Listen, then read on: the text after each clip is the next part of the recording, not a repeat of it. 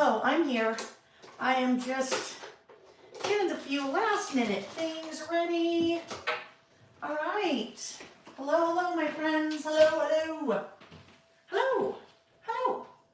Want to lock Reggie out? I don't know. You can try. The cat is being the biggest pill. I am about ready to, I don't even know. The cat. Anyhow, Nick's trying to figure out a way to lock him out of my room. We'll see. 2:30 a.m., 4:30 a.m., 5 a.m., and then I've been up since then. So, and not very happy with the cat. Anyhow, hello friends. Hi. Happy Saturday, right? Happy Saturday. All right, little YouTube. It doesn't. Well, let me just wait. Okay, there we go. I think we're good, right? Hello, friends. Hi. Happy Saturday. Welcome. Don't mind me. Just, a little frustrated with a four-legged friend today, right? Anyhow, welcome. If we've not met before, my name is Lael Kankar. I have a business called Lael by Mail. I manufacture lots of different things, traveler's notebook inserts, stamps, dies, die cuts, all different kinds of things. When I am not traveling, we are here on Saturday mornings doing what I like to call creative listing. So when it comes to creative listing, we are basically telling our story, but we're doing it in a super easy and approachable way because we're making a list, right? We all grew up making lists. Chances are you probably still make lists today: grocery list, shopping list, to-do list, maybe bucket list, books you want to read list, any kind of list. But a very approachable way to document life because you're just making a list. But then we pair that with lots of creative play, stickers and stamps and die cuts and things like that. So that is what we're here for today. And we are here for the first creative listing session of 2026. So welcome to you. There are a lot of products I will be using today. You will find those linked in the description box of the video down below. Lots of links. The primary one where you'll see what I am using is there's a link that says what I'm using. And it'll take you to a page on my website that obviously changes every week because I use different things every week when we're together. But that is the place to go today. There is a live chat that also takes place. So if you are watching live, I would love it if you would chime in and say hello. That's how we as a community get to know everybody. So if you would do that, I would love that. Let us know you're here. If you want to tell us where you're from, that's great. If you are a long-time listener, first-time caller, right? If you are, just pop in and let us know that you are, here and you're popping in and say hi. We'd love that. So I am going to divert my attention over to the screen so I can actually see who's here. We'll say our hellos and then we'll dive in, okay? Lots of fun planned for today. This time of year is kind of my favorite time of year when it comes to creative listing because we are doing a lot of wrap-up of prior years. So we'll be doing some wrap-up lists for 2025. And then we also start looking forward into the new year, which is always fun. All right. So let's see who is here. Good morning, Jolene. Hello, Diane. Deanna. Hello, Deanna. Deanna and I have been emailing back and forth this morning. Huh, Deanna? Hello, Carrie. Nice to see you. Hello, another Carrie. We have Carrie Meredith and Carrie Adams Johansson. Carrie, I didn't realize until recently that you used to be a chef. I saw that in your somewhere, some name that you had or something, and then I went, oh, you used to be a chef. So that's very cool. Diane McNabb, hello. Ms. L, hello. Vikaj from New York. Maritza is here. Joy is here. What is the container you use for the shammy? This guy. That is a salt cellar. It is linked in the description box of the video down below. Not in the one I'm using because I don't carry these, but a little bit further down, you will see some links to other things I'm using. Salt cellar. And we'll talk about that when I start stamping, but that is what I use. Oh, there. You guys are even answering already. Hello to you. Nice to see you. Kathy Rodriguez from Southern California. One Crafty Bee Creations from Chile, Spokane. Is that Kyla? I see your little tiny picture. I'm thinking maybe that's Kyla. Hello, Elizabeth Stobbs, Paula and Shane, Ashley T from East Tennessee, Jolene, makes me want to sing, right? Jolene, I won't sing for you though, but Jolene. Hello, Jackie Brennan. Yes, Jackie's wishing everyone Happy New Year. Happy New Year, friends, right? And I hope that the last couple of days, first few days of January, have been treating you well. Hello, Scrappy Thread from Coeur d'Alene. Okay, so Scrappy Thread, there's not many people that could see what you had typed out there where you're from that would be able to pronounce that. But I know exactly where that is. I've been there. And we actually spend quite a bit of time at Priest Lake, if you know Priest Lake. So welcome to you. Let's see. Carrie said it's beautiful in Oregon today. Hello, Kelly Martin from Massachusetts. Jillian Floodstrom from Washington. Jackie Lieb from sunny Florida. Cold day in Missouri for Jolene. How's the weather where you guys are? We are in dismal weather here in Utah. Like seriously, we are in really bad situation when it comes to snow. I live in northern Utah. Utah very much relies on snow for two things. Number one, for tourism, right? There's a lot of skiing here. When there's literally no snow and then it rains, and so any snow that was there is like obliterated, we're in bad shape. Colorado also. But then the other thing, we are high mountain desert, and so we very much rely on snow to melt in the spring, and all the runoff helps significantly with our water, drinking water, culinary water, irrigation water, all the waters. And when there's no snow, so this is by far December's the driest on record, and I think we continue to break records because still no snow. It's cold, just no snow, no precipitation. So we need to do a snow dance. Hello, Wanda. Laura Flora from Cloudy, Florida. Hello, Terry. Nice to see you. Susie Sewell. Sherry Susan from Pennsylvania. Bev Hillis. Hello. Hello, Nancy Mars. Nice to see you. Nancy said she's a happy 2026. She's starting in a blank traveler's notebook today, which is fun, right? Some of you may be starting off the year in a brand new traveler's notebook or brand new whatever you use to document. I'm just continuing with the one I've been working with, right? Because they just kind of continue to go together. There are some of you that may be brand new here. And I think that's usually what happens, the tail end of a year or start of a new year. We all get, ideas in our head of things that we would like to do and focus on. And for some of you, that is starting to document and to do it creatively via listing. So welcome to you. Laura Cahill, hello. Brenda Bratton. Maritza it's nice in Las Vegas today. Candace from Colorado.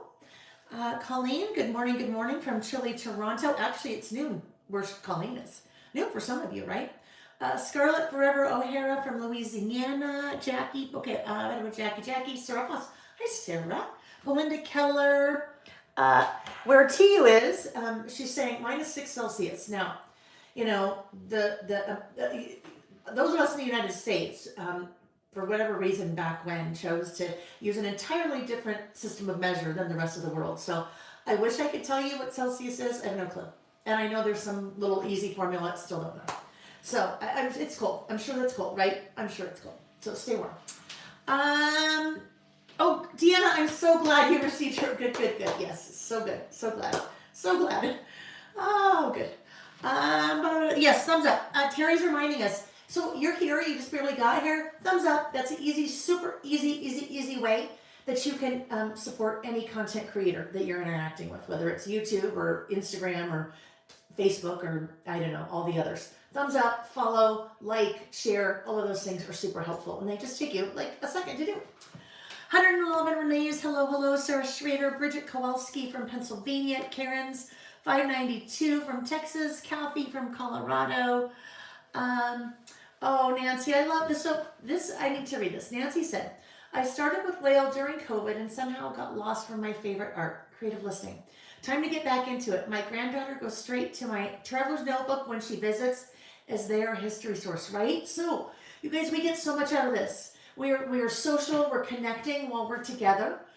We are making lists, right? We're scratching that creative itch when we're working together. And then, as Nancy said, look at her granddaughter comes in and looks at that immediately because it's like the history, right? So I love that. You guys, it's time you won't regret. Creative play, time you will never regret. And then if you're documenting along the way, double not regret. Crafting with Becky. I am a little on a caffeine high this morning and no sleep. Crafty Poodle Mom, hello, Marilee. Pam Soames, Pam, thank you for your Christmas card. That was so lovely. Beautiful photos, thank you. Candace, Stacy, Kelly, Janaea. Jillian said she's an OG. She's an OG listing with whale or squirrel. since the beginning of COVID. Yeah, we've been doing this on Saturdays since March 21st, 2020. I will never forget that day. That was the first week of COVID pandemic. But yes, some of you have been with me since then. Some of you have been with me a really long time, going back to my, well, I still do, but traveling and teaching and scrapbooking classes and planner classes and traveler's notebook classes. Some of you I've known for many, many, many years, like 2005, like 20 years, which is crazy. So always fun to have you here. One Crafty Bee Creations, thank you, gorgeous sweater. Well, I can fit into it again. I bought this sweater probably, I don't know, I could go back and look in my, documenting.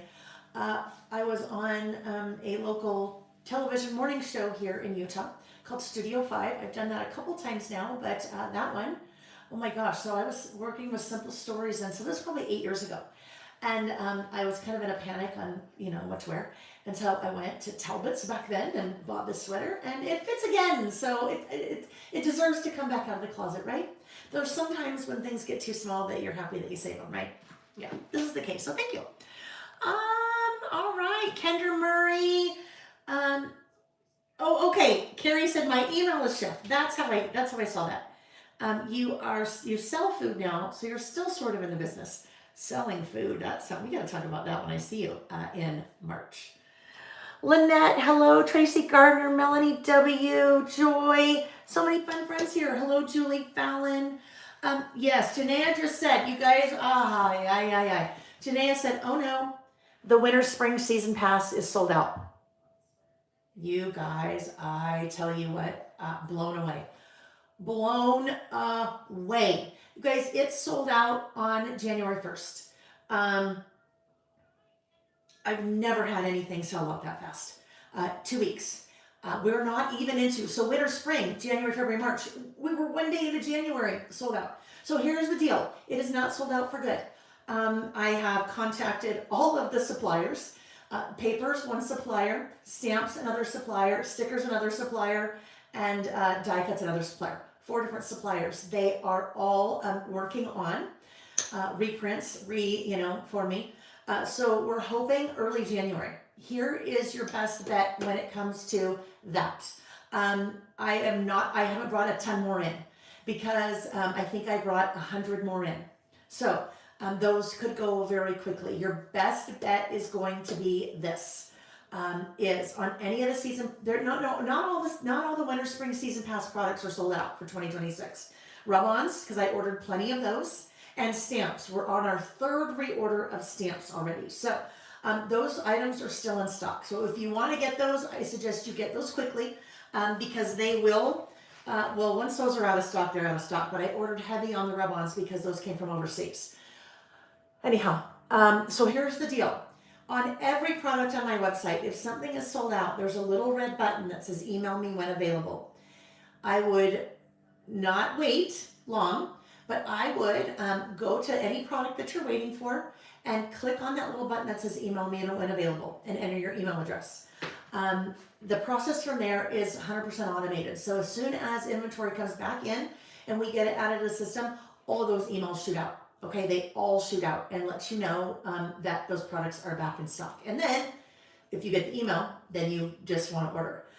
If you would like to get on a waiting list for the season pass kit, shoot me an email, laelbymail@gmail.com. All right, and I will put you on a waiting list, and I will make sure the deal is going to be I will send you an invoice as soon as they come back in, and I will need you to pay that like right away, just because there will be a waiting list. So you can either roll the dice, take the chances, click the button that says email me when available, or shoot me an email. I'll get you on a waiting list, and we'll go from there.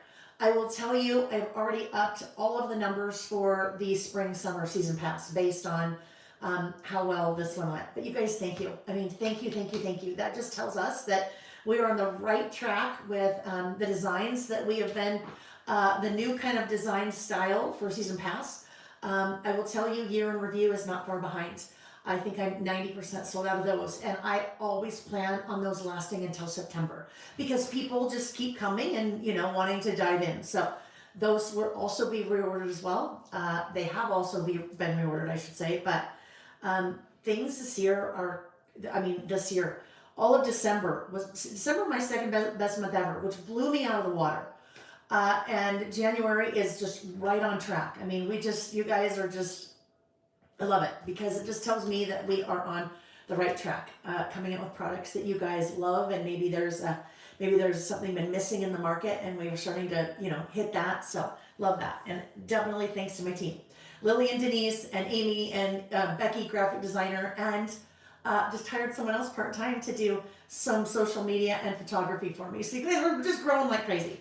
Lots of things to share. But anyhow, I totally got sidetracked because that was a question about season pass being sold out. But just no, coming back.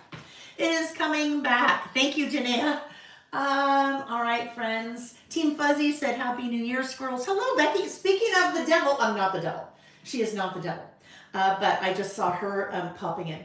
Becky, if you don't know, Becky is my graphic designer. And all of 2025, I kind of worked with I think 4 different graphic designers, and then Becky was doing all the stamps, all of the metal dies.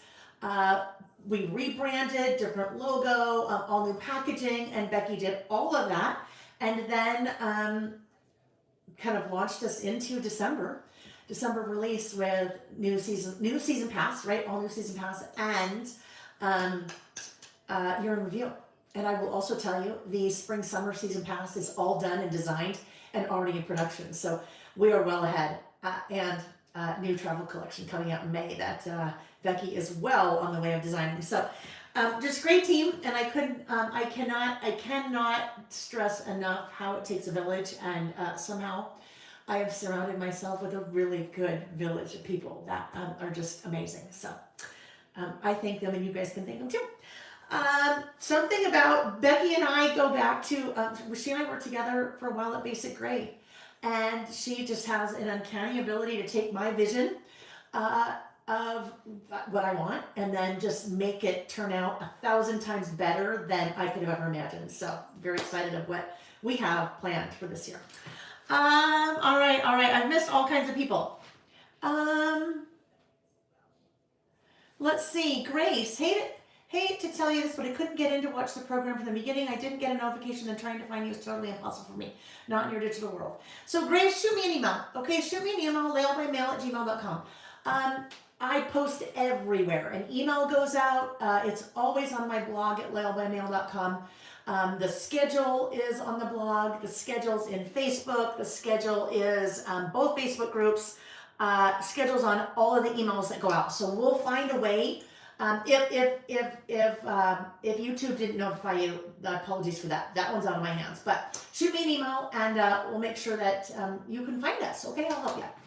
All right, friends. So you know that we could do this. I could sit here and we could just chit chat like this all day because I'm kind of a talker and I'm kind of a social person.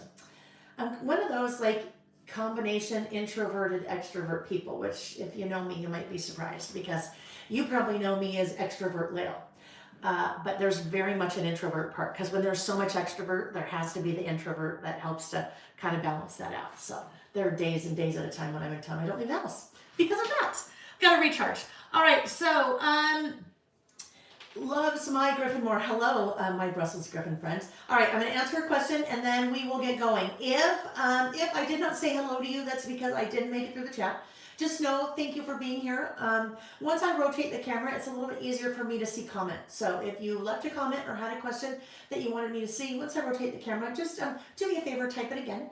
And if you'll put it in all uppercase, then I usually will see it. So I don't want anybody to feel left out, but you know me, we'll be here in 3 hours and then we'll be like, oh, should we start creating or something, right? So I will quickly answer that question. She said, how did the name Squirrel Squad came to be? This is kind of a fun story. And it goes back to the pandemic. That first, probably month of the pandemic, that very first week, the world shut down on a Monday. We had an earthquake in Utah on Wednesday. And although we live on an earthquake fault, I've lived in Utah for 42 years. Never had an earthquake. Earthquakes are not very common where we are. So world shuts down, earthquake Wednesday. And along with the rest of the world, I'm panicking, thinking, oh my gosh, what's going on? And I needed something to take my mind off of things. And so I said, I'm going to make a free class. I am passionate about Traveler's Notebooks. I feel like I'm pretty knowledgeable about them. that will give me something to do for the next couple of days. So I'm going to make a free class. So I put together a whole free class, put it on YouTube that first Saturday. It wasn't live. And it went really well. Lots of people. It's kind of perfect storm. A lot of us were just stuck with nowhere to go and we needed something to do. And so the next week I'm like, well, I'm still kind of stressed out, a little anxious, and I need something to do. So I'm going to do another free class, recorded another one. And then after that, I'm like, I feel like I still have some things to share about Traveler's Notebooks, but I'm going to try to do it live. And we're still here 5.5 years later doing them live. But during that time, our younger son, Sam, he was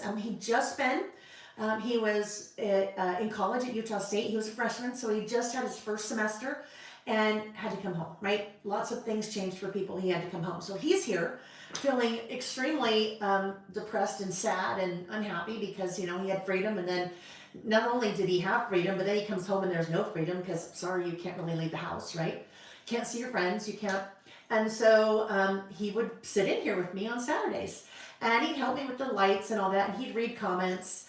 And after maybe 2 or 3 times of that, at the end of one of our sessions, after we're done, he's like, "Mom, you are all over the place. You're talking about one thing, you jump to another. And I'm like, Sam, how long have you known me? I'm your mother. That's who I am." And he goes, "Yeah, but it's so distracting." And I'm like, "Dude." And I said, I squirrel. And he's like, "Squirrel? What do you mean you squirrel?" And I said, "Sam, you remember the movie Up, the Disney movie Up with Grandpa and the dog Doug, right? So Doug and Grandpa are at the park. We're just having a little chat session here. Thank you, dear. Thank you. Hot. Oh, hot. How is it hot? Heated it up. Oh, Ready? our microwave blew up the other day. And so, Bucket. thank you. Look at the one he brought me. You do you. Okay, I'm gonna have a quick sip of coffee. I'll finish my story. We'll then get moving, okay? And we're gonna cross our fingers that Reggie decides, the cat, not the husband. Reggie decides to stay in his little bucket for us. Okay, so I said I squirrel. In the movie, Grandpa and Doug the dog, yes, he's laying down. Reggie the cat, not Nick the husband. But yeah, so Grandpa is talking to Doug at the park, and Doug is very intent on listening to Grandpa, Doug the dog, and he sees a squirrel, and he goes, "Squirrel!" That is the origin of if you've ever heard people go squirrel, because they get distracted, right? And so I said, "Sam, I squirrel a lot." And so then we were kind of laughing and, reminiscing about the movie, and I said, "You know what I should do? I should go onto Amazon and see if I can find a little squirrel figurine." And I did. I just realized he's not here. He's right here. And I did. And this is him, the squirrel. And so the next week I introduced him to the community here, right? And they said, "He needs a name." And I said, "Great, you guys name him." And they kind of went round and round in circles and came up with the word Scatter. Because, if you're scatterbrained like a squirrel, so that is Scatter the squirrel. So that's the story of Scatter the squirrel. And Scatter the squirrel then became mascot and had a stamp and some stickers and some pins. Well, Becky has redesigned Scatter the squirrel. You may not have known this, but if you bought the season pass, you've already seen him. It's this little guy right here. So you will start to see more and more of him this year. The new Scatter the squirrel. All right, so let me do this. I am going to scroll way down. So I have missed all kinds of things again in the chat. I will tell you though too, really quickly. Some of those early videos, some of those early live videos are quite amusing. If have some extra time on your hands and you go to the ones in maybe like April, where Sam is in here, and it got to the point where we're all just stir crazy. All of us, right? We're stir crazy during that time, and we'd be in here, and I'd be doing something. And I'm talking to you guys like this, and we're working, and he'd be like, "Mom, why did you do that? Mom, that makes no sense." And I'm like, "Samuel." And we're just having like this, mother, son, like bickering back and forth. So it was kind of fun. It was all very organic. None of that was planned, and it was just, So, Denise, hi Denise, I do too. I miss having Sam live. Every once in a while, he comes over on a Saturday to, get, I don't know what he's, whatever he's doing here, and he pops in and I'll say hi, but I miss him too, right? because it was fun. It was fun having him here. All right, friends. So, oh, and Amy's here too. Amy, if you don't know Amy Sonneman is another member of my Lail by Mail team. She's my right hand. She keeps everything organized and works with all of the suppliers, helps kind of do a lot of things, kind of coordinating with Becky and myself and anyone else. So thank you for joining us, Amy, today. And Amy will be popping links to things in the chat. So in addition to the link in the description box of the video that tells you what I'm using, you will also see Amy starting to link things in the chat. So if you're watching live and you're like, ooh, what is that? Makes it really easy. We'll just enable you, right? Makes it really easy for you to find what I'm using. All right. Time limit today. Terry, we really do not. I have some amazing other helpers that you guys have just kind of always just organically done this. Terry is always saying, hey, do you have a time limit? And if so, she helps keep on time. She keeps reminding me, so I appreciate that, Terry. And then also Colleen. Colleen has 2 roles, and these are not, she just always reminds me of these things. Number 1, when I rotate the camera to plug in. And then number 2, my angel time, 12:34. When it comes up on the clock, she sees it and says, Lail, angel time. And then everyone else. You guys are all just the best, and thank you for being here. Because, if you weren't here, I don't know what I'd be doing. I'd be going stir crazy, probably. Maybe I'd be taking a nap after the cat woke me up so many times in the middle of the night. All right, friends. Okay. Yes, Becky. Becky said things would be a hot mess without Amy. No, seriously. Fortunately, I am to the point in my business where, and it's really been within like the last 6 months where I've started to be able to move from working in my business to working on my business. And that is key. If you want to really grow your business, that is key, to be able to work on it as opposed to in it. Now, don't get me wrong, I still work a lot in it, but more the team is now making it so I can kind of lift myself out of that a little bit. Okay, all right. Yes, Terry said, other words, get comfortable, grab something to hydrate yourself with, and get ready to get creative. Yes. All right, friends. Yes, Amy's a total rock star, absolutely. And actually, Amy and I will be together starting on Monday through Thursday next week. I am flying out to where she is. Amy is, I can say this because she just wrote it in the chat. She's in North Hollywood. She has one daughter that lives there. And so I am combining, since she's there, I'm going to her, and we'll have a business planning meeting next week and play and yummy food. Porto's is always on the list. If you are from Southern California, Porto's is always on the list for a Cubano. So excited. Lots of things. Anyhow, and lots of inspiration shopping because there's some amazing stationery stores in that area. LA, yes. So, all right, friends. Like I said, I could just chat here all day, and some of you would be like, yes, we're here for it.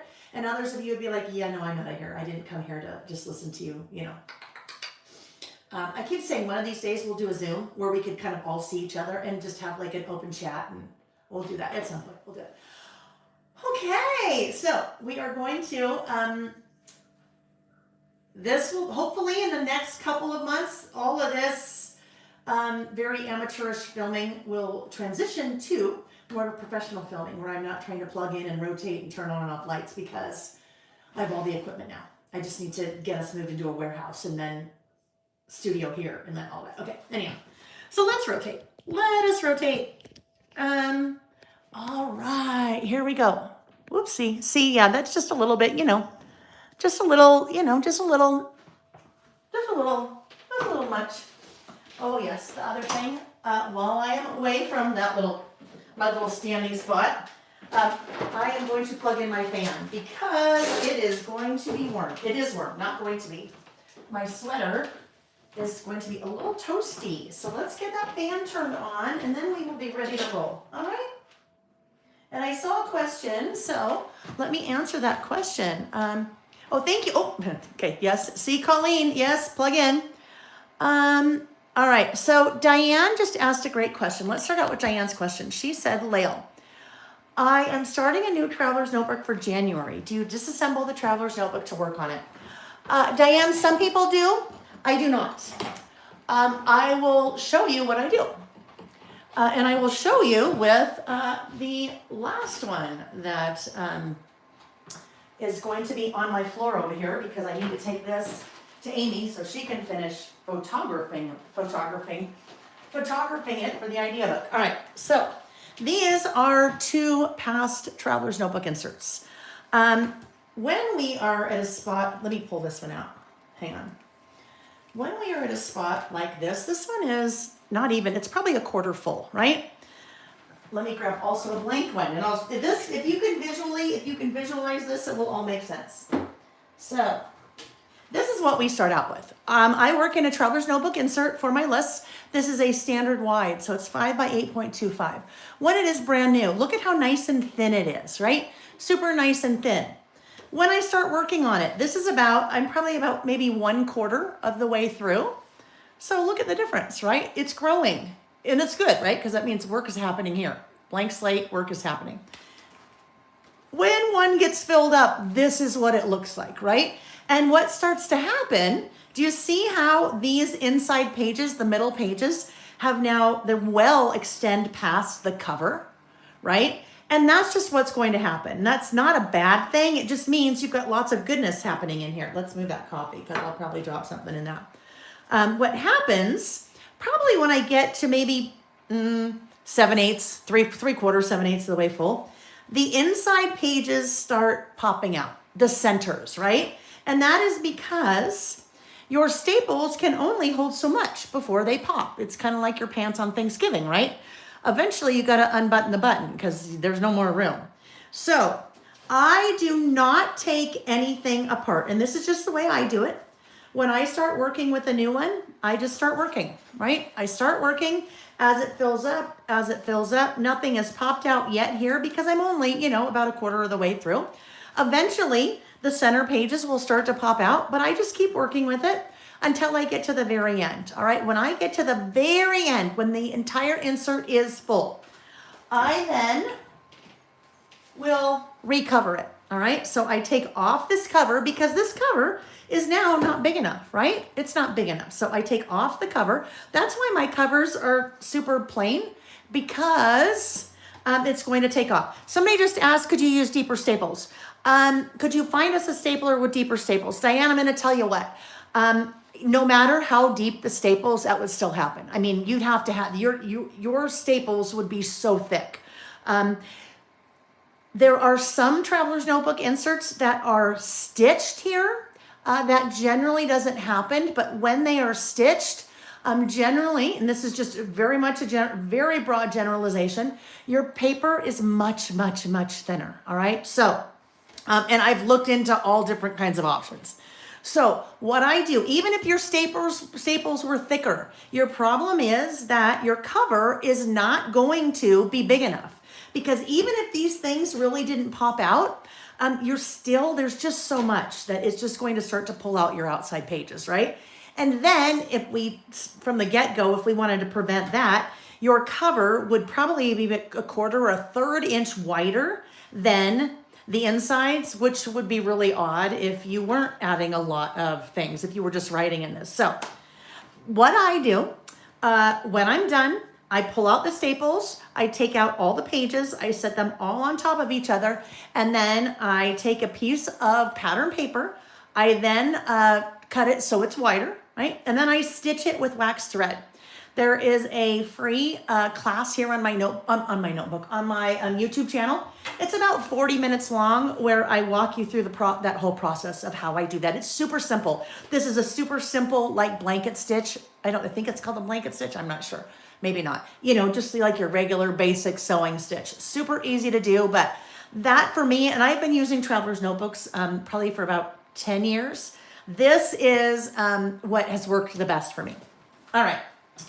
All right. And I think what we're gonna do, I think, Amy, will you just write this, make a little note so that when we're together next week, we can kind of chat about this so I can get it planned. I think what we'll do is I have a lot of travel happening the first 3 months of the year. So maybe in April, we'll try to do a Zoom or something, you guys, where we're all just chatting. It will not be any kind of working, playing. Chatting, if you want to show your face on Zoom, you can. But the other thing is questions, lots of Q&A. And then I'll ask you guys to just send me Q&A ahead of time. All right. Nancy, that's the way I do that, Nancy. I poke the holes with either a paper piercer or an awl, and then hand sew it back together. Yeah, that's a pretty easy. It's a pretty easy way to do it. So Carrie said it's almost like it might work if there were fewer pages in the Traveler's Notebook. So there are 24 pages in here. So really, if there were 12 pages, maybe, and then 12 pages is really not a lot. So, but yeah, all kinds of things. Running stitch. Thank you, Nancy. But great questions, you guys. Linda, yes. When I'm using lots of photos today, so I will talk about the printer that I use. But those are great. I think, Amy, if you make quick notes for us, one is when we do the live Q&A, that whole process of recovering, and do you take yours out, separate or, ahead of time. And another one is the whole printer and the Epson Creative Print app. Circling back just really quickly to the person that asked, do I deconstruct it? You could deconstruct, meaning take the staples out and then you just need to make sure, because your signature's here and the front here is actually the back page here. You want to kind of keep those all stacked. You could certainly work with them deconstruct it, and then when you're done, go back and sew them together. All right, okie dokie. So, I love that you guys are so inquisitive. Thank you. Okay, we better have another sip of coffee right now. Susan Scally said, is there a best way to assure we get the future season pass kits pre-order? Susan, you can, anyone can purchase an annual season pass. And I have a number of people that do that, and you pay for all 4 up front, plus shipping up front, and then you get a 15% discount. And then we send those to you each time they're released. So if that is something you're interested in, and if you've already bought the first one, we can do it for the next 3. Since we sold out of the first one so quickly, they are coming back early February. Yes, probably what I need to do is send out an email just explaining that whole thing, if you missed out on season pass and all that. You guys can also shoot me an email, and I'm more than happy to answer your questions. And the other best way is, as soon as I announce it, order it right away. That's an easy way. Okay, friends, so when we were together last, well, it was the 27th, right? It was the 27th when we were together last. And we did 1, 2, 3 lists. We did 3 lists. Let me look at my little notebook here so I can remember, because it seems like that was a long time ago, doesn't it? All right, our first list, we did a little bit of experimenting. This one is my favorite Christmas memories. And what I ended up doing was I ended up creating a little tree that was a tip-in. And this, I didn't really plan it out ahead of time. So there was a little bit of kind of working through things, figuring out what I wanted to do, how I wanted to do it. After we were done, I went back in and added my tip-in tape on the back side too, which helps seem to give it a little bit more structure. One of the things that I had mentioned when I talked about this was that I saw someone do this on Instagram, and I thought, that's a really fun idea. I think I want to try that. And so I went back and looked. The person that did this, junk journalism. I think that's what I wrote, junk journalism. So if you want to follow junk journalism, she does some really cool things. I don't know her, but this popped up, something similar, a tree in the center of her, Traveler's Notebook junk journal popped up, and I thought that was so cool. So for this list, we used the Simple Stories, Simple Vintage Believe. All right, so I made our little tree in the center. And then this little guy over here, I fussy cut. So I fussy cut that little Santa out of a 6x8 piece of paper. Someone had the great idea, as I was doing the live last Saturday, she said, hey, that would be a really cool pocket. And so instead of just adhering that to the base of my page, I turned it over, put my adhesive along the sides and the bottom, and created a pocket. What that then gave me was a place to add photos, just some different photos of some favorite Christmas memories. All right, so there we go. That was our first list. Our next list was What a Day. So What a Day is a list that we do once a month. This is, if you've been with me for a while or if you are new, you'll hear me refer to some of our lists as mini time capsules. And this what a day type list is very much a mini time capsule, because what you're doing is basically just documenting what you did in a day. What a day. I often think, gosh, I wish I had a list like this when I was in high school or college, or when I was just starting out my career, when I was a new mom, or when our kids were in high school and my day was literally driving them everywhere to all their sports practices and football board meetings and lacrosse board meetings and all of those things. So, and now my list is very different than it was any of those times, because now I own my own business, right? So a list like this, very much of any time capsule, in that it's telling a story of a very particular point in time. So on this one, we worked with my Dear December collection. Also worked with the December month by month stamp set. And I can't remember if I don't think we use those today, but we'll start using those again. There are 12 of those. You can buy them month by month, or whatever, or the whole year. But over here, we played with the postage stamp set and the postage stamp metal die set. So all of those are individually stamped and die cut little postage stamps. So we kind of had a lot of fun with that one. All right, our third, we did 4 lists. Our third list was in the news. In the news is a list that we also do on a monthly basis. So we have 2 that we did on a monthly basis. What a day, and in the news that we did last week. In the news, I typically add some photos and just make a list of things that hit my radar during that period of time.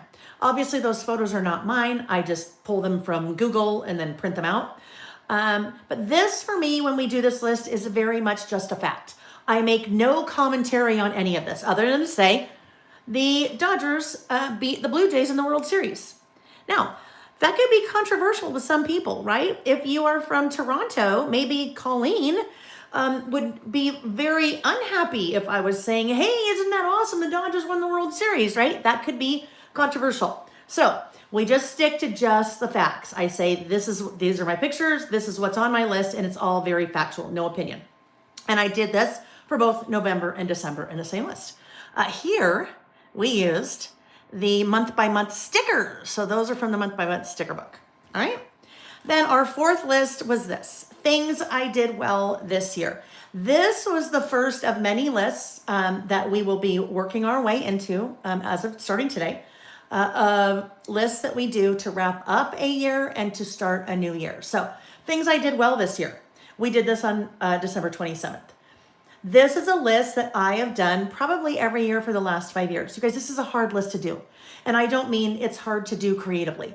I mean, it is very hard for so many of us to actually think of, recognize, document what we did well.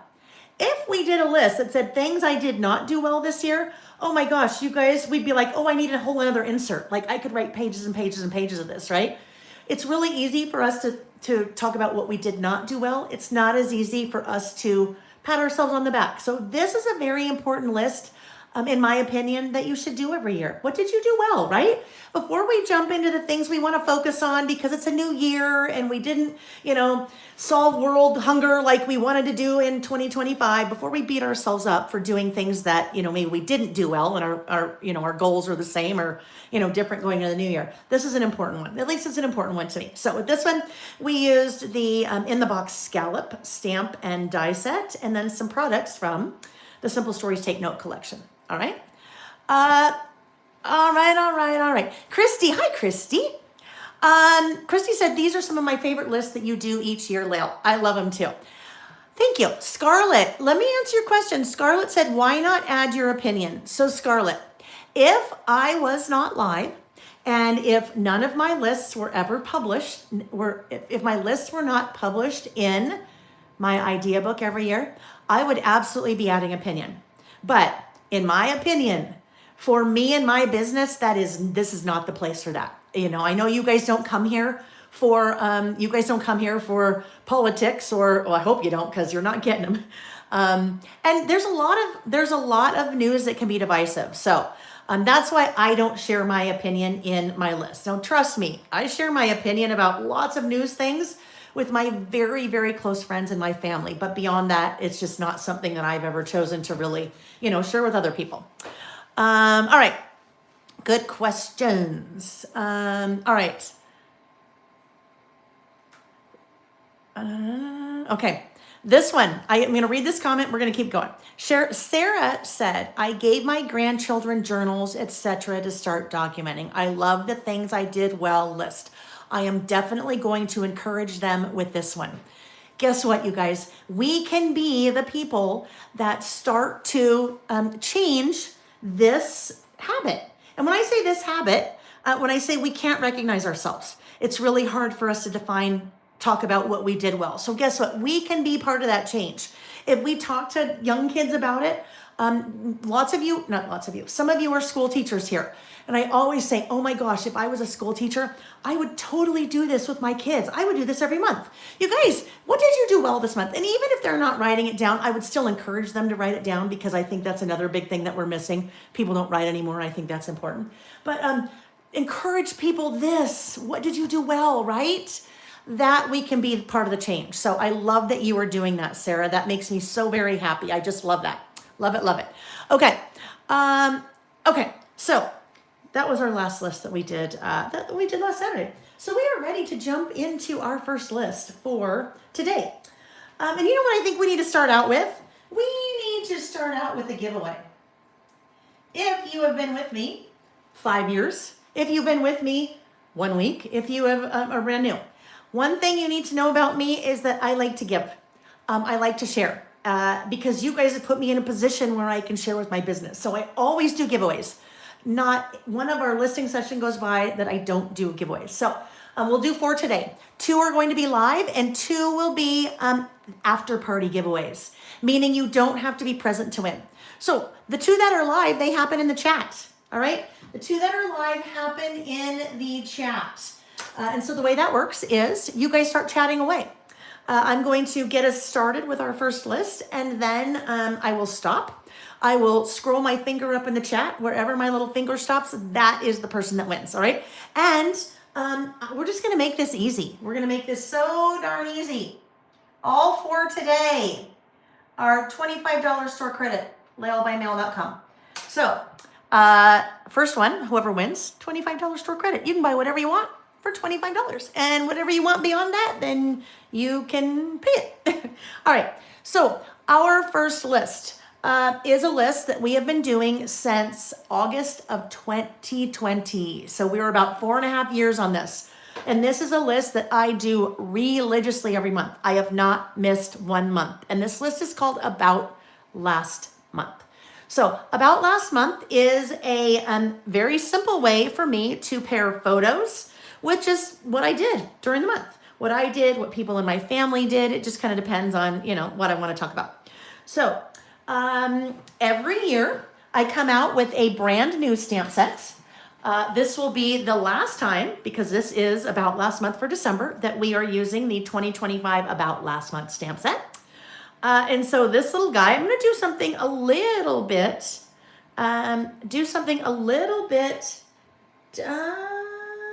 yes, sorry. I've got a couple sketches here and I've got 225 things. So I just had to recall what I was doing. Do things a little bit different today. So normally, let me show you what this list normally looks like. Let's see if I have one in here. Yes, dear? Oh, I love it. Okay, thank you. Nick's very proud of a project that he just finished. I guess he had to come show me.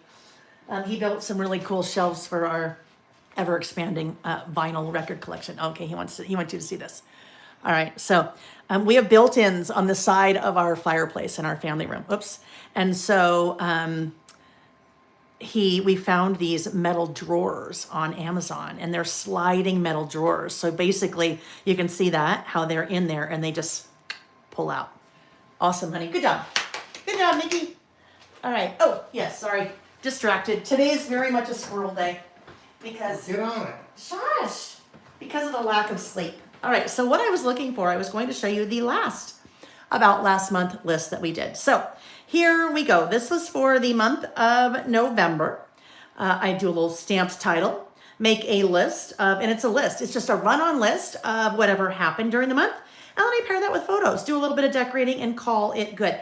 This is how I've been able to keep up with this. I can honestly say that I am up to date on my memory keeping as of August 2020 because I've done at least this every month for that many months. All right, so that's what we're starting out with. But I'm going to do something a little bit differently for my title. Normally I do about last month and I stamp the month, but I'm not going to do that this time. This time I am going to do this. That little 25 is from my December documented die cut numbers set. All right. Vikash, I can hear that. This is how we do it. I know, right? Dun, dun, dun, dun, dun, dun. Yep, totally. All right, so I have been doing a project called December Daily every year for the last 18 years. And I have been waiting 18 years for the year 2025 because 2025 is really fun because it's the year, but also 25 also works for Christmas. So I thought this might be kind of fun to bring in. And then I will stamp below that December. So it is December 2025, and that's how my About Last Month is going to look this month. So we'll kind of do that. That will tuck right in there. All right, so let's get that going. My photos. Oh my gosh, I have so many photos I am using today, you guys, between these two lists.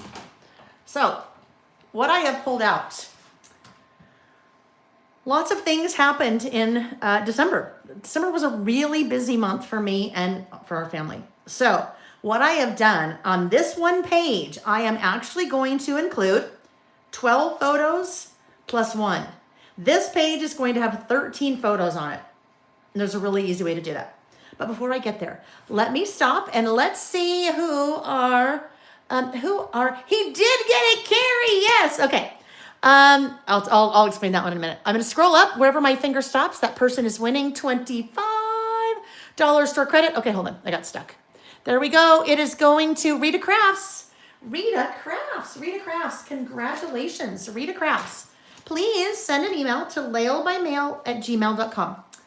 And in the subject line, please put $25 store credit. And later today, I will add that's $25 store credit to your account on my website. And next time you shop and you're ready to check out, you will, it'll just tell you there's your store credit. And you can apply it to your order. Okay, so congratulations, Rita. All right, so before I get too far and start picking out colors, usually when I'm doing this list, I start with the photos. So that's what I'm going to start with over here. Normally I don't put a pattern paper over here, but because I'm not going to do any decorating down here because I have so many photos, right? I would like to have some kind of base.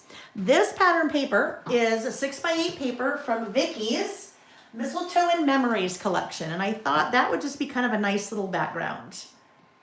So let's bring my trimmer in here.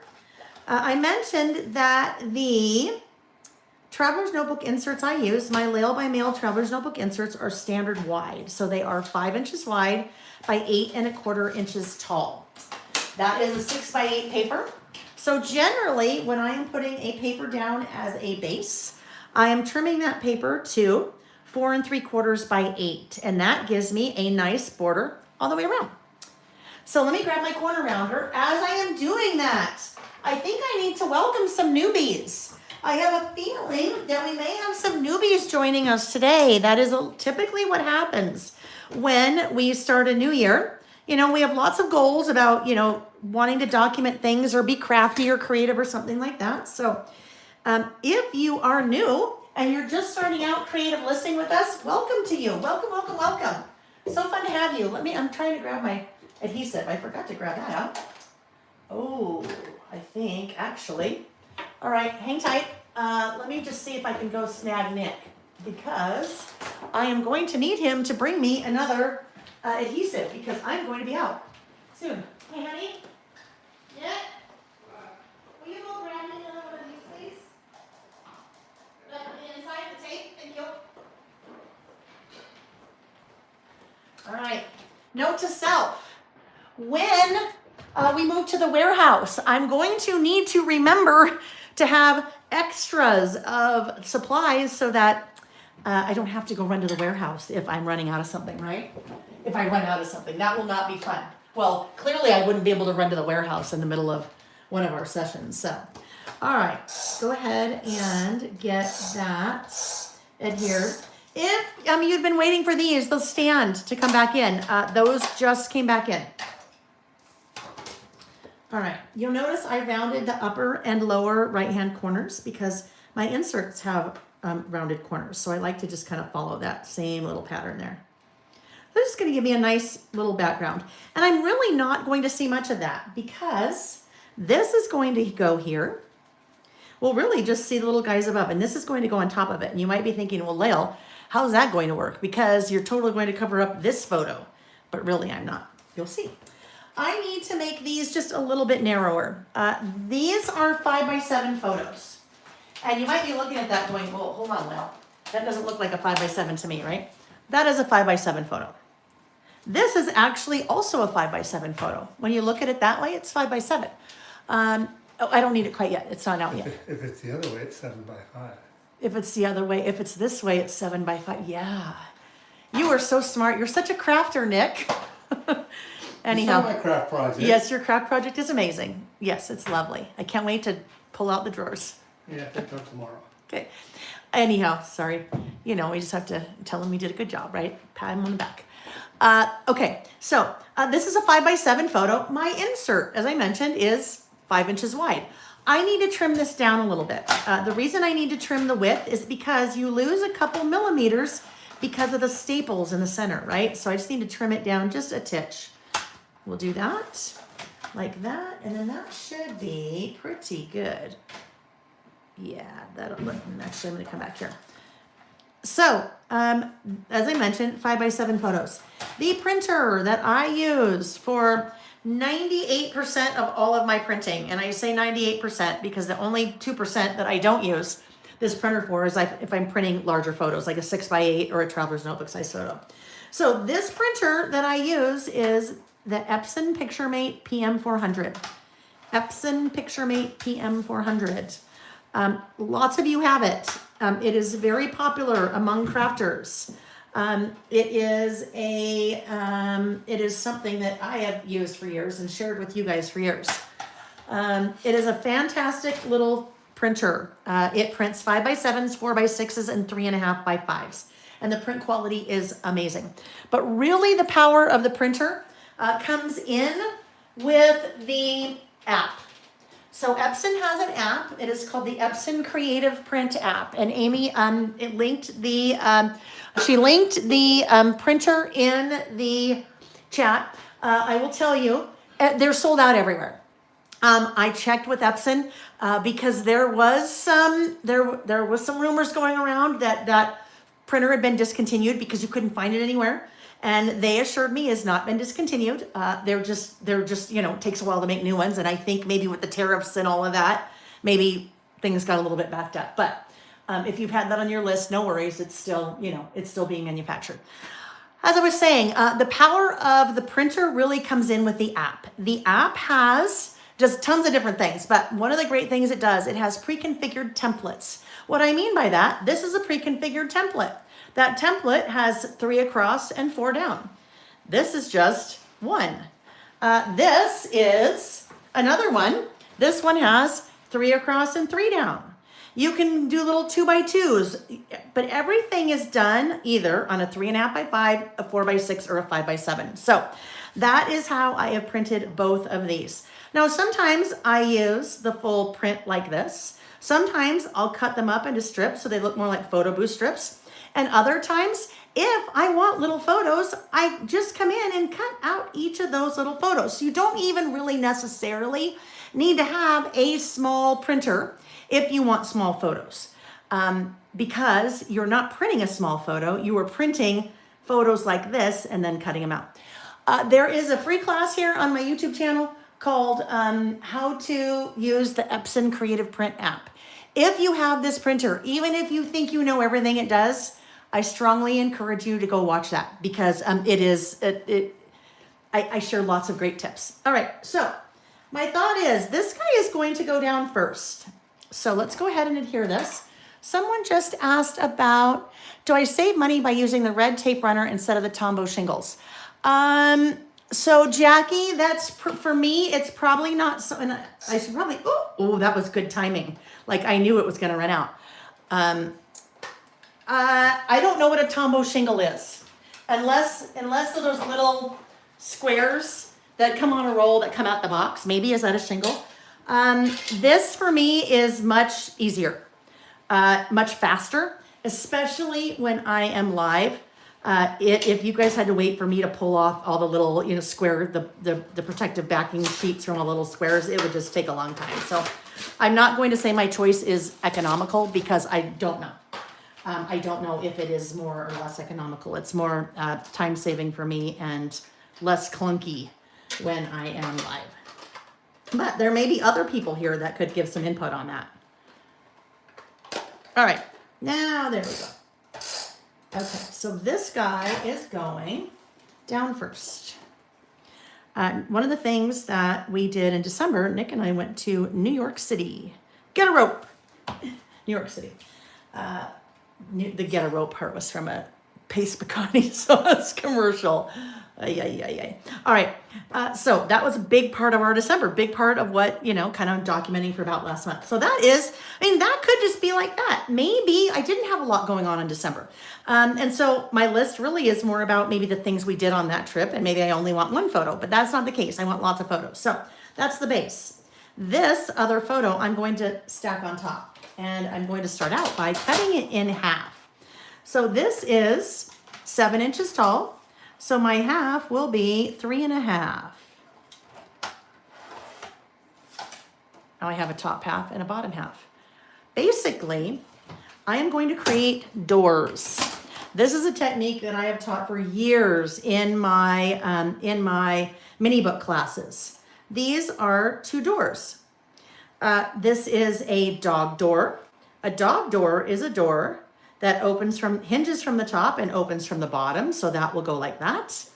And then this one is an oven door. An oven door is a door that hinges from the bottom and opens from the top. All right, so I'm going to create doors, and that is how I can get 13 photos, 12, and then when I open up. Now, I could actually get 24 by doing this again here, and actually get 36 photos on this one page if I wanted. If I printed another one of these, different photos obviously, and put them on the back, which I need to do, and then did 12 more here, you guys, I could have 36 photos on one little page. So working with smaller photos like that in a larger photo is a great way to get a lot of photos in a small space. All right, so now the way I'm going to do that without covering up any of the parts of these 2 photos, right? I could use washi, but if I put washi above here, then I'm going to create a strip of whatever pattern it is that is going to cover up part of those photos. And I don't want to do that. Same down below here. I'll cover up part of Nick's head if I do that. So I don't want to do that. So the product I'm going to use for that is a product called Tip-In Tape. Tip-In Tape is the best invention ever by my friend Lauren Phelps. This is one of those, kind of like if you ever look at the egg carton, and then if you ever heard the guy that invented the egg carton was like a many millionaire times over. And you're like, why didn't I invent the egg carton? Well, that's how I feel about Lauren and her Tip-In Tape. So Tip-In Tape is a matte PET tape. So it's a clear matte PET tape. PET or PET tape, polyethyl blah, blah, blah, blah, blah, something like that. Really, we don't need to know what that is. What's important is it's clear, it's matte, and it is acid and lignin free. So it's not going to affect our photo by actually sticking something on it. You guys have seen me use this about 1.5 years now. One of you recommended this to me. And so I didn't know Lauren. I went to Lauren's website, ordered some rolls for myself, started playing with it and went, oh my goodness. And then reached out to Lauren and said, hello, can I meet you? I would love to sell this product of yours. And so we've gotten to, be friends through that process. And I've ordered many rolls. Now, this is what I've carried for about 1.5 years. She just released 3 new designs, and I have these on my website as well. She did a collab with Amy Tangerine, or Amy Tan. Some of you may know Amy from more maybe the scrapbook world side of things. But there are now patterned versions of these. They're still clear. There is a watercolor plus signs. This is a watercolor spots. And this one is a watercolor rainbow. So I won't be using these because I don't want to put any pattern up there. But I thought I would just open this and show you so you can kind of get a feel for what a pattern one might look like as opposed to a, just the clear one or the plain one, because this is still clear, but it just has a pattern on it. And then I'll show you how it works. Do you see that? Isn't that cool? Very cool. So let me show you how tip and tape works, because that is how I'm going to get these added. You actually see me use tip and tape usually a couple times a month. And an example of tip and tape, well, here's a good one. This is one of the Dear December cut files. So cut that out of my my silhouette, did a little ink splatter on it. But do you see how this is tipped into the center of my insert?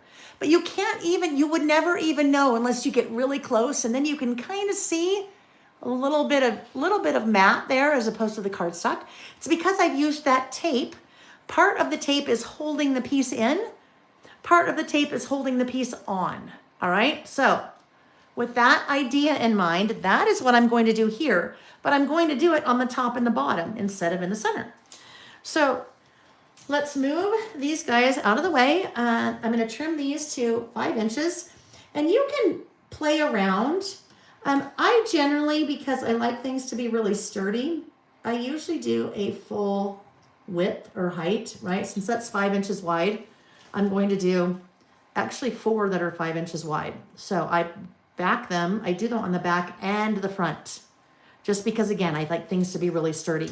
Now, you don't have to do a full width. You could do a partial width, and some people just do it on the front and not on both sides. But, like I said, play with it. You decide what you like. Alrighty, so there's my 4 pieces. Now, what is really cool about this tape? Now, you might be like, well, Lael, couldn't I use Scotch tape? Well, you could. However, Scotch tape is not acid and lignin free.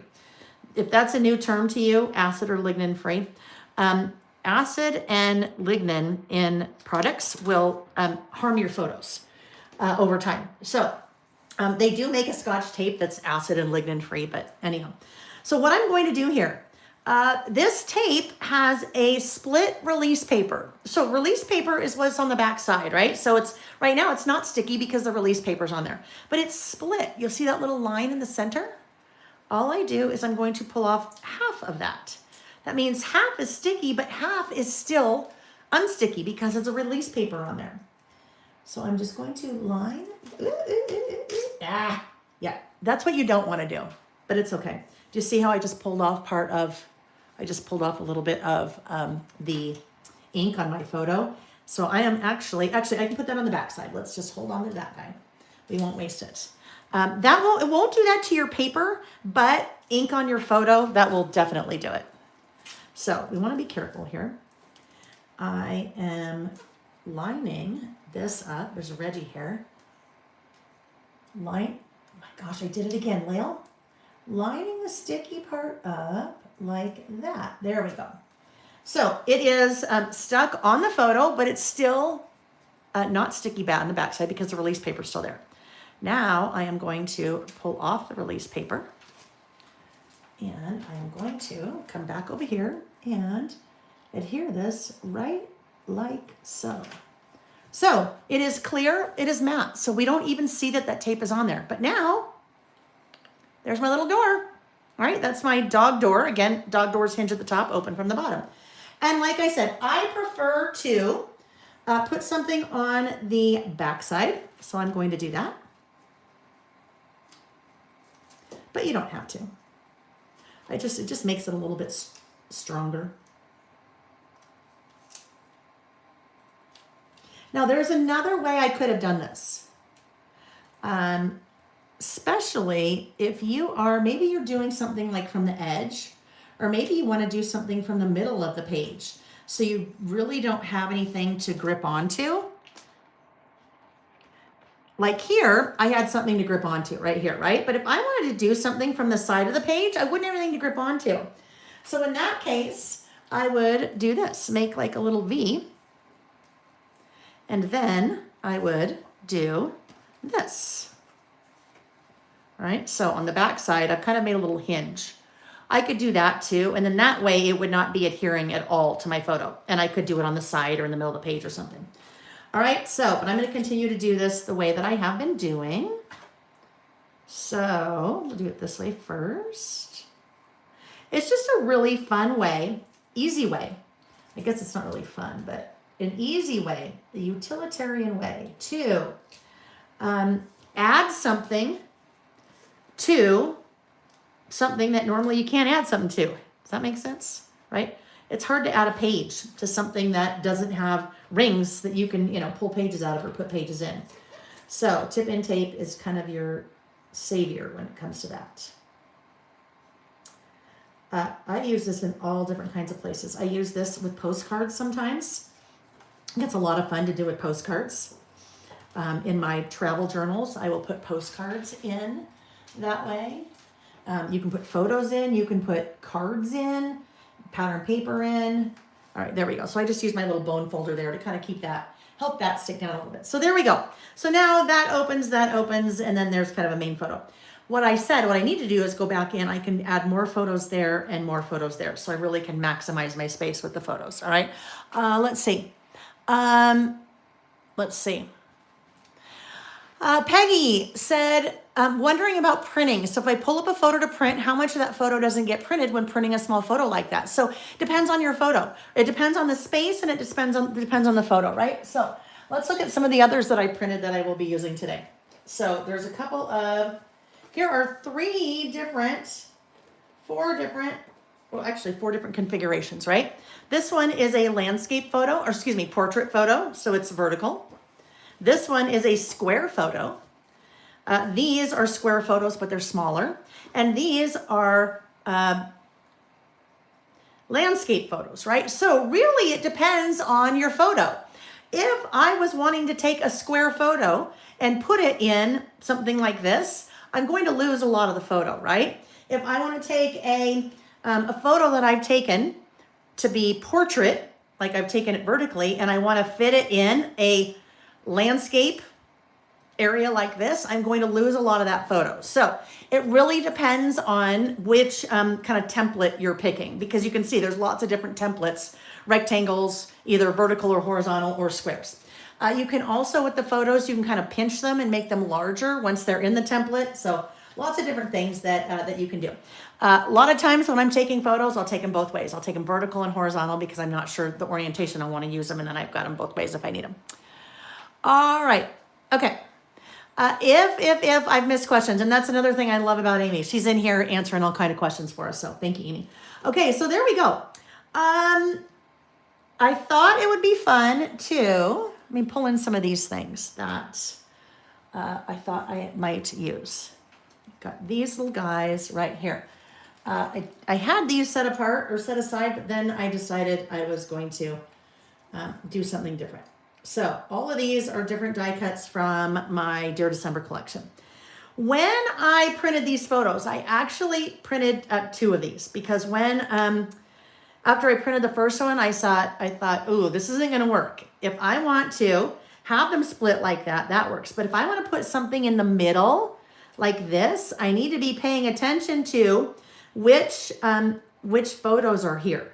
I need to have not a lot happening right here and not a lot happening right here, because whatever I want to put in the center is going to cover those up. Now, I'm not going to apply my adhesive to the whole thing, because if I did, I just did all that work for nothing because now it's glued shut.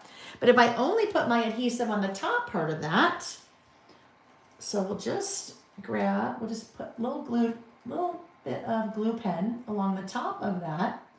That will hang off that bottom dog door, and it will not obstruct the oven door from opening. Am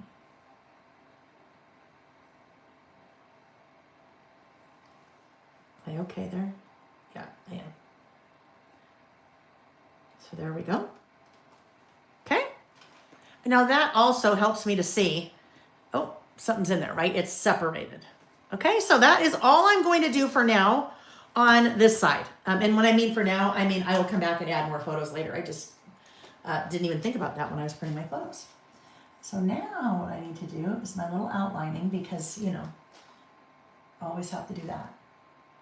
Just do my little outlining here. And then I will continue that over to this side.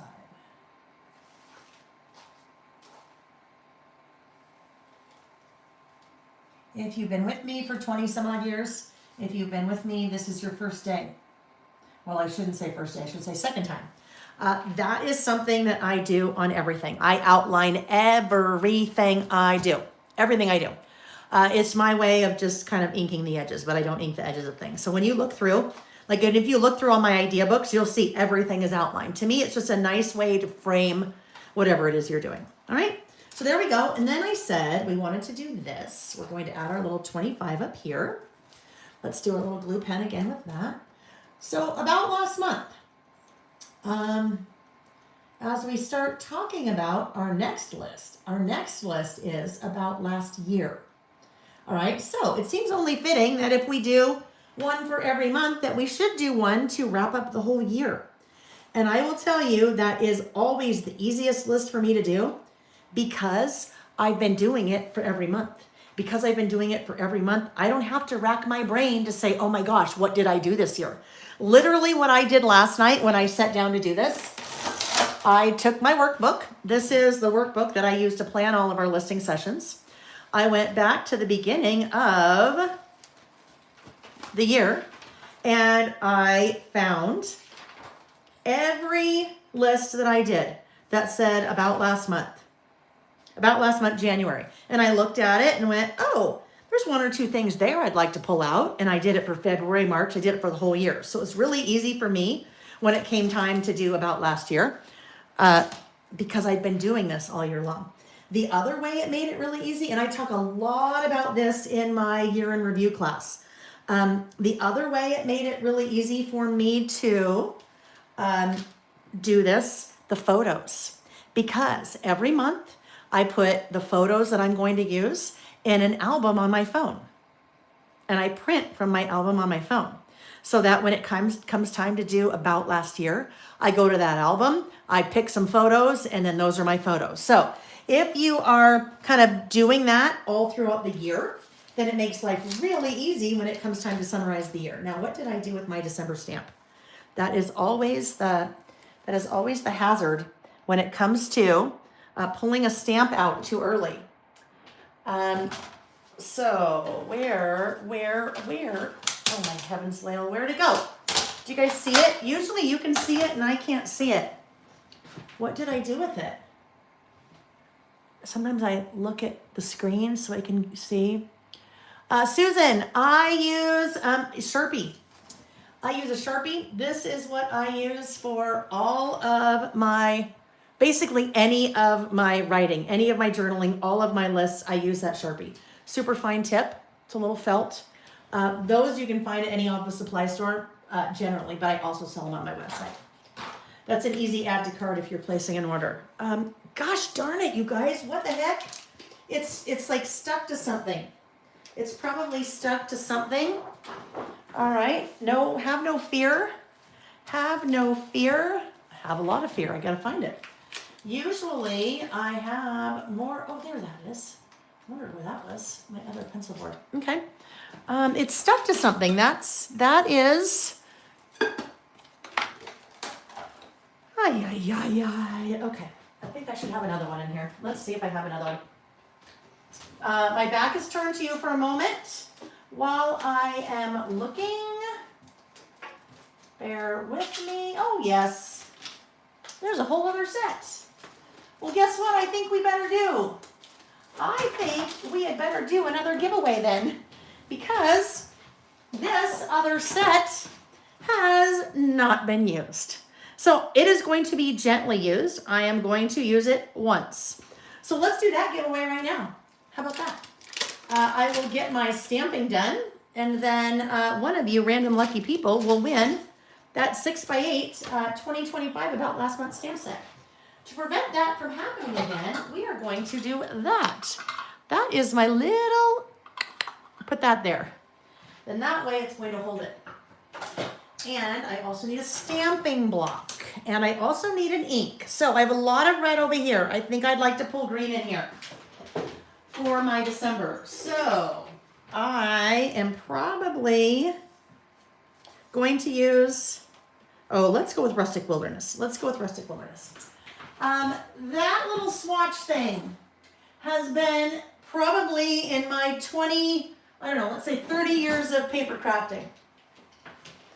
This is probably the best time I have ever spent on something that has paid off to me every time I craft. And that is swatching all of my inks. So one of the very first stamp sets I came out with in 2020 was the Swatch This Ink stamp set. Because if you are looking for a color, I don't know, like a green, and you have a number of different greens, if you don't have your ink swatched, if you don't have your colored pencils swatched, if you don't have your marker swatched, if you don't have your highlighters swatched, whatever you work with, then you're pulling all of them out trying to find the right color.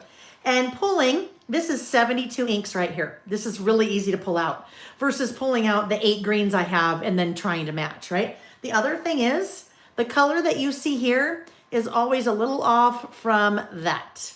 All right, so you get a better representation of something that's actually stamped versus what the computer thinks. All right, so Rustic Wilderness. Stamping. Stamping. That is a very long 4-letter word for some of you, isn't it? Stamping. I have been trying to stamp, I could say about 10 years. And I will say successfully stamping probably about 5 years. Really started, about 10 years ago, I started stamping and I had no clue what I was doing and I got very frustrated with it. And so I stopped because it just didn't work. It wasn't working. It didn't look right. It didn't look like everyone else's. I never asked questions. I never researched. Well, probably back then there weren't very many YouTube videos that could, help you. But I got fed up and I didn't stamp. So about 6 years ago, I really started stamping. And there's some things that I have learned along the way that make life so much easier when it comes to stamping.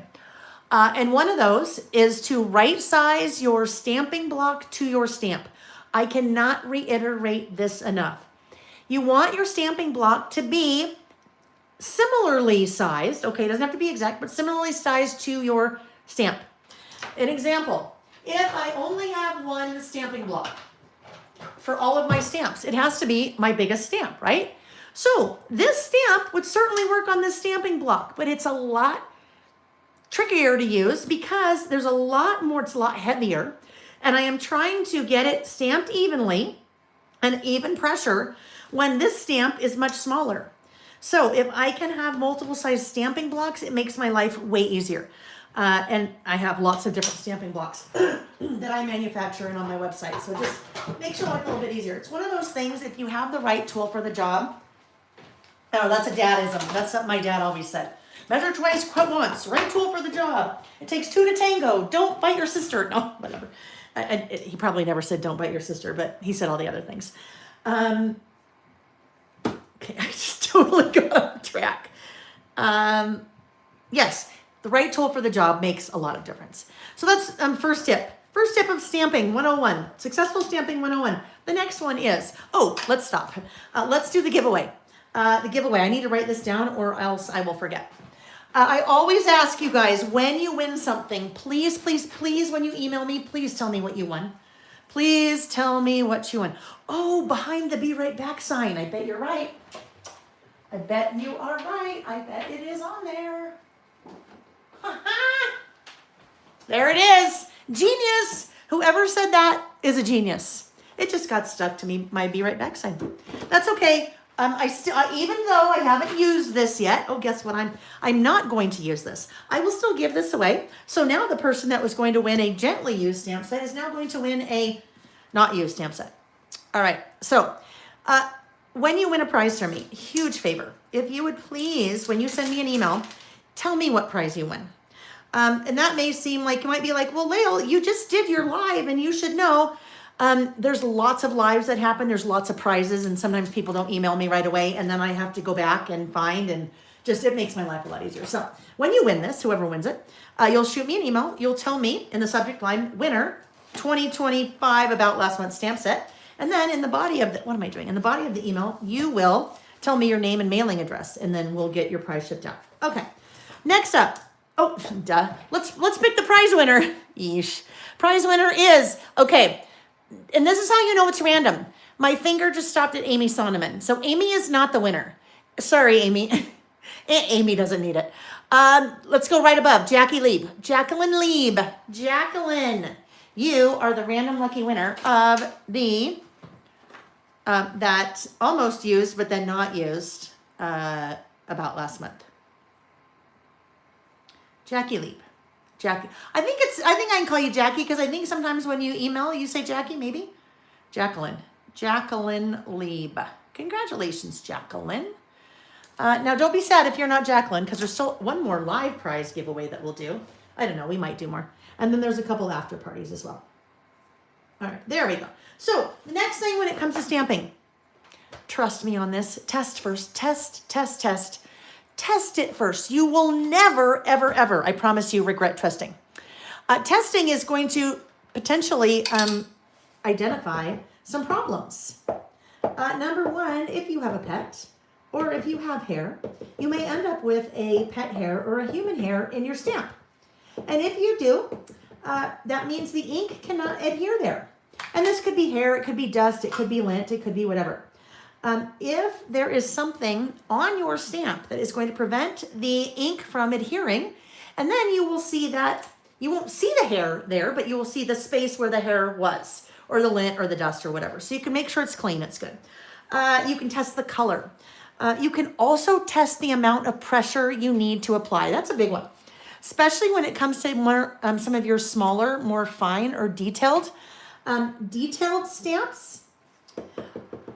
Oh, yes, Terry. Amy, make her buy you a coffee at least. Oh, yeah. Amy will be fine next week. Amy will not be lacking coffee or any food or any treats or anything. She will not. That's because I will make sure she's not. It's a business trip. All right. So, pressure. Yes, pressure. I find that when people are stamping, they generally apply way more pressure than they need to. You think that you've got to, like really push down hard, and you're kind of like Incredible Hulking it, right? You do not need to do that. Most of your stamps will actually not work very well if you press really hard, okay? And that wasn't a good one to show you because that's a, fairly solid stamp. If it's any of your more smaller words, smaller phrases, smaller little shapes, if you are pressing too hard, it's not going to quite look right. All right, now I need to do this quickly. I will explain what I'm doing after I do this because I don't want that ink to dry. I have put a pencil board under my page. Let me just stamp this quickly. I put a pencil board under my page. A pencil board is going to give you a flat surface to stamp on, all right? When you're working in a book, traveler's notebook, that you cannot take the pages out of, you need to give yourself a flat surface, all right? And by adding a pencil board underneath the page, you are giving yourself a flat surface. The reason a flat surface is important, stamps are very sensitive. If there's any kind of dimension under them, like this, even for little die cuts or stickers, there's any kind of dimension, your stamped image may have a little bit of a problem because it is flat here and then it goes whoop, and it jumps up. So there's two different depths there, right? So you want to give yourself a flat surface to stamp on, and that is a pencil board, right? So just slide that pencil board underneath your page and then you've got a nice flat surface. All right, so now we are just about ready to start our list. I am going to take a little ruler here and my little, I've got too many pens cluttering the area, and I'm going to just do a little double outline. I don't remember who it was offhand, but I know I have an email and I actually sent it on to Amy. Someone made a great suggestion last week via email after our listing session. about some stamps that would be really fun. I do this a lot, right? I underline before I start, kind of it, there's a visual separation between my title and then what I'm about to write. So I do that quite often. You see me do that a lot. So well, the person said, what about some nice, fine little strips that you could use underneath your titles too? So that'll be a fun stamp coming sometime this year. All right, last thing I need is a bullet stamp, because a bullet stamp is what is going to separate all of the items on my list. And those were, I had those out, here they are. I am going to use the Mini Icons bows, all right? Because bows over here, that would be fun to use bows over here. So let's see which bow I would like to use. I think I will use maybe this little guy. This is just a set, mini icons of lots of different shaped bows with a little definition. The definition is zhuzh, to make something more stylish or attractive. So your mini icon stamps, I don't know, we've got like 12 or 15 or something. We have quite a few of them. But they are great for if you are doing a bulleted list or just kind of like nice small little icon. And I think we'll continue with the green, or do we want to do the red? The red's going to stand out a lot more. Maybe we'll do with the red. All right, so now let's see if we can let's find a red. Red is a hard one. You might think, oh, I have red, but until you see lots of different reds together, you realize that there are quite a different versions, quite a few different versions, variations of red. Some are more orange, some are more blue or purple. I think Barn Door. I think Barn Door is going to be the one. Okay, let's get Barn Door. And Barn Door. Okay. We also want to test this little guy, right? We might see it in red and go, ooh, we don't like that, but I think we'll be fine.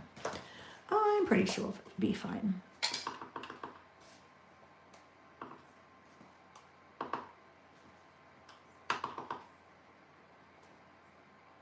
There we go. Now, you notice I switched to a different stamping block, right? Right size your stamping block to your stamp. So I've used a little cylindrical one here. These are great. There's a pair of these that are Lail by Mail stamping blocks for your smaller little mini icon stamps like that. So now we are going to be ready to make our list, or write our list. So ahead of time, well, all throughout the month, I kind of have a running list going on my phone. Everything that happens, and I do this for About last month, and I also do it for In the News. So I can go back to that list this morning. Actually, I did this one last night. I can refer to that list and write it down in my workbook. So then when we're working, I've got my little items here. And also look at my little sketch. Doesn't that look exactly like what I made, right? You guys didn't know I was I'm such a good artist, aren't I? Yeah. All right. So, okay. Yeah, let's go. Okay. Now, when you're working with ink, it's a really good idea to make sure that you don't get any ink on your fingers. Because if you get ink on your fingers, you are going to transfer that to whatever you're working on, which is what I did right there. Now, if you were with me last week, I did that. I thought I did that with ink. I did not. At some point that morning, I had scraped my little knuckle there, and it was not ink. It was the human type ink, if you know what I mean. So I've just pulled out a sand eraser. Okay, sand eraser, that's exactly what it is. It's an eraser that has sand in it, so it's a little bit of grit in it, and just enough to take away. It's very faint there, but it's gone. Incidentally, you can't do that with the human kind of ink, if you know what I mean. I tried, it didn't work. All right, so my hands are clean. I don't have human ink. I don't have ink or human ink on my fingers anymore. So there's my first little bullet. And just writing what happened that month. So dinner at Sol Agave, which is one of our favorite Mexican food restaurants here in Utah. Dinner at Sol Agave with Sam and Lena, his girlfriend, for Sam's birthday. There we go. So I didn't have to be Ernest Hemingway there. I didn't write about how important Sam is to me and this is his 25th birthday and I can't believe he's been alive for 25 years and all of that, right? Because guess what? That's not me. That's not who I am. And if I had to do that, then I'd be hemming and hawing about what did I want to say and it needs to be special and I need to be Ernest Hemingway. A lot of us will never do any kind of writing because we feel like that's what we have to do. But guess what? If I just say, we went to dinner for Sam's birthday, that was really easy, right? This is why I think this type of documenting, memory keeping, storytelling is super approachable because it's, approachable. It's easy, right? It's easy. It's easy. It's easy. It's easy. All right. What did I miss? Amy was writing something about, I don't know. What is it? What is it? Anyhow, I've missed all kinds of things. So you guys, if I miss something, just retype it if you want me to see it. Okay. Apologies if I've missed something that you've said. All right. Next up. Next thing. Oh, yes. We went to dinner at Ruth's Chris for Sherry's birthday. Best friend Sherry. We've been friends for 39 years. We met in college. We were in the same sorority. And that would be this picture. This friend group, 40 years. 40 years next year. This year. We've been friends for 40 years. And we all live in the same town. It's kind of special. It's very special. Nick and I had a date night. We did dinner at Carson Kitchen, and we went to see Nate Bargatze. I never know how to pronounce his name. The comedian. Oh, he is a hoot. We had so much fun. And then that is a photo, little selfie we took outside while we were waiting to get in. Okay, next up. My mom had a Christmas party.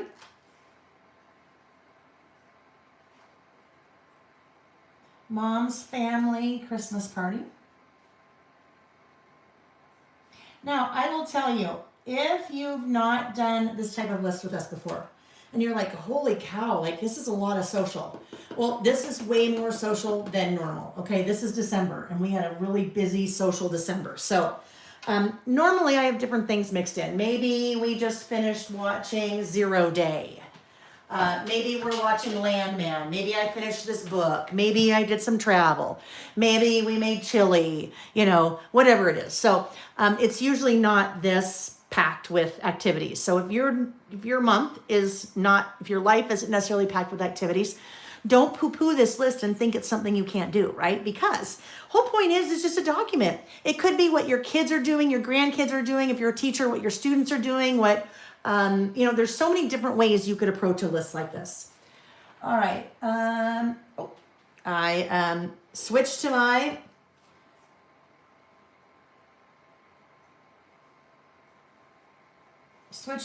annual red nail color. If you know me, if you see my hands on our lives, you know that I always wear this color. 10 years. That's my signature color. That's what I've worn. Except for during 3 weeks in December, my nail lady switches the gel color and puts red. So yeah, that's just, see, not everything is like totally social. And it's off again. But it's funny because my first live when I have red nails, people in the chat are like, oh, you changed your nails. And then my first live after my nails go back to my regular pink color. Oh, you changed your nails. Yeah. All right. Hello, Kim's 915. Nice to see you. Yes, Landman is great. Yes. Okay. Next up. So a question. I think I'm wondering if this is where we paired a request with something Amy said. Scrappy Thread said bullet stamps with season pass is an awesome idea. And I wonder if TK, was that you? Yep, TK sent me an email yesterday. and said, hey, would be really cool if you could add maybe just a couple small bullet stamps to season pass. And I said, ooh, well, spring summer's already done and designed, and my samples are already in production, so we can't do it for then. But I said we can certainly look at doing that later. So it's on the idea board. All right. Oh yes. We did bucket list trip. There was a lot this month. Last month. Bucket list trip to NYC. In my past life, I had a very interesting career life, I guess. I worked for AT&T for 8 years in product management right out of college. And then, well, I was in product management right out of college at AT&T, but grew to that. And then left there, started a software company with 2 other guys. I did that. We started that in 1999. It was a web-based software company. In 1999, that was like bleeding edge technology. Did that for 7 years. And then went to work for Scenic Route Paper Company because my job was incredibly stressful, startup software. And so did that, totally changed paths, did that for 3 years, then went to work for Basic Gray for 1 year, and then went back with the 2 guys started a software company with. In that 3-year, 4-year time period, they had started another software company, so worked with them again for 3 years. And then left software for good and went to work for Simple Stories. And then 6 years ago, 7 years, I don't know, I've got to look, turned mail by mail side hustle until a full-time thing. All of that I bring up because in my software days, I would go to New York, to Wall Street, 3 or 4 times a year. So I spent a lot of time in Manhattan, Midtown Manhattan, kind of that whole area, but had never been there during the holidays. And so that has been a bucket list trip of mine for many, many years. And Nick, my husband, turned 60 the end of November. So we kind of paired my bucket list trip with his birthday celebration. And we did that with the best, most amazing time. So bucket list trip to New York City. Kurt Bester. Oh, I've mixed all kinds of things that I have over here to the side. Maybe this is the time to say this. Nick got a tattoo. My husband, Nick, got a tattoo. Neither of us have tattoos. Now I'm the only one in the family that doesn't have one. But Nick got a very special, meaningful tattoo, and I'm going to show it to you. If you followed along with my December daily at all during the month of December, on the 7th, this was the story for the 7th, but I couldn't really tell what it was. So there was kind of some vaguism going on, right? Because he didn't want the boys or anyone in our family or friends to find out on Instagram. So he wanted to wait for people to notice, and now people have noticed, so we're good. So it has very special meaning to this tattoo. That is Nick's tattoo, and it is on his wrist. And you might look at that and say, well, okay, Lael, hang on. Doesn't that say Nick Conkar? Like, did Nick write his name on did Nick put his signature on his wrist in case he forgets who he is? No. Nick was named after his dad. Nick's father passed away when Nick was 21, so 40 years ago. Nick has worked for the company he's currently working for 35 years. Nick worked with his dad. I might have some years off there. Nick worked there with his dad for maybe 2 years. Nick was like in high school, like sweeping floors or whatever. Nick and his father at one point in their careers had the same job.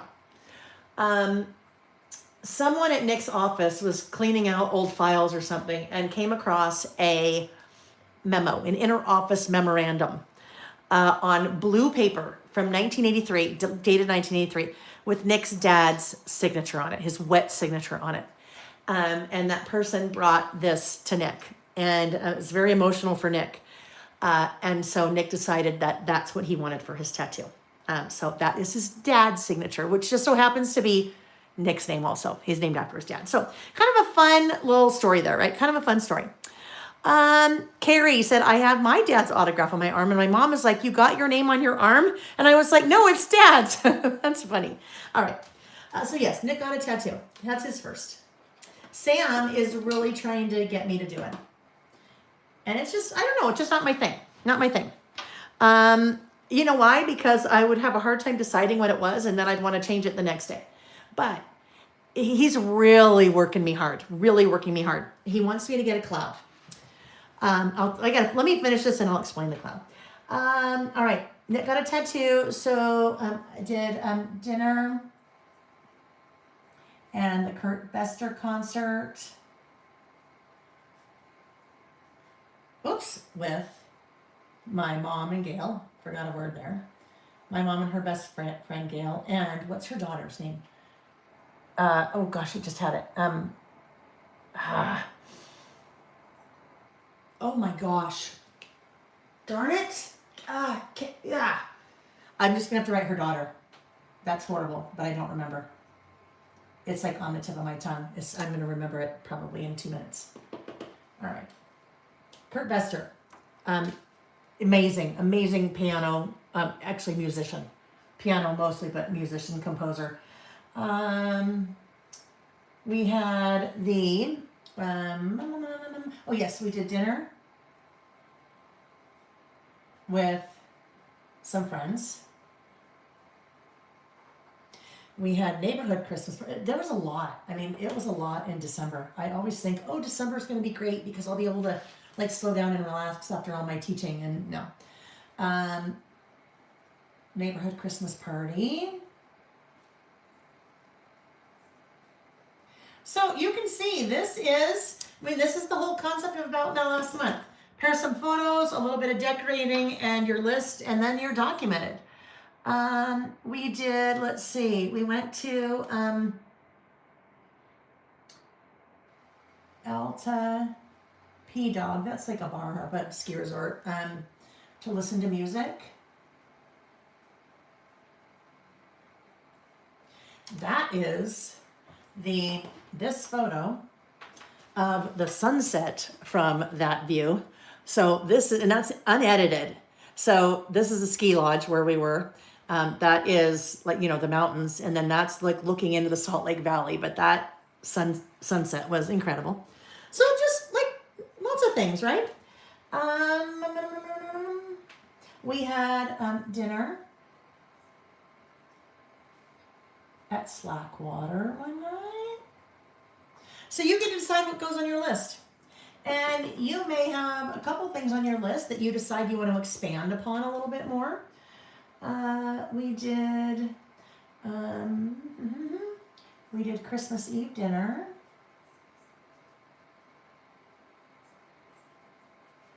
With my mom and my sister. My sister lives in Washington State, but she was in town, so I did that. And then we had our annual Christmas dinner party, which happens on Christmas night. We've been doing that about 18 years. And this year we had 32 people in our house. And that is sit down with like dishes and silverware and wine glasses, and that's a huge production. But it's lots of different people, friends, family, I was going to say some misfits. That's not the right word. Land of the misfit toys. Not that. But some people that, maybe don't have family here that you by themselves and they get invited. So that's always kind of fun. That's very much Nick's thing. Nick loves that. We did a major pantry purge. That's always a good one to do at the end of the year. Especially, people bring you lots of treats and things and you're like, get it all out now. And then going through all of your food that's expired. And sometimes you're like, how did we miss this last year? This says 2020. How is it still in the pantry? I had a sorority get together. So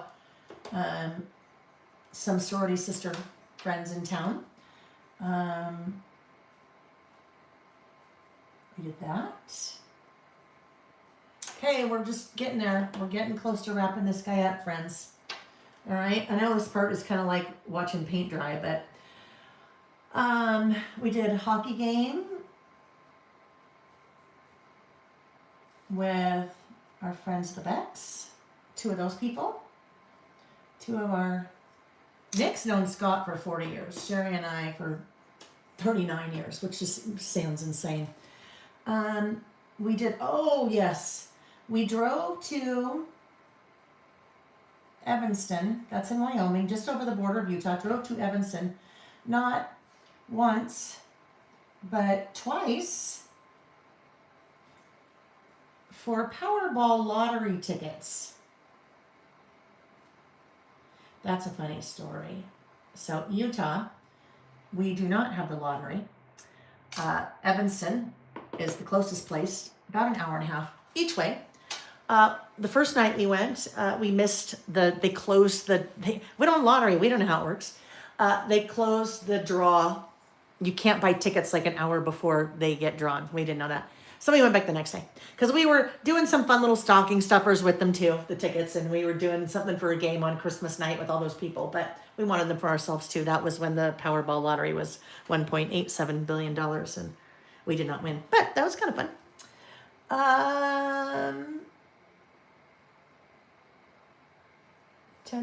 Okay, last two more things.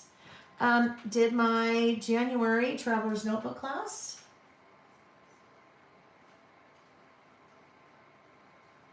And then, oh, I've got to grab something. I've got to show you guys this. New Year's Eve with the group, that group of people. New Year's Eve with the gang. I'm just going to say that.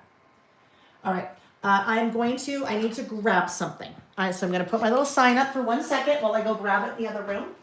And then I will finish up something right here, and then we'll be ready to move on to our next list. So where did here we go. All right, I will be back momentarily, okay? It'll take me 1 second. Well, two.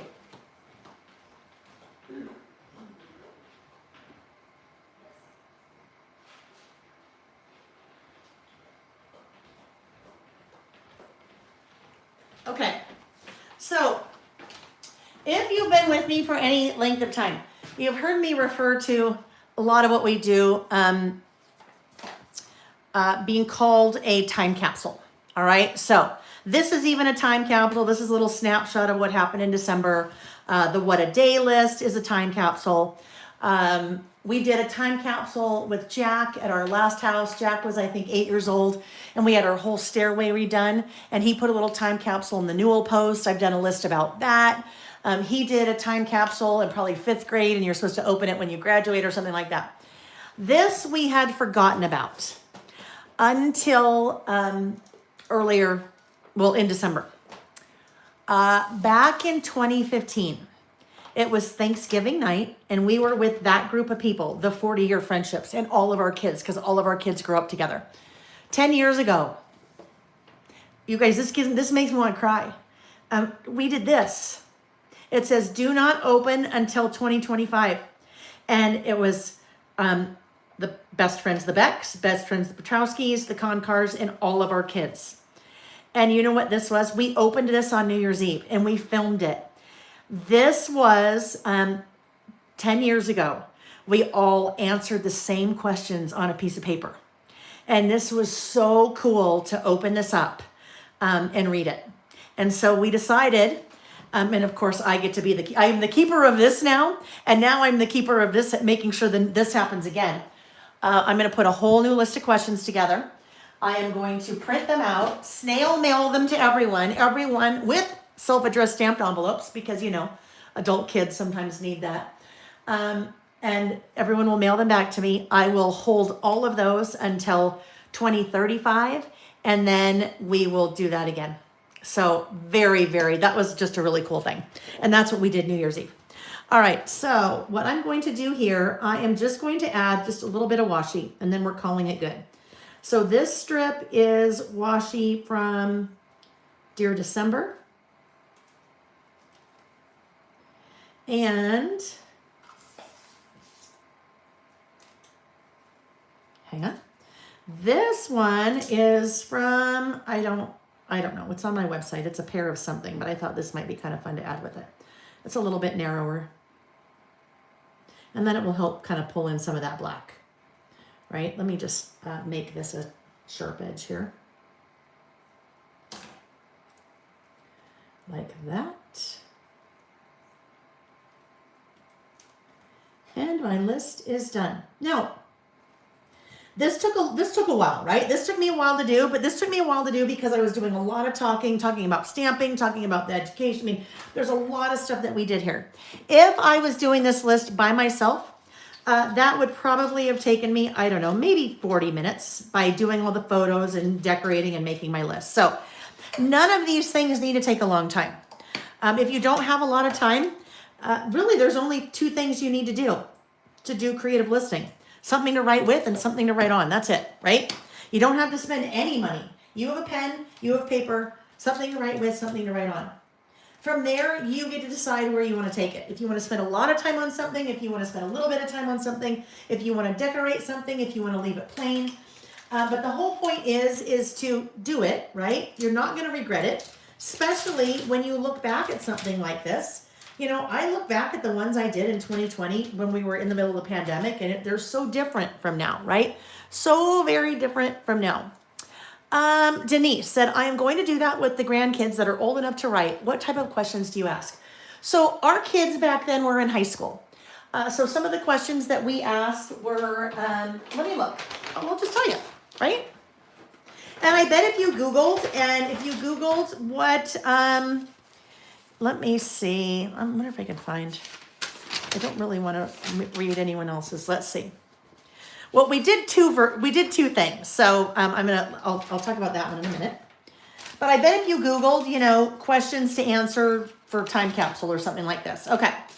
So let me cover this person's name. I hereby project in the year 2020, I expect the following. I will be living in, my career will be, I will be connected to, what advice I would give my future self. All right. So that is, we had 4 questions like that. Now the parents did a couple more. We were making predictions of whether there would be any grandkids, whether there would be any significant others, right? That was the first thing. Then this was the second thing. I will read some of these. And again, kids were like, the youngest child was 15. And so the oldest one would have been, I think, 20, right? 20. So you might not want to do some of these with your grandkids, Denise. Most likely to be in jail. Most likely to live in Europe. Most likely to live in Utah. Most kids. Most likely to live in Wall Street. Most likely to be a beach bum. Most likely to be bald. Most likely to be a lifty. That's kind of a ski thing. Most likely to have a tattoo. Most likely to be famous. Most likely to be in a magazine. Most likely to run for office. Most likely to have a liver transplant. Again, we're making fun. Most likely to retire at 50. Most likely to be an underwear model. All right, so there we go. Just some ideas. But anyhow, we just had a lot of fun going through that. And I know I'm very much looking forward to doing that again. That's something, too, you could do with kids every year. It could be, you know, at the beginning of the year and at the end of the year or on birthdays. That could be maybe a birthday tradition you do in families. You have the person that's doing the birthday kind of make some predictions for their, you know, upcoming year. Or yeah, just kind of fun. All right, so that was our first list, about last month for the month of December. So that wraps up our about last months for the full year. We've done 12 of those for a year. Thank you. Hydration break. If you have not had a hydration break in a while, good idea to have one, okay? Thank you, Terry. Terry also always reminds me to drink. Grace, I love it. Your be right back sign really needs to be lights, action with animated scroll and clock type countdown so we know how long you're gone. Oh, I just got a text from Sam. He is at a cabin for the weekend with some friends, and he said, hello, mother. All is well here. Love you. Now, this is not me. This is Lindsay Hellman. One of you guys, because if I ever have to leave, I'd be like, I'll be right back. Don't go anywhere. Or I'd be scrolling on a piece of paper. So she actually made that for me, emailed it to me. I printed it out and laminated it. So, but that would be fun. It was electronic, wouldn't it?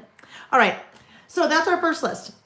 Again, that took a little bit longer than most of our lists do. Now, our second list is going to be along those same lines because it is not only the end of December, we just finished a whole year. We need to wrap the year as well.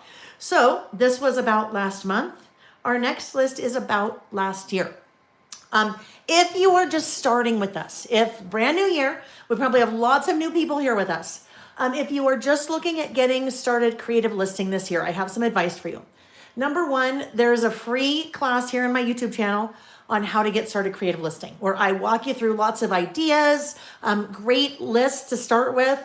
When I meet new people and if they know what I do and they're like, oh, that kind of sounds interesting, but I don't know where to start. And I say, well, just start. And they're like, oh, thanks, that was helpful.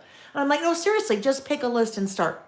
About last month or about last year is a great list to start with because you are kind of getting in the habit, especially at the beginning of a year, right? If you wanted to wait, if you're like, oh, I like this idea, you could wait until February and do it for January, but that's a great one to start with. What a Day is another really great one to start with because you're just picking a day and documenting what you did that day, right? Some have photos, some don't have photos, some do. You decide what you want to do. All right, but our next list is about last year.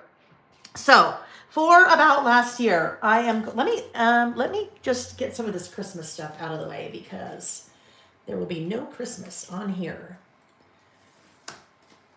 Get that away. Let's get our red and green put away. There's not much Christmas to clean up, actually. But I will tell you, for the last, let's see, we did it 25, 24, 23, 22, 21. Last 5.5 years, I've been doing this list. The format pretty much stays the same, and that for me, and that is what makes it so doable. So I'm just opening up the original idea book. This is from all of our lists that we did the first 3 years.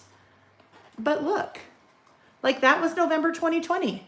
That is not that different from what I just did. Photos over here, a title, and some lists. So in 2020, when we started doing it, I didn't have a stamp yet. But when we moved, not even into 2021, it must have been 2022 that I started, with stamp.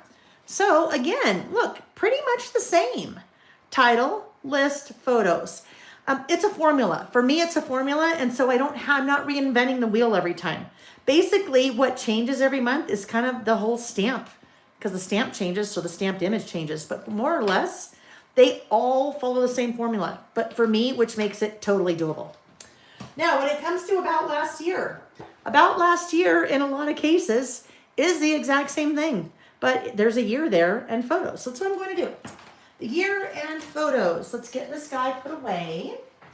And I am going to be using I'm using all this stuff that's kind of been there for our next list. So don't worry, it'll come into play soon. There are my photos. For this list, I am using the Take Note collection from Simple Stories.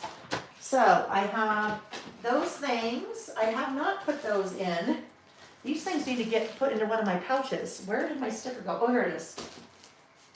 All right.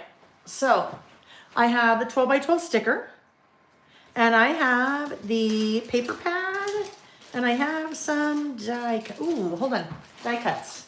Hang tight. See, this is why I didn't put everything away last time. I should have put everything away last time, but here we go.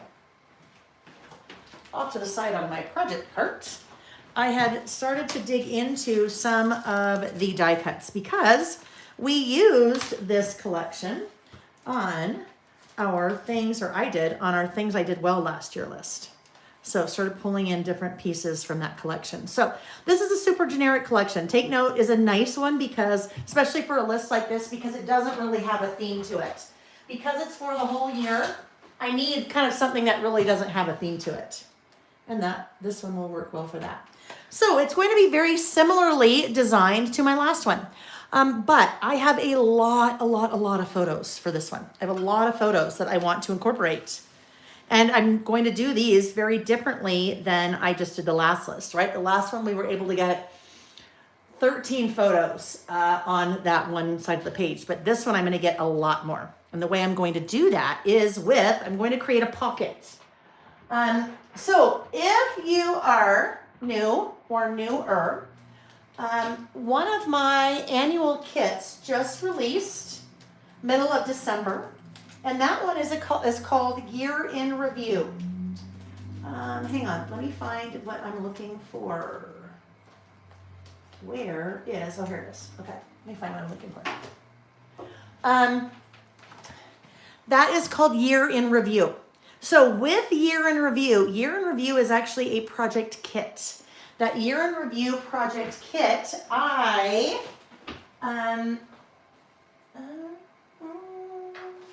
on, hold please. It is right. Oh, here it is. Here we go. That kit, basically, you have all of the product and the class with me and the step-by-step instructions where we get your traveler's notebook set. Where did that go? Don't worry about that. I have no clue where that went. It must be in my pouch somewhere. It looks like that. Oh my gosh, Lael, hang on. Here it is. It just came untucked. I shouldn't have put that in there. Anyhow, don't mind that. Just a little repair job here. But this relates to this whole idea of about last month, because with this project kit, you have everything to do that list for the full year.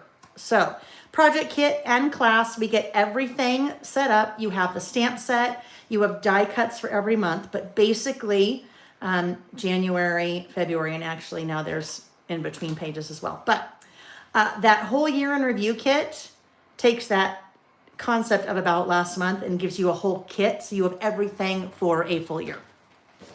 And that one has been selling incredibly well too. That one is about 85-90% sold out, but more will be coming because that went way too fast. All right, so this is about last year. What I thought I would do, I'm going to create a pocket, and I'm going to use that, create that using the in the camera or camera stamp and die. I don't know if she's here, and I should have written down her name.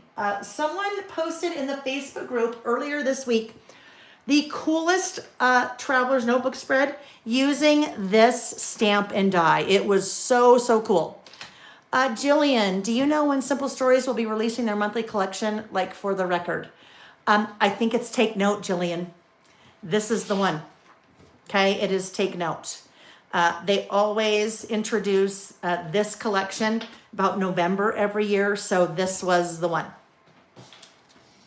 All right, so my list will be over here. Do I need I might end up going with just a really subtle background right here. Maybe not. No, I'm not, because that'll be too much with all my photos. So I do need something to stamp my camera on, but I need something subtle. Something subtle to stamp my camera on. So let's cut that sticker off the 6x8 paper pad.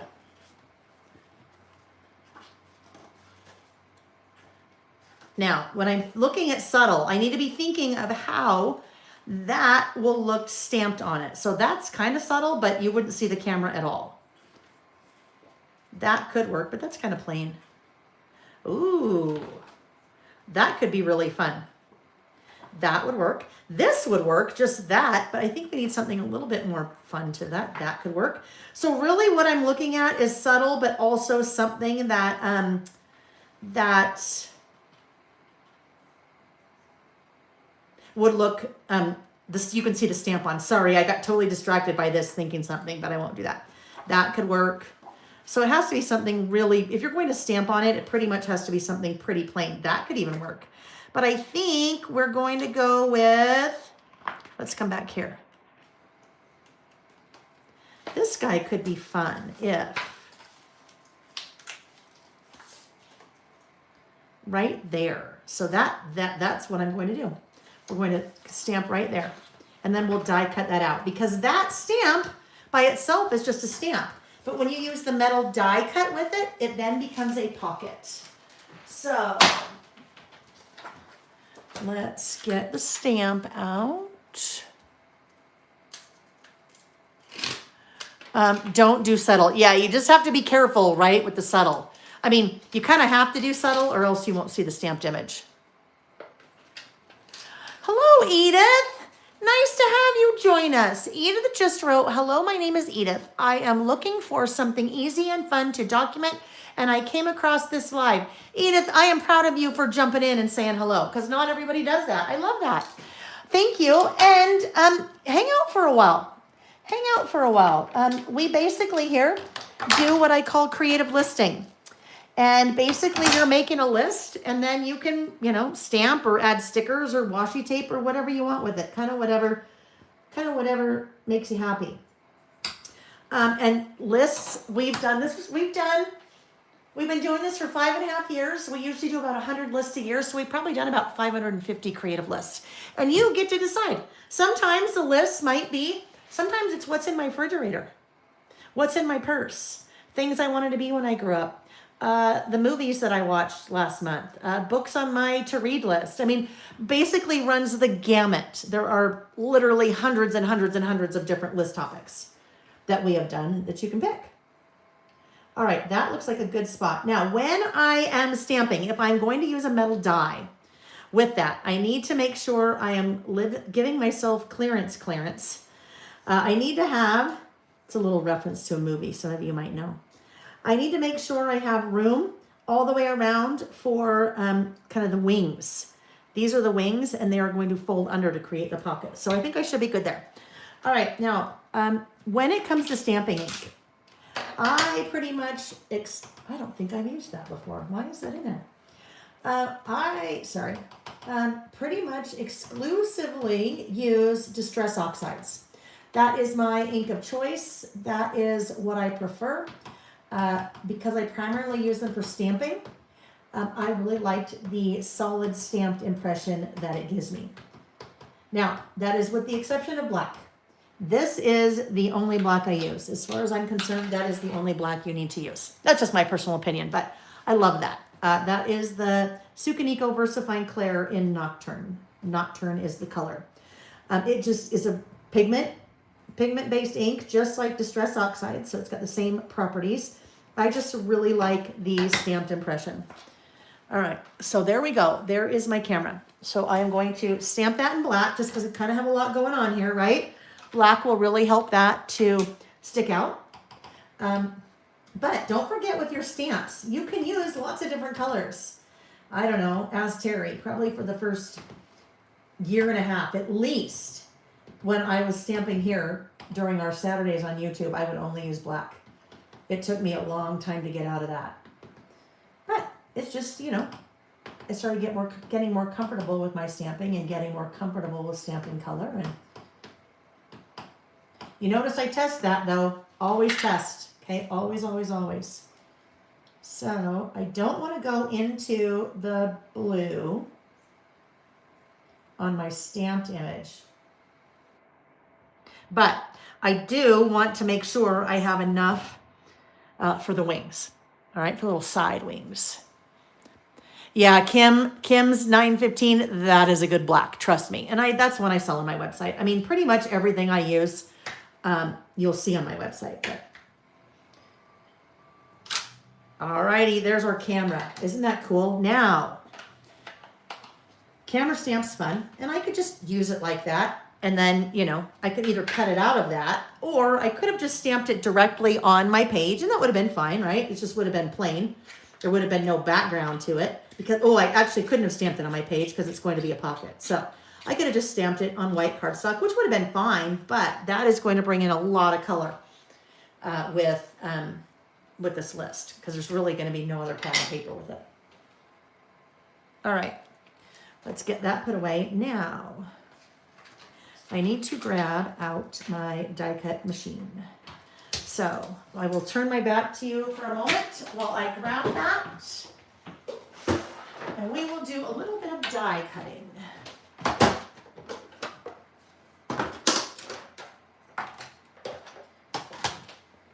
All right, so the die cut machine that I'm using is the Anna Griffin Empress Mini. All right, this is a power driven machine. So you don't have to hand crank anything. Some of the die cut machines, you have to manually crank it to pull the dies through. But this is a power machine, automated, I don't know, electronic, whatever. So I'm going to plug it in, pardon my reach, plug that in. This is a mini. So the mini, all of my dies, all the Layout by Mail dies fit this machine. because I work in really small space, right? My Traveler's Notebook, I work in a small space, so I don't need large dies. If you are new to die cutting, when you are working with a metal die, so basically I am going to take this metal die, and this metal die is going to cut out that camera, but it is not only going to cut out the camera, it is going to cut it out with wings so it can create a pocket. So when you are using a die cutting machine, you're basically making a sandwich. You have your bottom plate. I always joke, if you visualize you're in 3rd grade and you're making a bologna sandwich in the summertime. This would be your slice of white Wonder Bread, because that's what you did back then with your bologna sandwich. Bottom plate, white Wonder Bread. Next up is our magnetic mat. This is the mat that the die is going to cut into. With the Anna Griffin Empress mini machine, it comes with all the plates that I'm using, including the magnetic mat. Some die cut machines just have a mat, not a magnetic mat. Magnetic mat is nice because your die is metal and it sticks to it. All right, so that is our bologna. There's our slice of bologna, that magnetic mat. Next up, we have our slice of Kraft Singles cheese, right? Because if you're having a bologna sandwich back then, you are using a Kraft Singles cheese where you unpeel the wrapper and then you put the cheese on, right? That's our cheese. Now, I have one more layer, is my die. Back then, I was not adding lettuce to my bologna sandwich, but because we have one more layer, we're going to pretend this is lettuce, right? This is our die. That's our metal die. Your metal die has raised edges. Those raised edges you are placing down. At least I am. You can either cut into the magnetic mat or you can cut into the top plate. I prefer to cut into the magnetic mat because I can see. If I'm cutting into the top plate, everything is upside down and it's a little bit harder for me to see because it would have to be like this, right? Yeah. Anyhow, I don't ever cut that way. Eventually, you either have to replace your magnetic mat or your top plate because you're cutting into one of them. There is no right or wrong way there, all right? You can cut into either one. So now, with my raised edges facing down, I am just lining this up so that it will cut it out evenly. Now, you'll notice, I'll hold this up to the camera here in 1 second. It looks pretty good. You'll notice that my paper is shorter than that edge of the die. That's okay because that is a wing it's going to tuck under. So I wasn't worried about that. Same thing down here. My bottoms are a little bit too short. It's not going to matter because they're folding under to create the pocket. Really what I needed to make do was the things that aren't folded under are where they need to be. So we're good.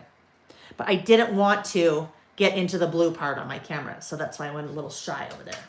And then on my sandwich, my top plate or my top piece of Wonder Bread. Just turned it on. I'm putting that stack into that little opening. In your die cutting machine, there are very, very heavy rollers. So this little machine weighs 8 pounds. Once I hit run,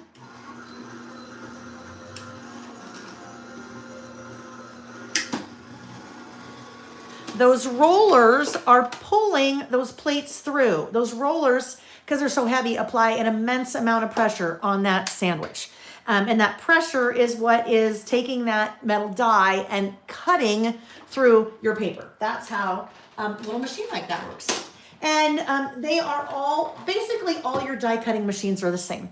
If they, from a functional perspective, maybe not from a feature perspective, but from a functional perspective, they all do the same thing. They will all cut a die for you. All right, so there's my little wing. Here's my little wing. Here are my little wings. And here is my wing. So Becky has been amazing at creating these stamps and the metal dies that are our pockets because it's a lot of not even math. It's just a lot. Well, I guess it is math. I don't know. Becky, is it math? It's a lot of brain work that Lael's brain does not work. Anyhow, I'm not the graphic designer. I just come up with some of the ideas. The vision. All right, so this is going to be my pocket over here. My pocket is what I am going to use to add lots of photos to. The width of the Empress Mini, let me see. And also I should mention, I do sell these on my website. The width is, that opening is about 4 3/4. So this opening, side to side, about 4 3/4, 4 3/4 engineer. 4 3/4 inches. I was reading Amy's comment that said paper engineering at its best. Yes. All right. So because I want this to be a pocket, I am going to turn it over and I'm going to pull out different adhesive that I normally use on my lists. I am pulling out this guy. This is double-sided tape. Sukwang, that's the brand, but it's double-sided tape. This, the reason I've switched this for this is that anytime I'm doing something interactive, a pocket's interactive, right? Because things are coming in and out of it.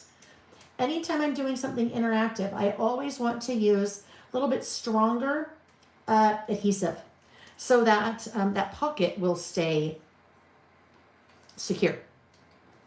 Now, I'm actually going to get out, because that's a little thin, because I cut it a little thin, I'm going to grab a narrower. That one I used is 1/4. This one is 1/8. I got a little narrow there, so just use that little guy. All right, and this is going to go straight on the bottom of my page here. Now, when you work with double-sided tape, it's kind of a double-edged sword. Double-sided tape is really sticky, which is what we want. But double-sided tape is really sticky, which makes it tricky because it's so sticky, basically you've got one shot to get it on straight. And if you don't get it on straight, well, you might as well just leave it, because good luck getting it off. You're going to rip all kinds of paper and stuff while you're trying to, reposition it. So what I'm doing here is, you'll notice I have just pulled away a little bit of that release paper. So not sticky here, sticky, not sticky, sticky, not sticky, sticky, not sticky, sticky. What that lets me do, it gives me a little bit of wiggle room, because this guy is, I'm gonna not gonna work as well because it's so short, but it gives me wiggle room because I can do this and I am literally touching that paper. I could never do that if some of that release paper wasn't still on there. So what that lets me do is really kind of work it around until I feel like it is straight. Then I press down on the parts where the tape has been revealed. And then, because I pushed all those out to the side, I can just gently tug those out. All right. My friend Joey taught me that. Joey used to work for Photoplay. But that was a trick that she taught me years ago. And I always thought that was so brilliant, because if you've ever worked with that kind of tape and you have accidentally got it stuck somewhere where you didn't want it to be, you know that you're crying because you can't get it to move, right? So that's a great tip. Ow. Another great tip would be to close your cupboard doors so that when you bend down to put something on the floor, and then when you stand up again, you don't hit your head on the corner of the cupboard door. Bev Morgan asked a question. She said, how do we order season pass for the entire year? I have already ordered winter spring 2026, but want to order the extra 3 as well. Bev, send an email to laelbymail@gmail.com and I will send an invoice to you for the other 3 and the shipping for the other 3. And then I will discount the first one for 15%. All right. Oh, and I think Amy just wrote that too. Thank you, Amy. All right, so we're doing a little outlining. So I'm curious, you guys, have you done About Last Month with me in the past? Have you done Year in Review? Have you done the project kit with me in the past? Have you done About Last Year? If not, is it something you're thinking now, you know what? I think this is something I could do. This is something I think I could keep up with. Basically, it's 1 hour a month, right? 1 hour a month to do your About Last Month list. And you know what? It actually could be 5 minutes if you're just literally writing things down, what you did. And like I said, something to write with, something to write on. That is really all that you need. So just curious if it's something that you have done or will do. Denise said, I've done both for several years now. I think this year's 2026 Year in Review kit, I think that's my 5th year that I've done a Year in Review kit. Carla said, yes, Year in Review kit, so doable. I love it. I love it. And Louisa said the project kit, awesome. Awesome, awesome. All right, so now we need our title over here. So because it's for the full year, I obviously will not be using this stamp set right now, right? Because I'm doing it for the full year. So what I'm going to do is, let me look at my sketch.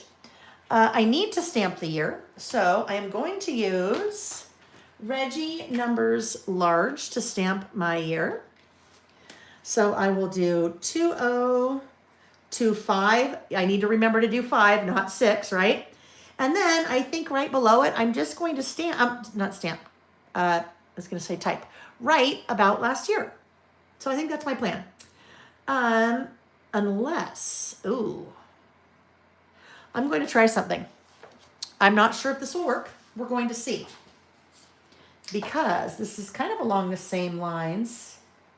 I can't stamp on top because, anyhow, I had something sketched out, but I don't have a stamp for it, but now I have an idea. So I'm just going to try it with one number. All right, so I have 2025. That's how I'll make sure I don't put a 6 in there. I'll put them right here.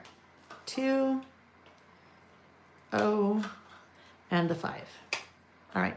So what I was thinking is, what if, as I stamp, what if I leave an open space in the middle of each stamp?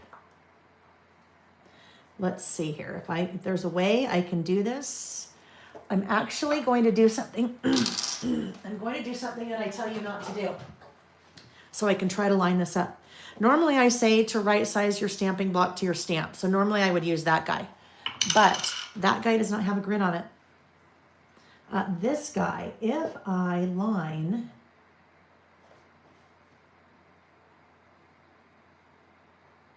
all right, I'm going to line the bottom of my stamp up with that grid right there. And then I am going to take a piece of washi, a very thin, narrow piece of washi. This guy. This will either look really cool or it won't at all, and then we'll know right away. If I put this right in the middle, but I need to always put it on the same line. This is why I need the grid, because I can make sure that it's always in the same place for each of the numbers. Basically what I did there is, oh no, wait, Lael. Okay, hang on. I'm making that way harder than it needs to be. Because I was thinking let's do it this way. And this will be way easier. This is how they'll all be in the same spot, but I'm only going to test one letter here. So if I like it, I will put this washi on my full page. And then I will take a color. I think we need to brighten this up a bit. What color would we use? We've got all kinds of colors in our, photos and also in our die cuts. So if we look at, these are the colors I used before. I think, let's do this. Let's do, that one is,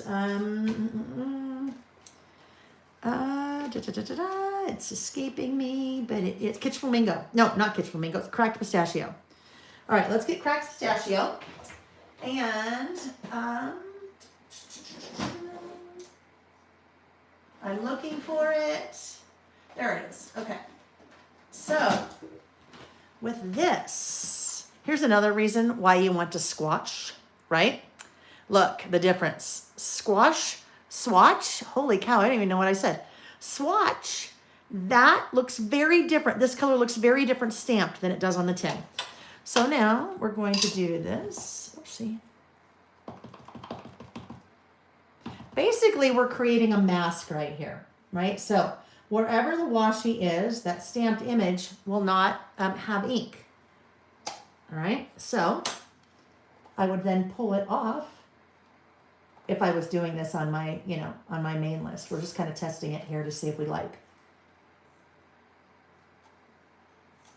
So what I would do, maybe I better try one more just to see, because it's hard to tell if this is really going to work or not, if I'm going to like it. My numbers maybe aren't quite as big as I might like them to be able to see this. And I already took it off. So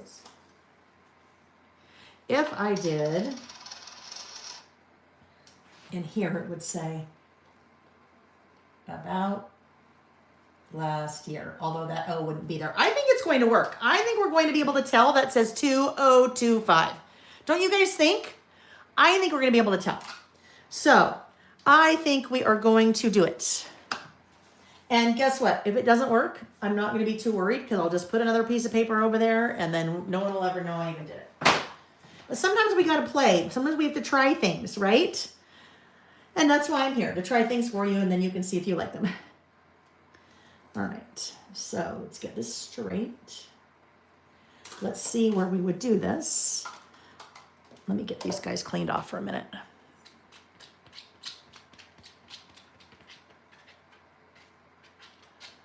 Edith, I love it. Edith said, and lots of stamps and ink pads and crafting stickers and die cuts that I ordered now have to find use for them all. You know what? This is a great way to use them. Creative listing is a great way to use them, Edith, for sure. All right, so let me put this down here. And if we start over here, we just need to make sure we know where we're starting, just to kind of see. Now, there's something that you're probably asking yourself right now, Leo. You're like, why are you stamping each of those individually? Why don't you just put all of those on one stamping block and stamp them all together? And I say, well, I am a control freak and I like to control where, I like to control how close my letters are together. And you can't do that if you are adding them all on the same stamping block. So I generally do all of mine separately, one at a time.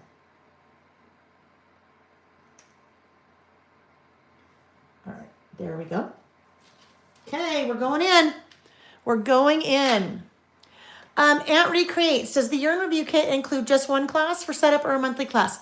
So Aunt Recreates, it includes one class for the setup. We get the whole Traveler's Notebook set up. We get all of January set up because we do the class, I think one of the first couple of days in February. But this is what we do. So we do January together and add all of our photos and all that. At least that's what I do. And then we'll do the January in between spread. But then you have the photos for every month after that. So I think what happens is most people wait until the end of February to do end of February, or to do February. They wait until the end of March to do March, April to do April, and so forth. All right, so, but we just do one together. And then you have everything that you need, including the photos, if you want to follow along with me for the rest of them.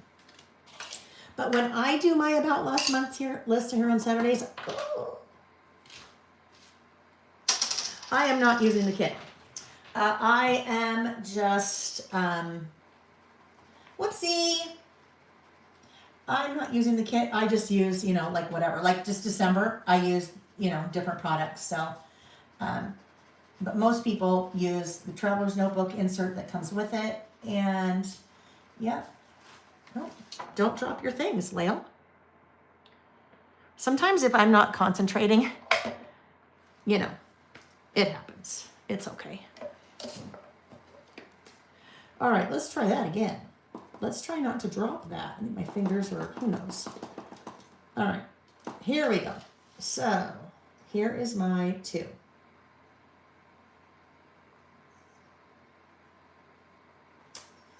Okay, clean that off. We're gonna need it again, but we'll clean it off so we can then put the O down. Angel Time. Oh, I missed that by far, didn't I, Colleen? Now, Carla said she does do her base pages as it makes it easier for her to keep caught up. Well, there you go. Right. So in class, we do the first one. And then we talk through it. I show you all the rest. And you have all the rest in your instructions. But we talk through all the rest. It would be if we did it all in class together, just in one class, it would probably be oh my gosh, 8-hour class, I bet. 8 hour maybe, or longer. And then it's too hard with all of my travel and stuff to then also be able to do one of those classes every month. So we kind of just cover it all up front, all at once.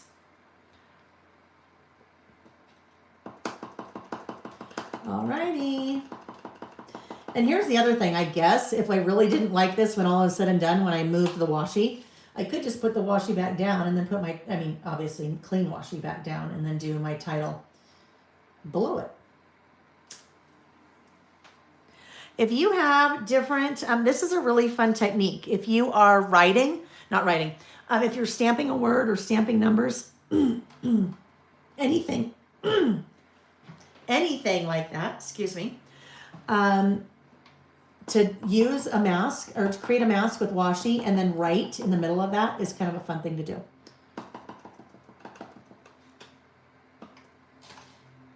You can get really creative when you're doing stamps, when you're stamping. All right, there we go. That green really pops. That cracked pistachio is a fun one. And I know, again, I know that will work with some of the embellishments because we use that same color elastic when we use the collection. Now, I just want to be careful when I am pulling off that washi. I don't want it to pull the paper with it.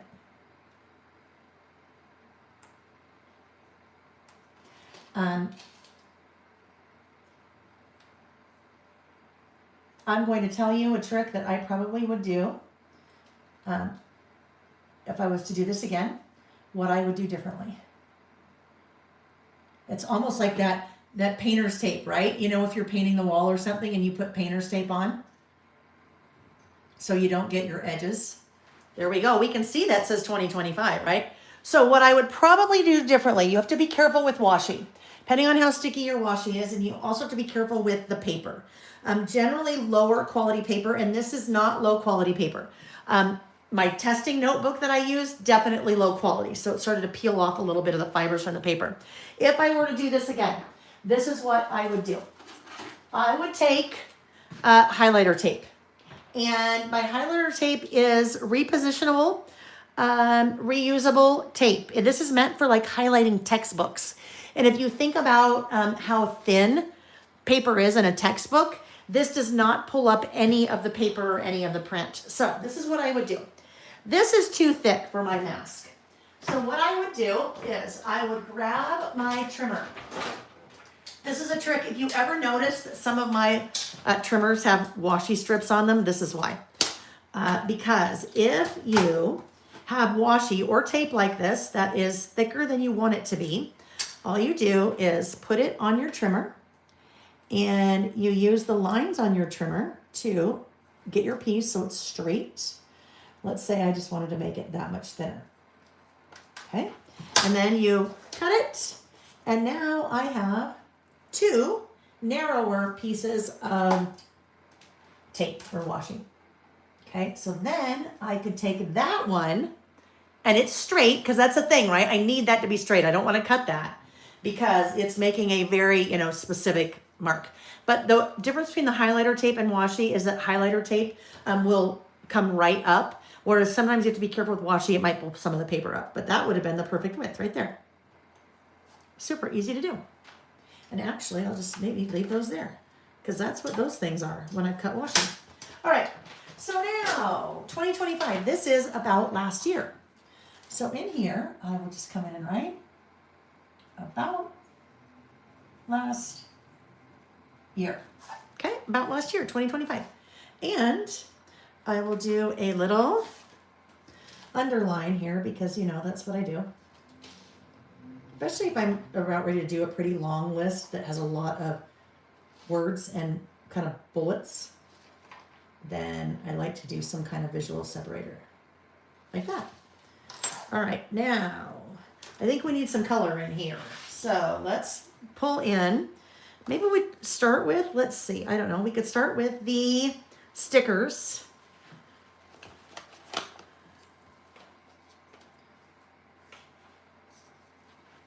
I don't want to put anything over here because photos are going to go over here, so it's going to get a little crazy.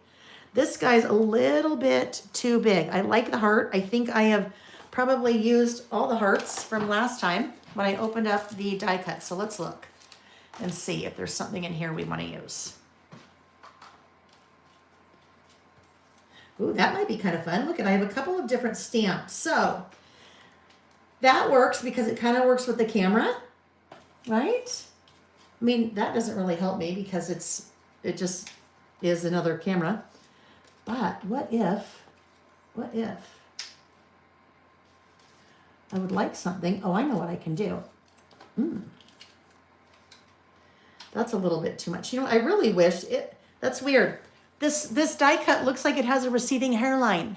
It's missing the thing up there. I would like it if it had all the way around. Doesn't it look like it's kind of got a little bald head right there? Yeah. So I won't use that one. But I'm thinking that is going to be better than probably the heart. I think the heart's just a little bit too big. So let's put the heart back on the sheet. Oh, okay. This is it. This is it. Because look, we also have a couple more of these little stamps. So I could end up with maybe 4 little stamps over here. Let's see. If we did a camera, maybe we need to start little. If we put something here, and then maybe this guy, and then maybe this, ooh.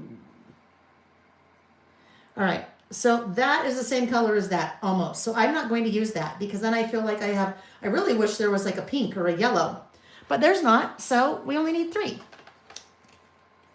Then what if I did this? Heart this, right in the center of the camera. Okay? So there we go. We pulled in a little bit of color. Now, my issue is I don't have really any of these colors over here, but oh well, that's fine. Let's put these guys. Let's see. Come on. Why is that not going? The heck? Little something's on there. All right, my next little stamp here.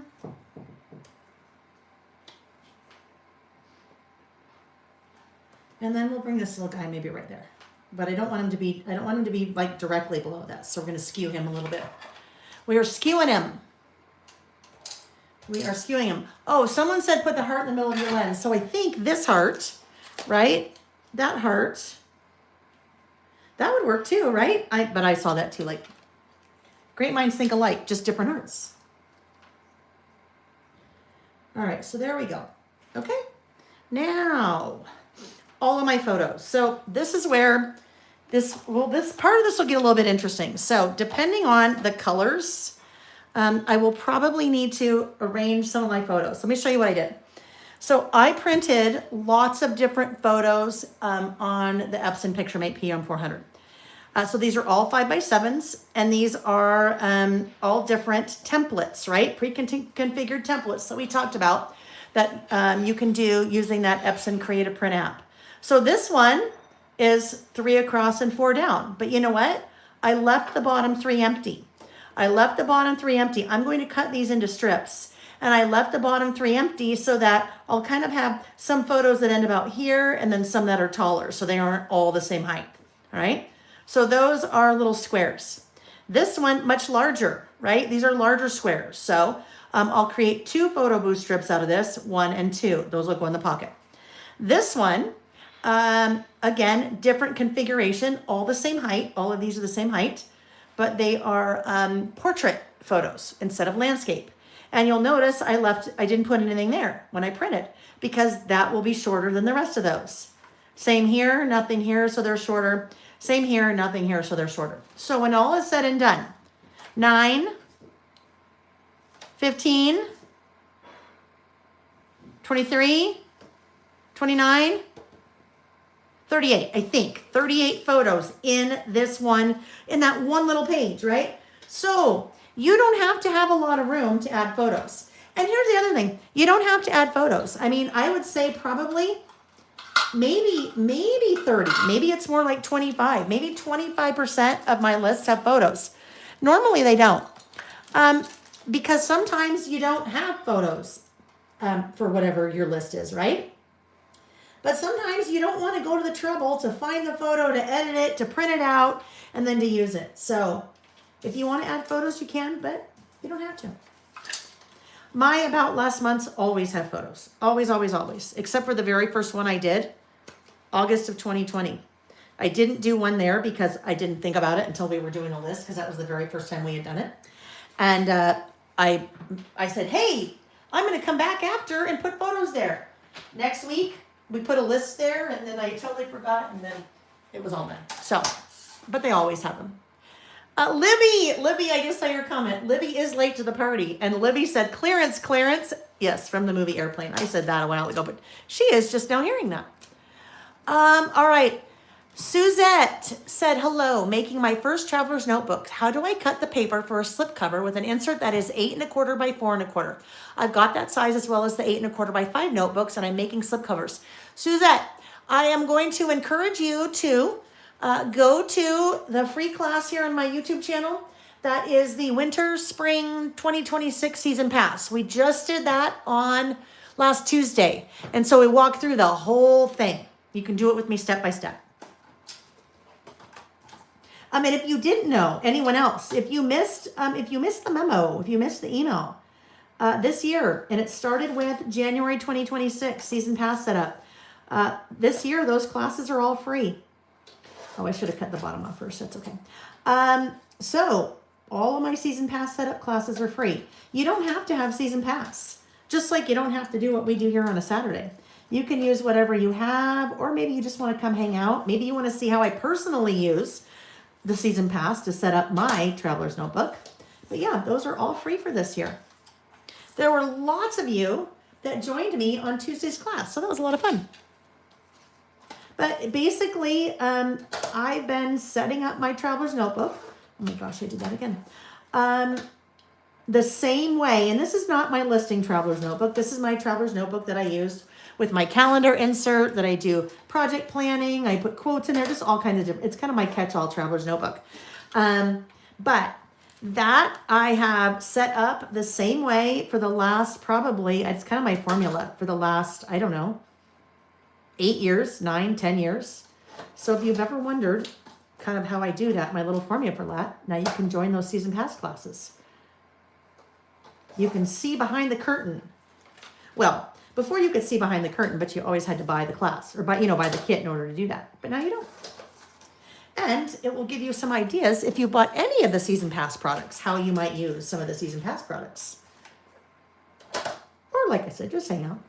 It's like, it's not like this. It's way more structured because I am teaching a class. But, same old tips and tricks and things like that you learn from me when we're doing this, but different. All right, so I created photo booth strips out of all of those photos, right?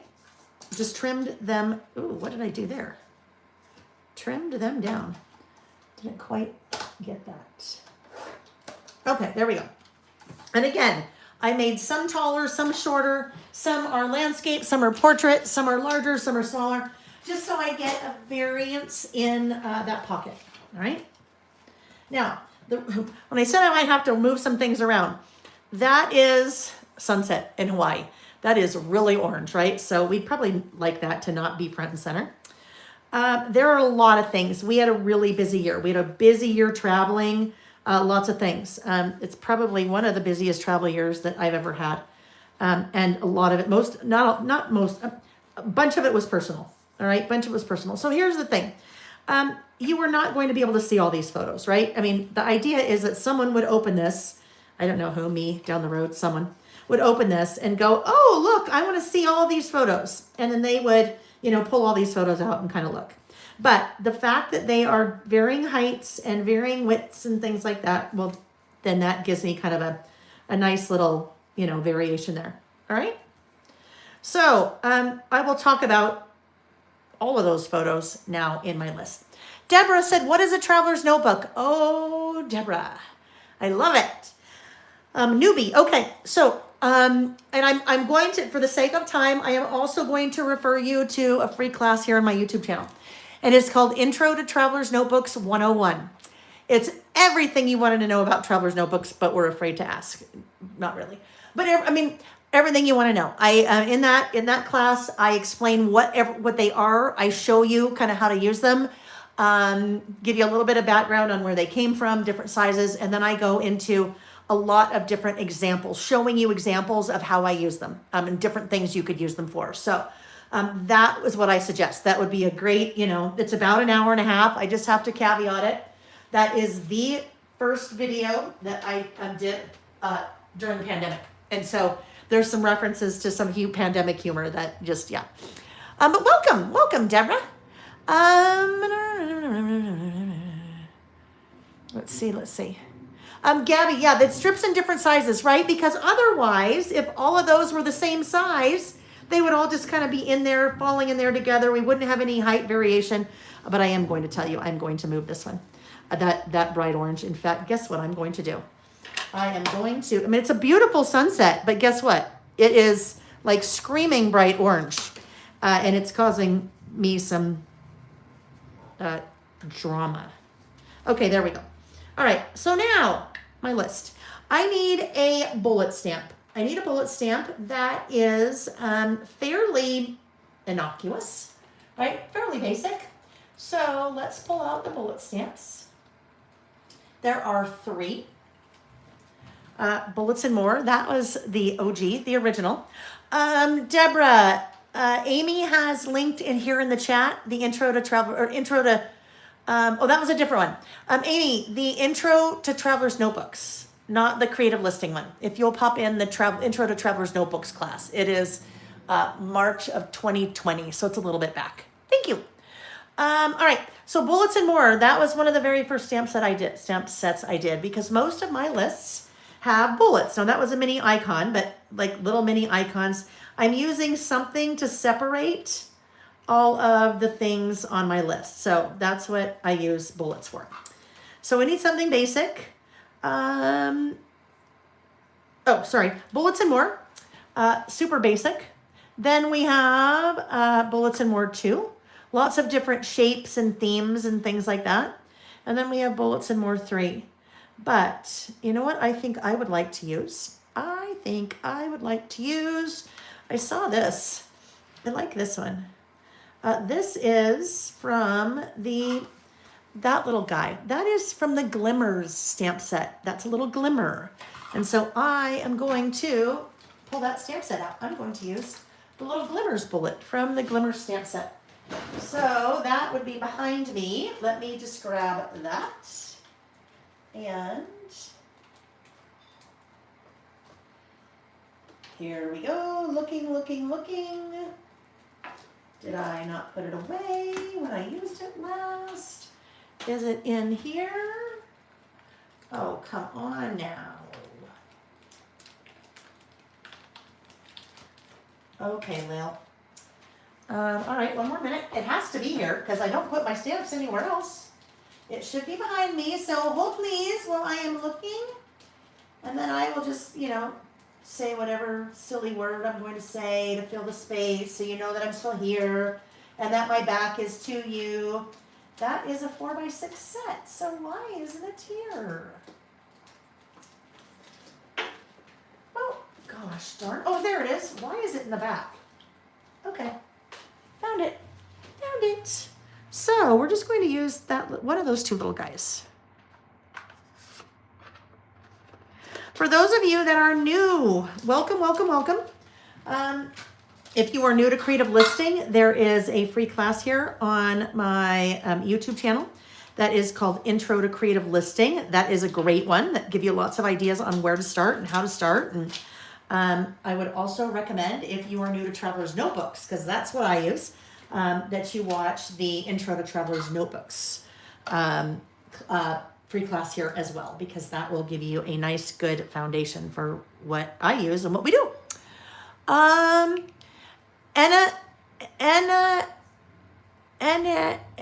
Okay. Anarium, 1961. I apologize for butchering whatever your YouTube name is. I apologize for that. Hi from the Netherlands. Is there a video where you explain how to print the photos in different sizes? I use a particular printer for that. It is the Epson PictureMate PM400. It prints 5x7s, 4x6, and 3.5x5. The way I get those little photos is through the app. It's the Epson Creative Print app. And if you're using that app, then yes, there is a free class here on my YouTube channel. Marion, thank you, Marion.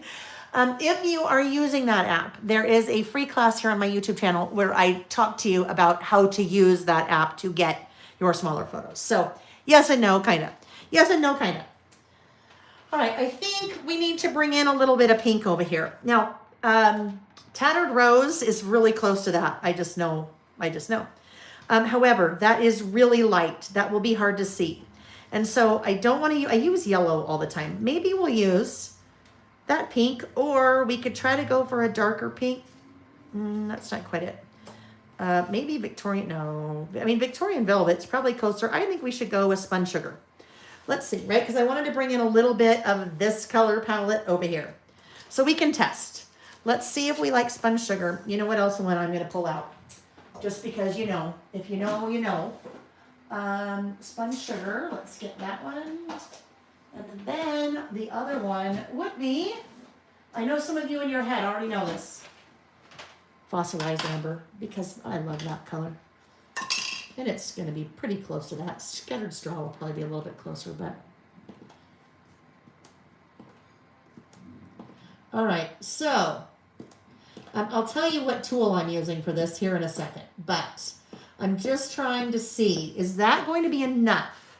Will I see that? I mean, it's pretty faint, right? I don't know. I think it might be a little too faint, so let's see.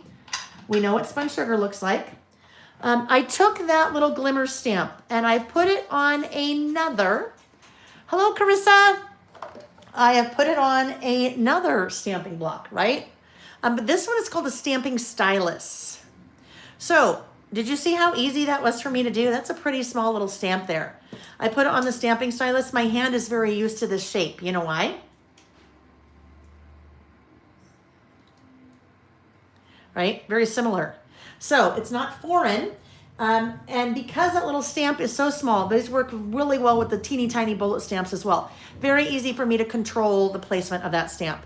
One thing about the stamping stylus, if you are working with a stamp that has an orientation to it, like this does, right? Thank you, Amy. This is a great, Amy just put a link in the chat that takes you to the page on my website for all the free classes. So on my website, it's really easy to find all of them. It's also in the main menu bar now, right? When you go to my website, it's at the top so you can see. Thank you, Amy.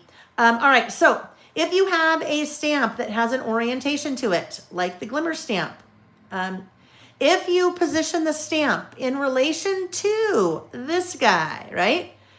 In relation to the little label that's on there, that is a reference point. It's not for a brand, that's a reference point. So when you are stamping with this, you can't see the stamp down there, right? It's way too far away. You can't see the stamp. You want to make sure that if your stamp has an orientation to it, that you're always doing it in the same spot.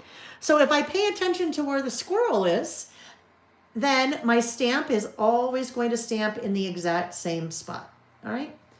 So I think we're going to use that. It's just going to be a lot easier to see that yellow as opposed to the, I like Spun Sugar, you just can't see it enough. All right, let's see. Hi, let's see. Jen said, hi, is this the beginning of 2026 month in review with you? Kind of lost as I just logged in. Loving this page for closing out 2025. Hello, Jen, and welcome. So these are my Saturday creative listing sessions. So every Saturday when we're listing, if I'm not traveling, we have specific listing prompts that we use. So today's, the first one happens to be about last month, December. So we wrapped up December. This one is about last year. All right. So we're wrapping up 2025. This is not really kind of year in review, month in review for 2026. Month in review, about last month is what I call it. We will do about last month for January at the beginning of February. So we wait till the month is over. If you are referring to my project kit that is called Year in Review, that is a whole class and project kit that is done separately outside of what we do on Saturdays. Hopefully that's helpful. If not, if you want to shoot me an email, and then we can kind of chat there. All right, so this is my kind of this is my about last year wrap up. All right, so there's my little bullet. And I just have my little list over here. So I went back through. Either I could have pulled out all of my lists like this every month and kind of looked through them and figured out one or two things I wanted to pull for every list. Or I pulled out my workbook. I pulled out my Listing with Lael workbook and went back to each month of about last month, kind of perused what I had written on each of those lists, and then pulled some bigger things from each month to put here. So that was my little process there. So the first one is, I kind of, introduced season pass. I embarked on a weight loss journey once again. Story of my life since I was 2 years old. But I did. Began another, how about that? Weight loss journey, just focusing on my health, right? Yeah, it went well this year. I did well. Got on the scale this morning and I gained 1 pound in 6 weeks, and that was over the holidays. So that I am patting myself on the back for, because that usually maybe put a 0 behind it. I mean, not that bad, but you know what I mean, right? I mean, I shouldn't say bad in the past, but usually it's not a pound. So, you know, that could be water weight. So I was happy with that. Oh my gosh. So I have a lot to fill here. I'm going to probably have to nail some things down. Seattle for wedding dress shopping for my future daughter-in-law.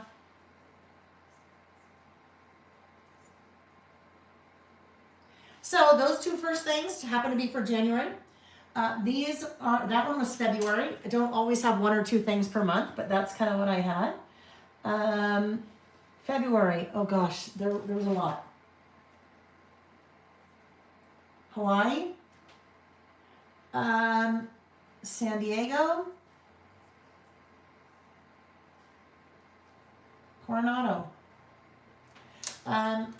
Those were all fun trips.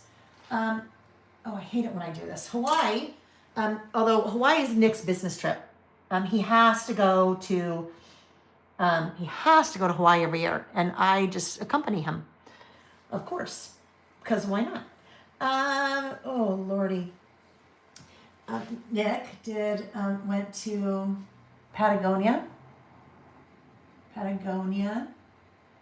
Went on a fishing trip with his best friend, 40 years. We travel a lot. We both travel a lot for Nick's job and my business, and then it's also very important to both of us personally. So we make it work so that we can travel. We work really hard and have saved really hard.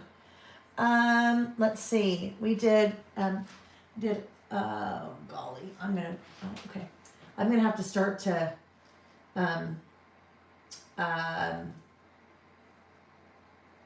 edit.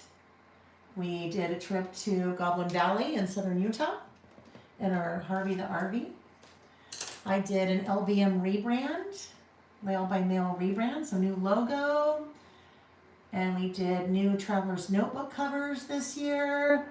That seems like forever ago. I did, oh golly, that goes somewhere else. Okay. March. April. Oh, April. Whoops. Carl Malone. Oh my gosh. Okay. You know you're from Utah when you accidentally call Post Malone Carl Malone. Post Malone concert. I did not see Carl Malone in concert. That's just a recap of the whole year. In a very quick and easy recap, right? So we're to April now. We're okay, I guess. What else do we have on there? May, our 30th anniversary. We celebrated our 30th wedding anniversary in May. We did a trip to Oregon coast. I released my first paper crafting collection, which was postcards and passports.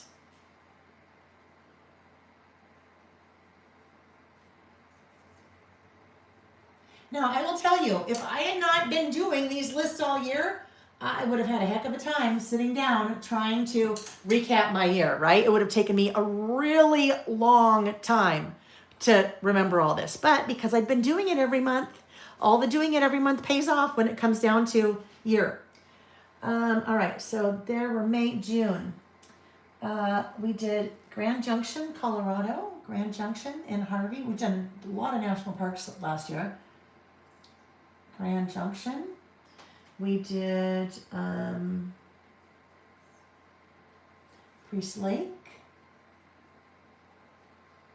We actually did Priest Lake, I don't, 2 or 3 times.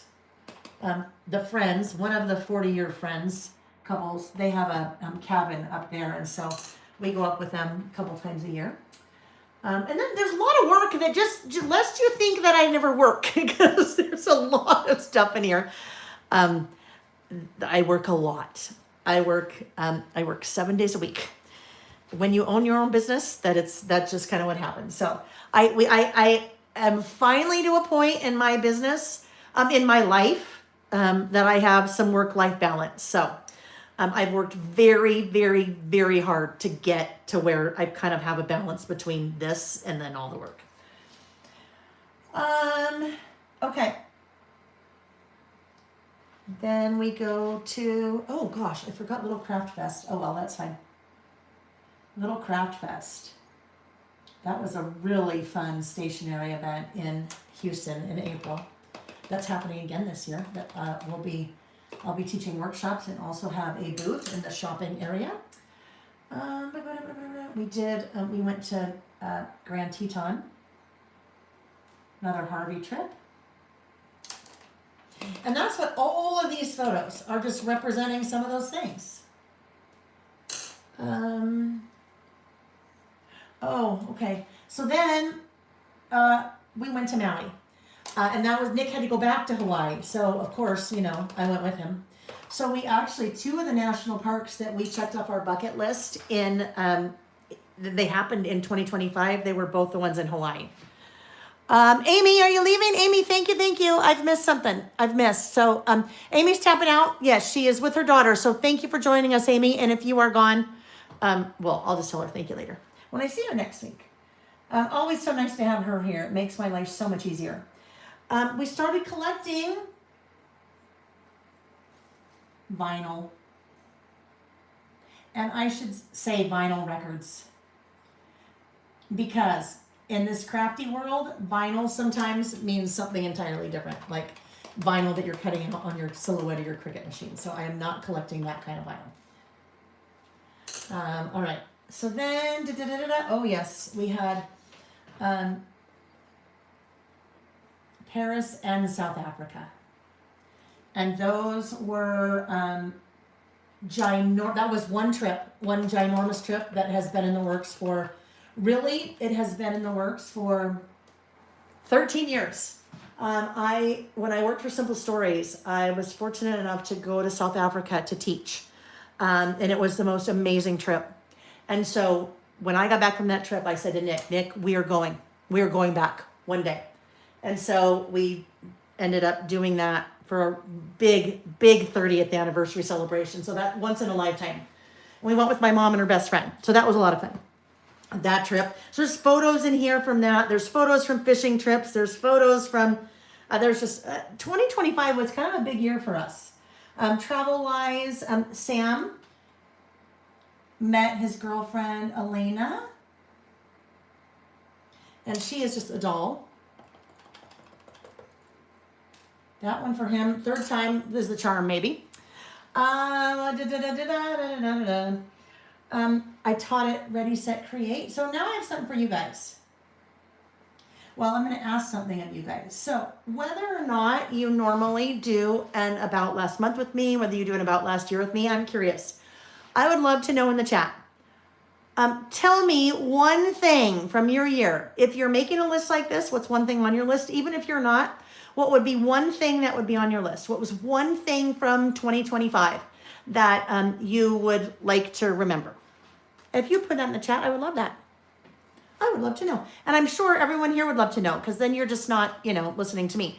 TK's son got married. That's a big one, right? It may have been that you binge watched King of Thrones, the whole season. The whole series. Lori went to Prague. Deanna's granddaughter was born on December 10th. Maybe you read 42 books and your goal was to only read 25. Carla's son got married. Dawn, I think I saw what you said, but I think you took it away. So I hope everything is okay. If you type it again, then I will read it. But I hope it's okay. Carrie's grandson was born, first boy in many generations, a 25th anniversary, a cruise to the Panama Canal. Pam's kids announced they were having a baby, our first grandchild. Pam, I saw the sonogram, the right in your Christmas card. I loved that. Team Fuzzy did a Kauai chocolate plantation tour, tried new tropical fruits, international chocolates. Loves My Griffin, started creative listing with us. Brenda brought a new home. Family trip with adult daughters, a graduation present to London and Paris. Diane went to Croatia. Deborah Holmes went on a crafting cruise with Karen Burniston. Oh my gosh, Karen Burniston, that is a name from my past. Wow, I love that. April went to Scrappy Reunion in Portland, Oregon. Carol traveled to the Netherlands with a 24-year-old daughter and 74-year-old mom. First great-granddaughter was born December 14th. That is amazing. Denise welcomed a great-granddaughter also and a great son. Someone went to Panama. One Crafty Bee Creations. I love that for you, Kyla. My husband and I took our first vacation, just us, since our honeymoon.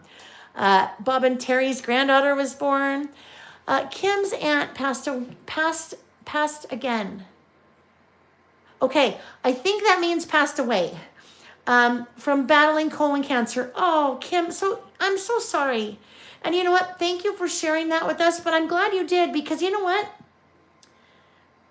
Sometimes this isn't all positive, right? I mean, if you are documenting your year, then you know what? It could be things that, you know, are very difficult like that, like your aunt passing away.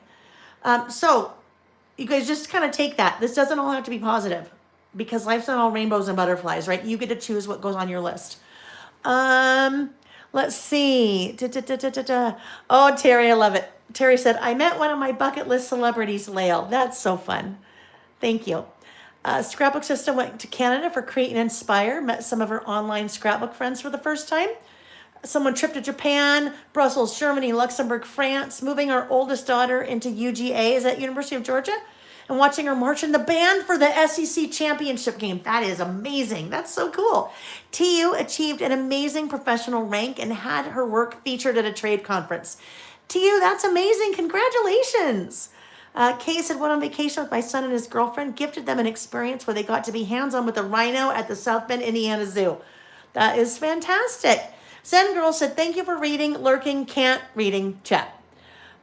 Gabby did the Bourbon Trail in Kentucky with 16 friends. Karen, congratulations. She officially retired. That is huge. Crafting cruise, Susan said, with Joey. Diane watched her son and his D2 soccer team go to the Elite Eight. A lot of soccer. That gave me the goosebumps, Diane. Like, makes me want to cry. That is just because our boys played sports all through high school. I mean, from when they could little tiny things all through high school. So I know what a big deal that is. And that you must have been so proud. That's just amazing. I love that. Blancha said, I went back and binge watched your YouTubes. I'm through 2023 learning and been inspired to continue to journal. I love that. Spent several months in Europe, sold my horse and now live out of my camper and travel the States. House. You sold your house or your horse. I don't know. In some cases, your horse could be more than a house, right? Look at you. I love that. TU said, Deputy Chief, only 23% female in the province, and my work was for advancing women in paramedic leadership via mentorship and recruitment. TU, I've known you for how many years? I had no idea that you did that. I had no idea. Congratulations. That is amazing. April read 71 books in 2025. You could have made a garden. You could have knitted a blanket. You could have been a friend to someone who really, really needed it. You could have volunteered, right? So you guys, it doesn't matter what goes on your list, right? And this is very much a no comparison. You should not compare what's on your list to what is on anyone else's list. This you do for you, and this is a way for you to look back and celebrate. In some cases, it might not be celebrate. There might be some tears here too, because, you know, this may have been a hard year. But just to recap, this is a great way to close the door on the year as we start to look into a new year. Okay? I'm proud of you guys. I'm proud of you guys for sharing all those things with us. It's really helpful for me that you guys share that, because otherwise it's just me talking to a screen. So I know you guys are out there, and I love that you feel comfortable enough that you can share with everybody here. So thank you. Carrie's daughter started vet med school. Perfect. I love it. I love it. Okay, almost done with this list, and then we'll move on to our last list. And our last list is taking us now into our, we'll still do a couple of, we'll still end up with a couple of lists that carry us back to recapping 2026, but sorry, 2025. But this one we're moving forward as soon as we're done with this, into 2026. I am almost done. Oh yes, Vicky came to visit, my friend Vicky Boutin.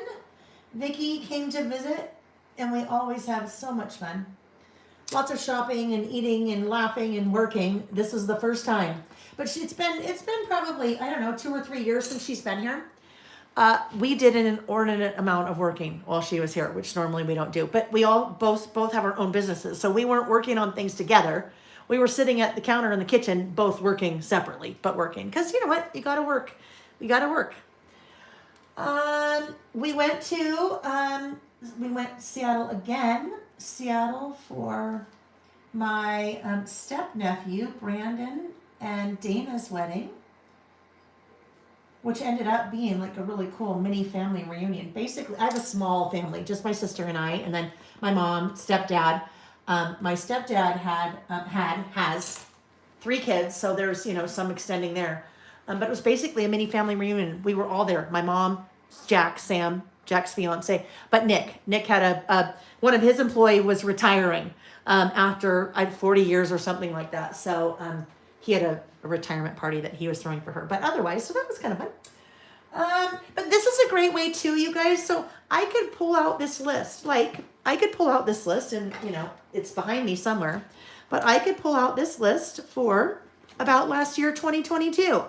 And I can read kind of what my year was like in 2022. I can look at some of the pictures and remember things like that moose.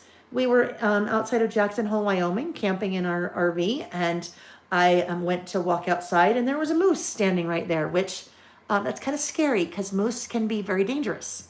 Anyhow, so I can easily recap a year photos in my list, right? All I have to do is open up the book or find it. I mean, you guys wouldn't open up your book, but because it's my book, but let's see. I'm taught at Crafting Through the Holidays, which was an amazing event with Vicki and Paige Evans, Crafting Through the Holidays in Texas.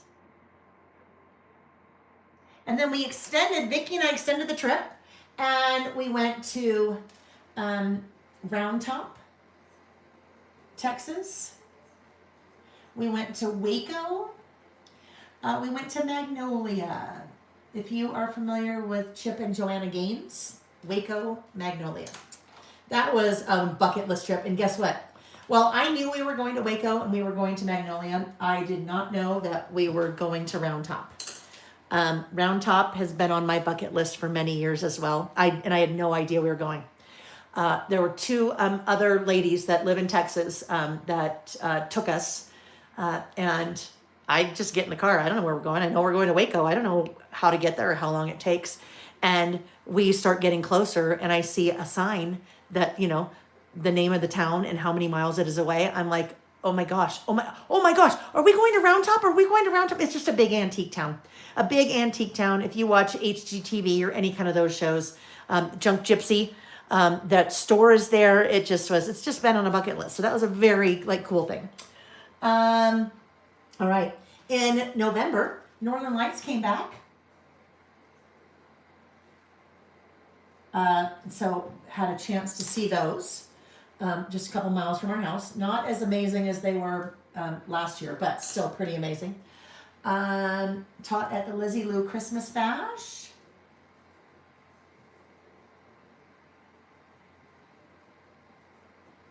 I got sick. I got sick. And that is not uncommon for me that time of year. That is usually the last event that I teach at after teaching quite a bit and traveling September, October, November, and into the first half of November, sorry. And so that usually happens there. Taught at the 3 Craft Chicks virtual event. All right, we're getting there. We're getting down. We're getting down to the end. Oh, Nick turned 60. Nick turned 60. My husband turned 60. That was a big thing this year, right? That was a big one. Our older son Jack and Kat visited for Thanksgiving.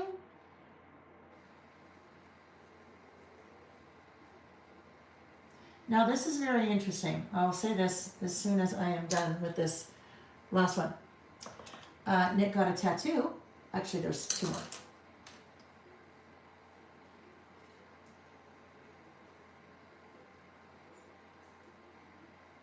And we did New York City for Christmas. Well, in December. NYC during the holidays. Now, this is very bizarre. That was the last thing that I needed to add. Every single thing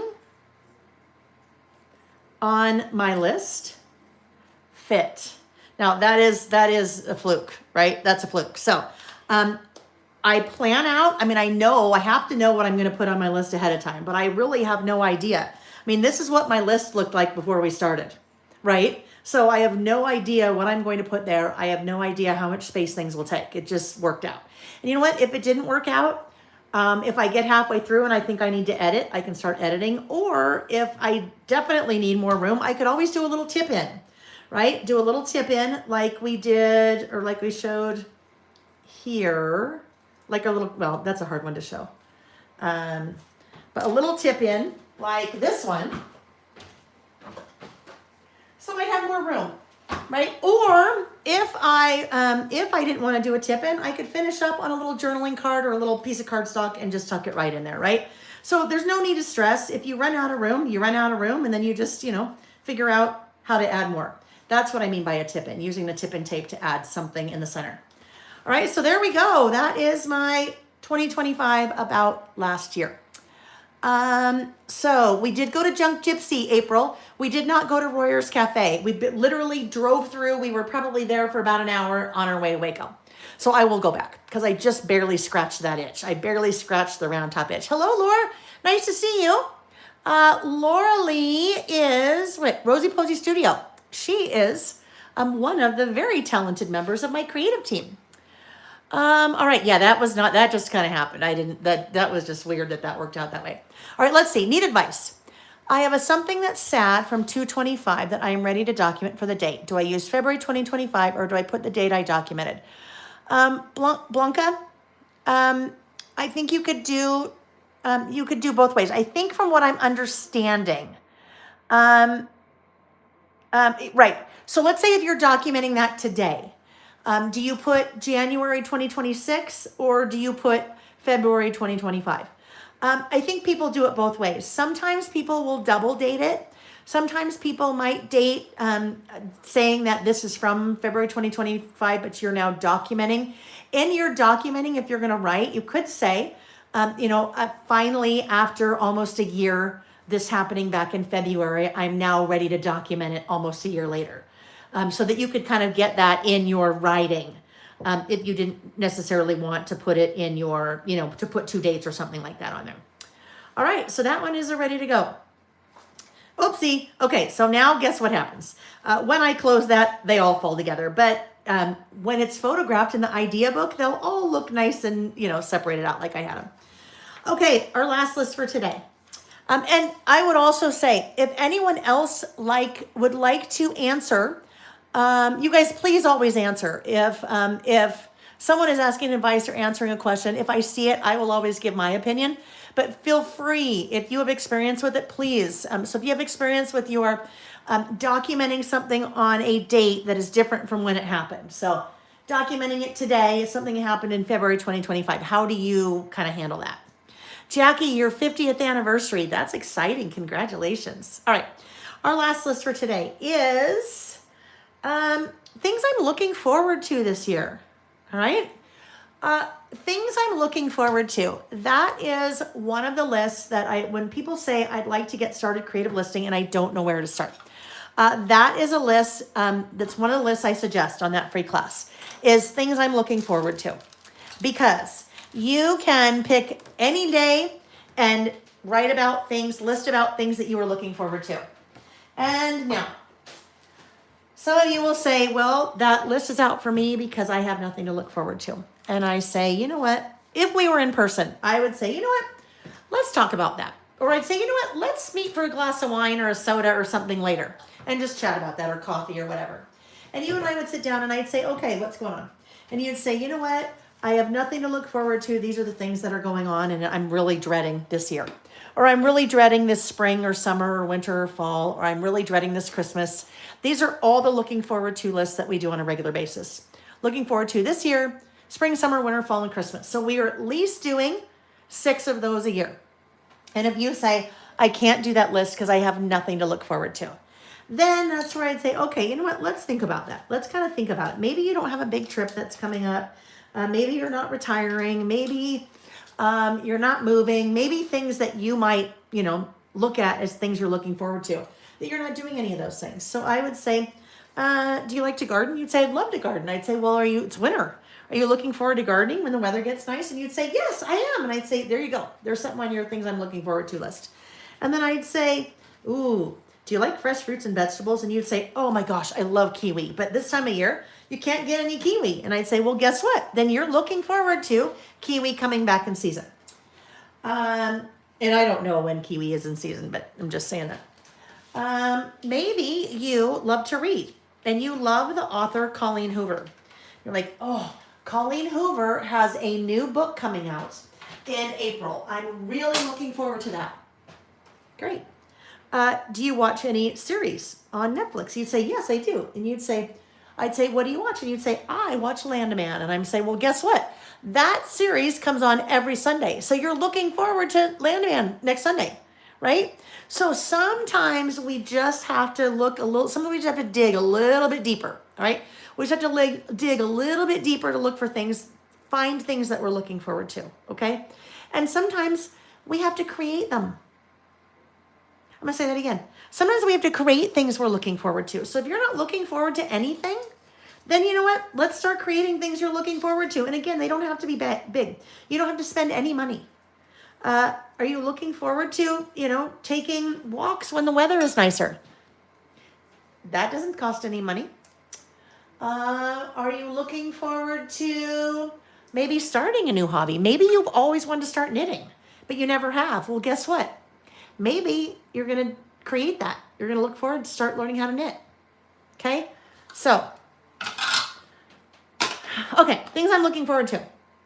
So, when I planned this list for us to do, and I planned what I was going to use, I planned on us using Season Pass, the winter spring Season Pass. So, when it comes to this time of year, I typically have all of our lists planned anywhere from 4 to 6 weeks in advance, because every year we kind of do the same types of, I'm looking forward to Reggie the cat not interrupting me when I am trying to list with you guys, right?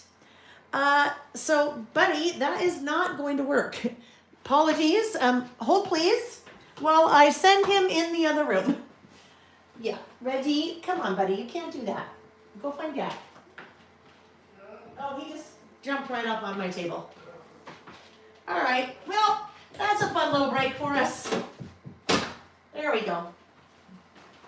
So now that we had a little entertainment, I'm going to have a quick sip of water. We're going to hydrate, and then we'll keep going, okay?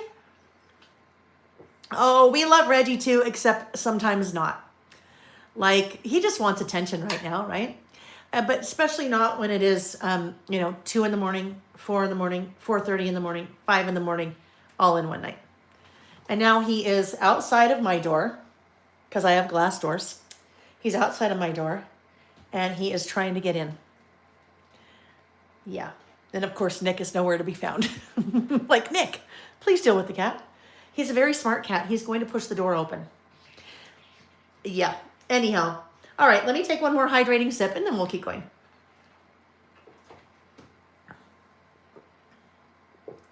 And guess what? If a list topic like this is not something you're like, yeah, no, I'm not looking forward to anything, Lael, and thanks for trying to pump me up, but no, I'm not looking forward to anything, then you know what? You're not, and that's okay. That's when you go back and find a different list topic that we've done in the past. And you think, you know what? I still want to play, so I'm going to go find a different list topic. I'm going to do a list about what I'm currently doing. Currently thinking, eating, reading, playing, wishing, hoping, dreaming, watching, listening to, right? Or you can do a favorites list. My favorite authors, my favorite books, my favorite music, my favorite musicians, my favorite movies, right? There's always something to list. I don't want you to not do something because you feel like you can't. All right, so what I was saying, I usually, this time of year, our list topics are pre-planned for a while. So these have been planned about a month. I've got these planned, these planned, these planned, these planned, really all the way through, well, going into March. Because there's just some set things that we always do, working that in with, the end of the year and start of a new year. So all of that to say, I planned on using Season Pass before Season Pass sold out. Season Pass, parts of it are sold out until the beginning of February. That would be the paper pack, that would be the entire Season Pass itself, and that would be the word strip stickers. Those are all on reorder, and they will be back. They're just not here now. Just FYI, I moved these because the cat. Wow. I moved these because if I'm going to stamp over here, I don't want all of this bulk in here. So I'll put them back in. Guess who's back? He's very smart. He just figured out how to get the door open. All right. If he just gets in his bucket, we'll be okay. All right. So things I'm looking forward to this month, and I will be using part of Season Pass. I will also be using part of the Year in Review tags and titles die cuts. So tags and titles die cuts, those are available a la carte. They come in the Year in Review project kit, but they are also available a la carte. So let me look at my little sketch here. Kind of have another little interactive thing going on. So sometimes there's a term. Oh, are you hearing reverb? Let's see, I just saw Diane's. If someone else, let me just talk a little less loud. And Reggie, get in your bucket. Get in your bucket. Get in your bucket. Come on. All right. TK, it's good. Let me just wait to hear a couple people. It's good. So Diane, if you're still hearing it, okay. Sounds like we're fine. Diane, maybe shut down your window and open it back up again. I think it sounds like it's on your end. Okay. So sometimes there's a term in paper crafting, scrapbooking specifically, that people refer to as scrap lifting. Have you ever heard that? Scrap lifting, where you're basically inspired by someone else. You are lifting kind of their project or their idea, their, whatever they did. So you can scrap lift other people. You can also scrap lift yourself. So what I am doing on this list, I am loosely going to be inspired by a list that I did way back in, well, let's see, it will tell us. January of 2021. It was my things I was looking forward to list. And what I did, the way I'm going to be inspired by that, I ended up having a short, kind of narrow page. So list over here, and then a narrow page right here with something hanging off of it. All right. So you don't always have to reinvent the wheel. If there's something that you've done in the past, go back and take a look and see what you've done in the past and see if you could, make it work again. And if you don't want to do that, you also have the idea books. So there are three. There's 3 Listing with Lael idea books. And the 4th one is coming in March because we do one every year. So the one that's coming in March will be all of our lists from 2025. So I'm inspired loosely by that, right? I am also inspired by something that I saw one of the design team members, one of my creative team members do in the last couple of days. And she posted it in the Facebook group. And that was Janelle Crizel.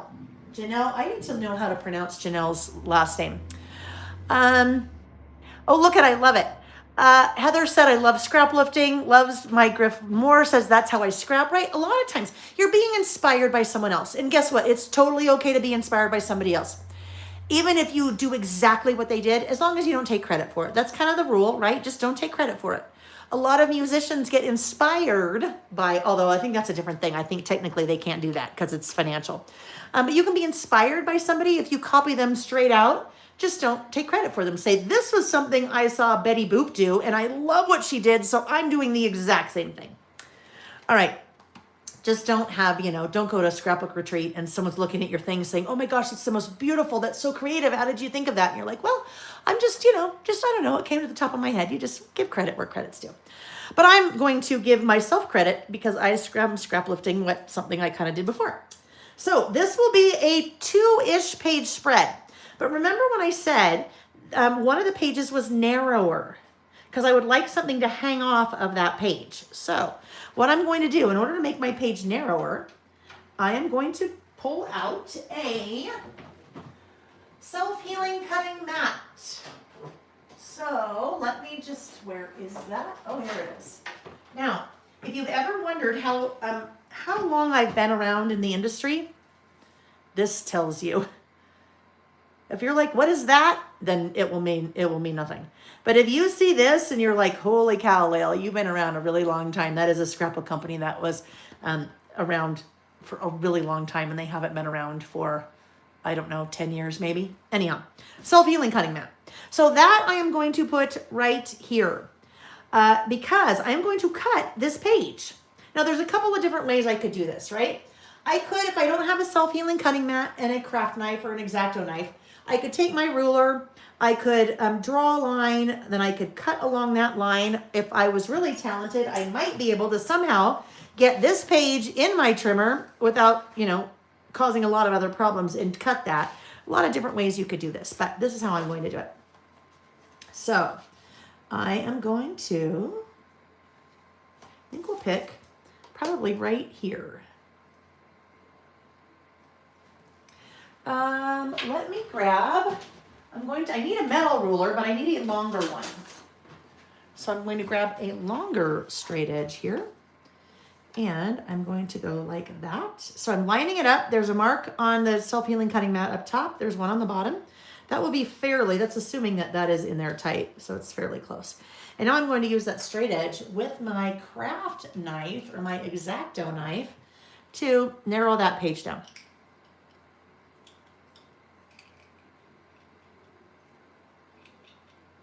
Okay.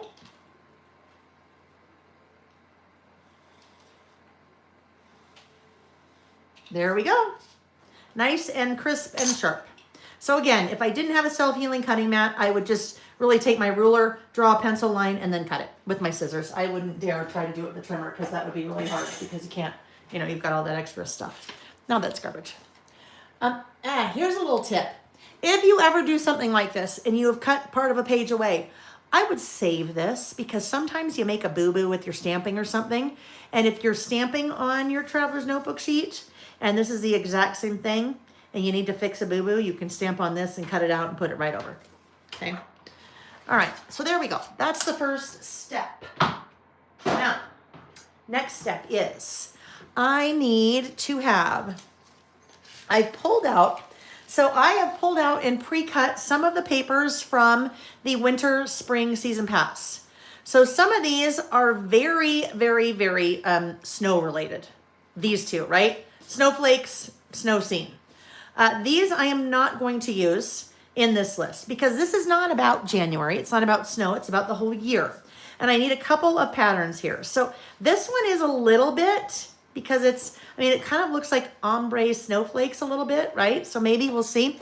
These really have nothing to do with snow, right? Nothing to do with winter or nothing to do with snow. So I am going to use these. So what I am going to do, I will be making my list here, and I will do a piece of white cardstock on that for my list. And then I will do, let's see, if we look at these together, that's a lot. That is a lot of pattern together, but you will, let's see, this is probably better. Yeah, I think we should do that. I think it should be that way. Oh, but wait, because what's going to hang off of here, I need to grab that. So the things that are going to hang off of there are on the, if you could see the cat right now. So I'm filming this way. My iPad is here. My phone camera stand is right behind it. And then Reggie is sitting right behind that camera stand staring at me because he would really like to interact with his mother. And she is not allowing it right now because she is busy playing. All right. These are the cut apart cards from the Winter Spring Season Pass. So Winter Spring Season Pass has a snippet of products for the first 3 months of the year, January, February, March. So right now we are working with January, but I have pulled out things that are not winter. There are some cards that are also not winter, like this one. It's going to be a great year. That is a great one to use for things I'm looking forward to this year. This one is also a great one, just has some little labels. This one is also a great one. So I am going to use those 3 cards. So let's grab our trimmer. Season Pass. In case you have just joined us, Season Pass. The Winter Spring, there are a number of parts of it that are sold out for about a month. That would be the entire Season Pass, because you can buy things in a kit or you can buy them a la carte. So the Season Pass kits are sold out until early February. The Season Pass paper pack, that would be a la carte if you didn't want to buy the whole kit, is sold out until early February. That one actually will probably not be early February. That will probably be sooner. That's my local printer, and so they can get things done faster than the die cuts. The die cuts are coming, well, it doesn't matter. And then the word strip stickers. Those are also temporarily sold out, and those will probably be, I don't know, 3rd week. But all of that to say, if you're looking for any of those products that are sold out, go to the products on the website, click the little button that says email me when available. You'll be automatically notified when those products get added again. If you are interested in the entire Season Pass, the full Winter Spring Season Pass, I'm going to suggest that in addition to doing the email me, Reggie, doing the email me when available, that you also, if you'd like to get on a waiting list for that you email me. I'm only bringing 100 more in of the full kit. And so those, I have no idea how quickly those will go. What I originally ordered, like I said, went way quicker than I thought. So if you'd like to be on a waiting list, I will deal with the waiting list first. Oopsie, I needed to cut this. All right, with this I can cut like this because I am going to do something, oopsie, different with this. Reggie! Oh my gosh, I'm so sorry. When he wants your attention, he nibbles at you. He just nibbled at the back of my calf. All right. One moment, please, friends. One moment. Oh, Reggie. Dude, I'll be right back.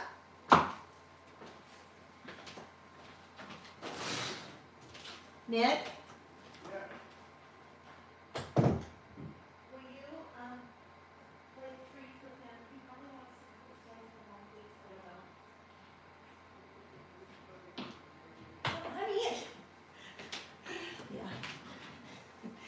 Oh, my husband. Put something in front of the door so we can't get in. Well, honey, why don't you do that? All right. Okay, there we go. It's basically like a horror movie. And I'm barricading myself in the house with dressers and all kinds of, not really dressers, but you know, when you watch a horror movie and they're trying to push a dresser in front of the door so the bad guy can't come in and get them. That's what I feel like. Apologies for that. Okay, so back to our regularly scheduled program. All right, we're going to use this guy and we're also going to use this guy. So I think what I'm going to do here is this.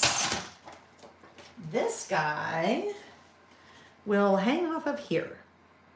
And then on the back side, this guy is going to match it like that, all right?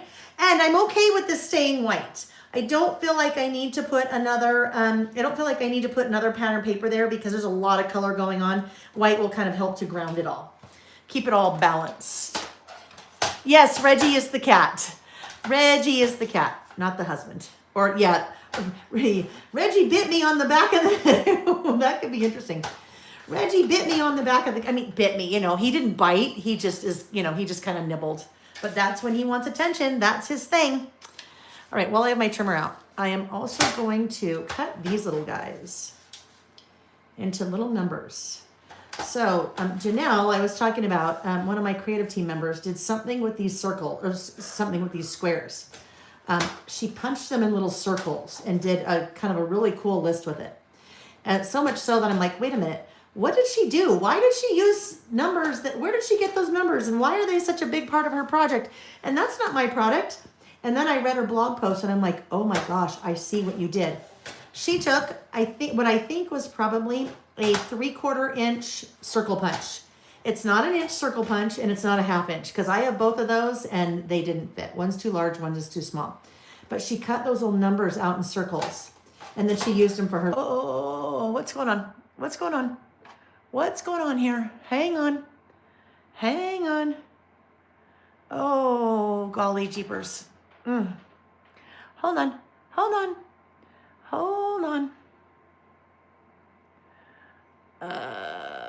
Are we good? Okay, no idea. Reggie probably just sent bad juju. He was probably not very happy with me, and then he made the internet do something funny. I would, if the internet wasn't all in this room, I would say he was probably chewing on the cord, but we're okay. I don't know what happened there. Some internet blip. Okay, so what I was saying is, if you wanted to do some kind of tip in, right? So tip in where you add a page, but you don't have tip in tape or you're not quite sure how to do it. You could do something like this, where you cut off a good portion of the page. You could even cut off all but an inch and then use this as an anchor to anchor whatever you want to tip in. So in this example of this guy, right, that is one of the cut files for Dear December. That I use tip in tape to tip into the center. So it's not anchored to anything. It's taped to this and it's taped to this. But if I didn't have a tape or I didn't want to do that, I could cut this middle page so it's a very narrow, and then that little tiny strip of the page would be my anchor, right? So I'd make it narrower than this, and then I would just adhere that to one side. All right, so now let's do this guy.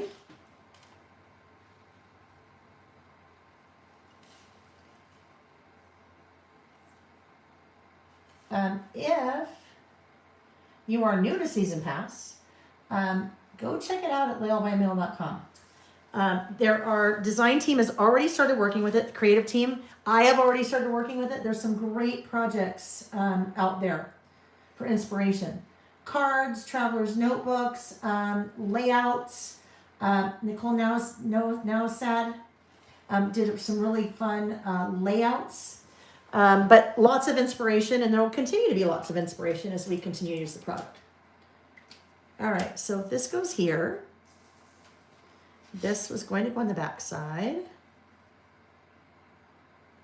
Or we could do this side. No, I think we better do this side. Okay, so now we're making a little sandwich.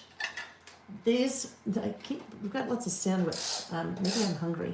Sandwich analogies here. So that's going to go there. That's the bread. Oops. This is the middle of our sandwich. That's the single slice of bologna. What? Oh, I didn't get enough on there, I guess. That's weird. Okay, there we go. Right? And then we'll turn it over and do the same thing on this side.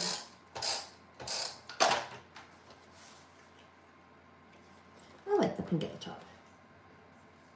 So nothing about any of these colors. I think that's a little bit too, oh, well, let's see. Nothing about any of these colors that screams winter, right? So it will work for the things I'm looking forward to in 2026. All right, this guy is going to go over here. So let's round these little corners. Oh, geez Louise. Geez Louise. I like to round my corners because the corners of my Traveler's Notebook inserts are rounded. So I feel like it just helps to, give them a little matchy. That will go there. And then over here is this guy. So I need to round these corners. Oh, whoops. Yeah, that was weird, you guys. I don't know what happened. We're plugged in. Everything is good. Yeah, I don't know what happened. Technical issues there. Whatever happened. And then that's when I lose some of you. And then you're like, well, I guess it's time for me to be done.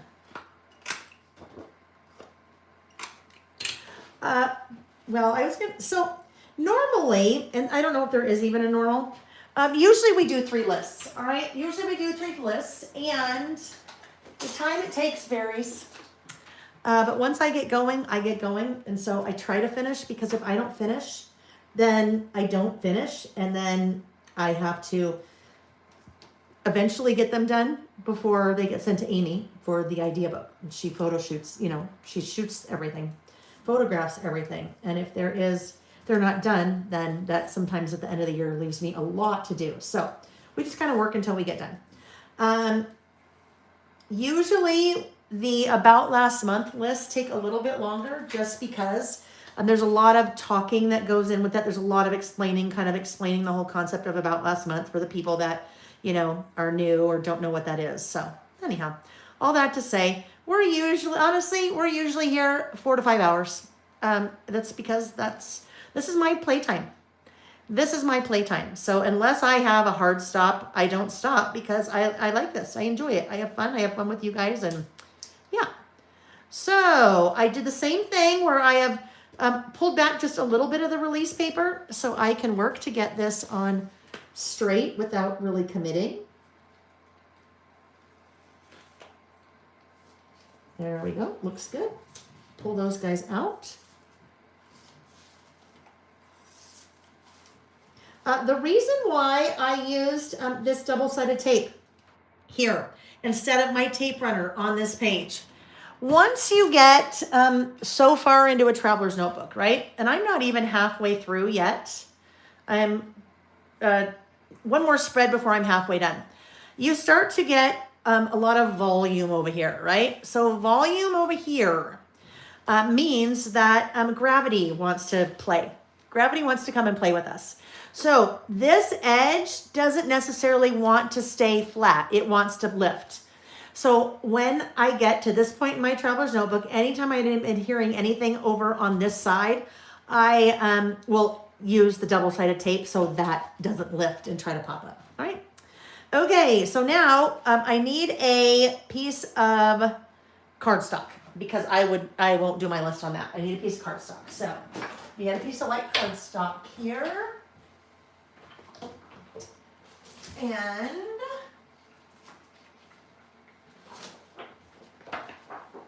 this is going to look really funny when I turn it over to adhere it. So I'll just tell you now. When I have a new release and the design team has been working on projects, I print them out so I can show you with the new release some of the projects, and then, it doesn't need to go in the garbage. I can just use that side. So when I go to put my adhesive on there, that's what that is. All right. So white cardstock. Usually I eyeball this. But when I eyeball it, it usually ends up being about 3 3/4 wide by 7 inches tall. And then that gives me a nice border of my pattern paper around whatever I'm going to make my list on. 3 3/4 by 7. And that's probably good. I don't know. You know what? That is probably, I think I need it taller. So I should have just eyeballed it. So we'll eyeball it. But I will use that for something else.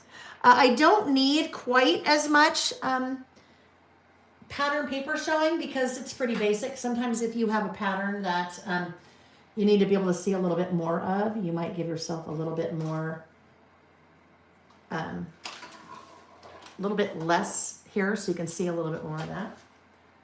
Let's see what this ends up being. It's probably closer to 4. Yep, 4, then it's probably 7 1/4. 4 by, yeah, isn't that funny? 4 by 7 1/4, pretty much dead on. So 4 by 7 1/4 or 3 3/4 by 7, just depends. All right, now that's my list. That is going to go over here.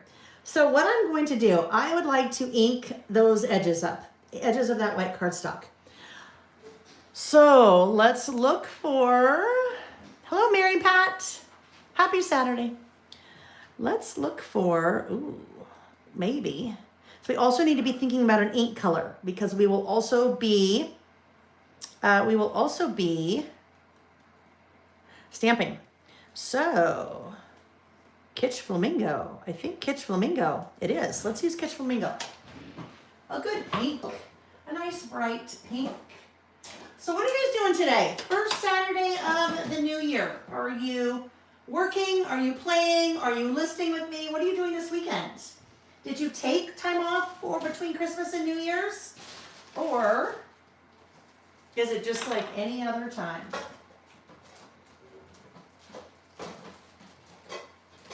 It's the weird time between Christmas and New Year's, right? When it's like, what day is it? I kept thinking that yesterday, I think I kept thinking yesterday was Sunday. But I also work all the days, so sometimes I'm like, well, it doesn't matter what day it is. All right, so this is my little storage solution for your little foam blenders, all right? So this little guy, I think we're up to 12, maybe 12 different inks now. So your little storage solution comes with the box. It comes with 2 cards and you pick whatever inks you are, and those cards are printed based on whatever inks that you have. On those cards, you have 20 squares on each side. So 20 and 20 is 40, which means I can store 40 of my little foam blenders in this one box. Also comes with 40 pre-punched circles, so you can do your swatching of your colors. They all come white, they're not written on or inked for you. And then also 40 of your little Velcro pieces. So those little, your Velcros, that's how your little blenders stay on top, or stick. All right, let's see. Mary just got back from the new Avatar movie with the family. Fun. Hello, Tabitha. Tabitha's been off for over 2 weeks, haven't done anything around the house, so she's cleaning and washing and putting away today. I go back, ooh, whoopsie. I go back to work on Monday. I didn't get that pressed down enough. There we go. Mary Pat's been watching. She just finished mounting some alphabet rubber stamps to wooden blocks. You like to revisit the olden days, right? When we used to, I think they still sell some like that, don't they? Like Stampin' Up.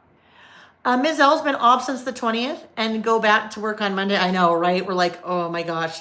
When you've been off for a long time, especially around the holidays, you know, sometimes you're like, oh my gosh, please get me back now. You know, sometimes you're ready to go back. Other times you're like, I don't want to go back ever. Don't want to go back. And then, you know what? You get past the first day and you're like, oh yeah, that's right. It's okay. It's not bad. I was just dreading it, right? Just dreading it because you've been off for so long. You're like, I have to put on pants. I like have to wear clothes. Justine's completing a calendar for her mother-in-law. Worked during the holidays, so still catching up, right? Yeah, some of us got to work during the holidays, huh? Lisa's off for 2 weeks, going back Monday. Teacher, oh yeah. Oh boy, kids are probably really rowdy right after, right? The first Monday after the Christmas break, or winter break, some people call it, right? Rainy, where Mary is, she's going to restart listing sesh once it's over, do her list to catch up, and close out her 2025 planner. Lovely. Ms. L is not looking forward to her email inbox. So guess what? That is a great segue to our list. Our list is things we're looking forward to, but guess what? You could do a list of things you're not looking forward to. And you know what? That's okay. I mean, because guess what? Let's be honest. There's probably things we're not looking forward to this year. And you don't have to always only document the good things. You can document the hard things too, you know? Maybe you had a relative pass away. Maybe you're not looking forward to, you know, their first birthday without them. Maybe you're not looking forward to, oh, I don't know, lots of things, right? Maybe you're not looking forward to going back to work. Maybe you're not looking forward to not going back to work, right? Maybe you were laid off, or I don't know. There's lots of things, but you could take this list both ways. What you're looking forward to and what you're not looking forward to. In fact, maybe what we should do, well, we don't really have time to do it with everything I have planned, but maybe what I should do is here. Maybe on this list, I should do things I'm not looking forward to. Oh, because sometimes they go hand in hand. One of the things I'm looking forward to is this year, hopefully February, we are moving into a warehouse, which means everything out of my house. Now, I will still work from home. I will go to the warehouse probably a couple hours, couple days a week. So I'm very much looking forward to, and that's on my list, warehouse, moving to a warehouse. What I'm not looking forward to is packing everything up to move to the warehouse, right? So things can go hand in hand, which I should probably do. I should probably do this, and then I'll do the other side when we're not together, and then we'll see it next time. All right, so now I need to stamp things I'm looking forward to this year. All the things stamp set. This we use probably 6 or 8 times a year. With this guy, it is kind of a mix and match. It's kind of a Garanimals stamp set, if that reference means anything to you. So you have a number of prompts, like things my favorite things about, things I'd like to, things I. And then you match those up with the handwritten words. My favorite things about summer. My favorite things about last month, last year, last spring, this spring. Things I'm looking forward to, things I'd like to do over, things I'd like to remember, things I'd like to forget, things I'd like to do again, things I believe, things I did well. We used this stamp set last week. Things I did well this year, right? So it's kind of a mix and match Garanimals type. But for this one, this is things I'm looking forward to this year. Things I'm looking forward to this year. What are you looking forward to?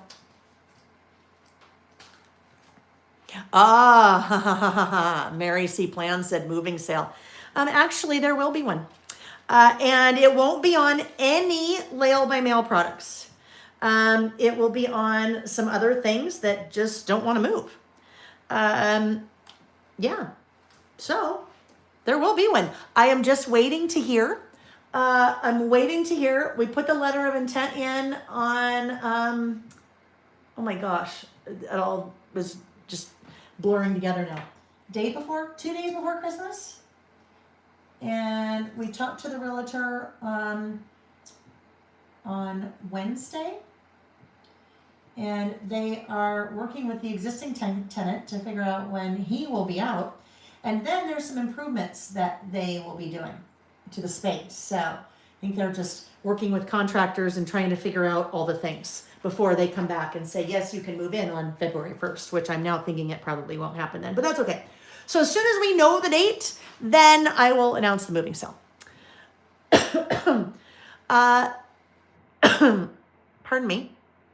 Nikki said, not looking forward to a full week of work after the holidays, right? And it's a full week. Sometimes it's a little bit easier to work our way into when it was, oh, the holidays were the Wednesday and then we go back Thursday, Friday. But yeah, a little bit more difficult. All right, so what I'm going to do, I'm going to work on this list now off the page because I can.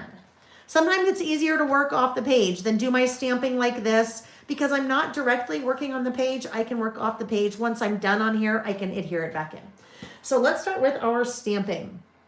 So all right. I need a couple different stamping blocks here. I am going to right size everything I do. All right. So you'll see me use different stamping blocks, different sizes. Again, I could line all of these up on one stamping block, but I know I don't like that because I like to control how close everything is together. And if you are adding that all to one stamping block, you just can't get that kind of control. So, call me crazy, but that's what I do. And I always test, right? So and then what I will do is, I might as well test all these at once so that I can see how I want to line them all up. Got stamping blocks everywhere. I wanted the long skinny one. There it is, okay. Looking forward to. So they all just kind of nest in together.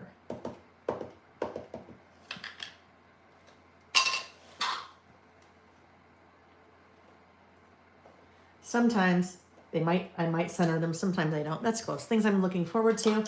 And then this here. So these are all separated like this because that's what makes it like the Garanimals, like your mix and match. You can match this vest with this shirt and these pants, or this top with this skirt, or you know what I mean. This sweater with these shorts. That's how this set becomes pretty versatile, is that by having all these different stamps that are separate, you get lots more potential. Get lots more bang for your buck. Things I'm looking forward to this year. Okay, that looks good. So we will now come in here and we will do all those over again.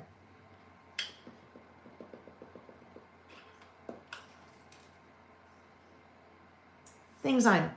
Here's an example. When you get a really small stamp like that, that's pretty fine. When I was saying earlier that typically I see people apply way more pressure than they need to when they're stamping, all right? This is what I mean by this. This is a very kind of delicate stamp, all right? So I know how to use it because I've used it a lot. I know I don't need to apply a lot of pressure. When I apply too much pressure, I'm very much going to over-exaggerate this. This is what happens.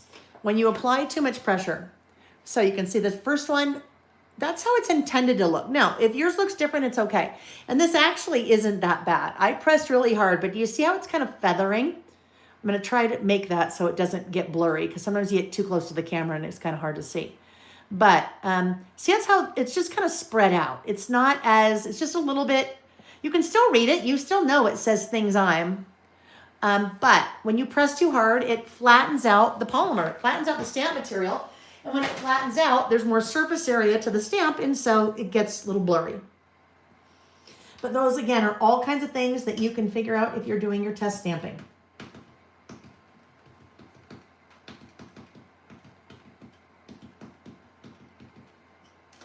Things I'm. That is a little bit crooked, Lael. My Things I'm. That's all right. Looking forward to this. What are you looking forward to this year? Did I already ask you guys that? Tell me, what are you looking forward to? This year.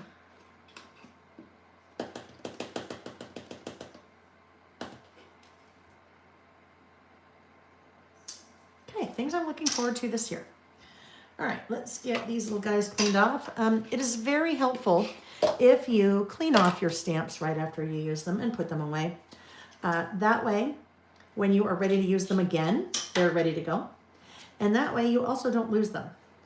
Some of your stamps, if they ever seem like they no longer want to stick to the sheet, the cling sheet, or to the stamping block, probably means they're dirty on the back.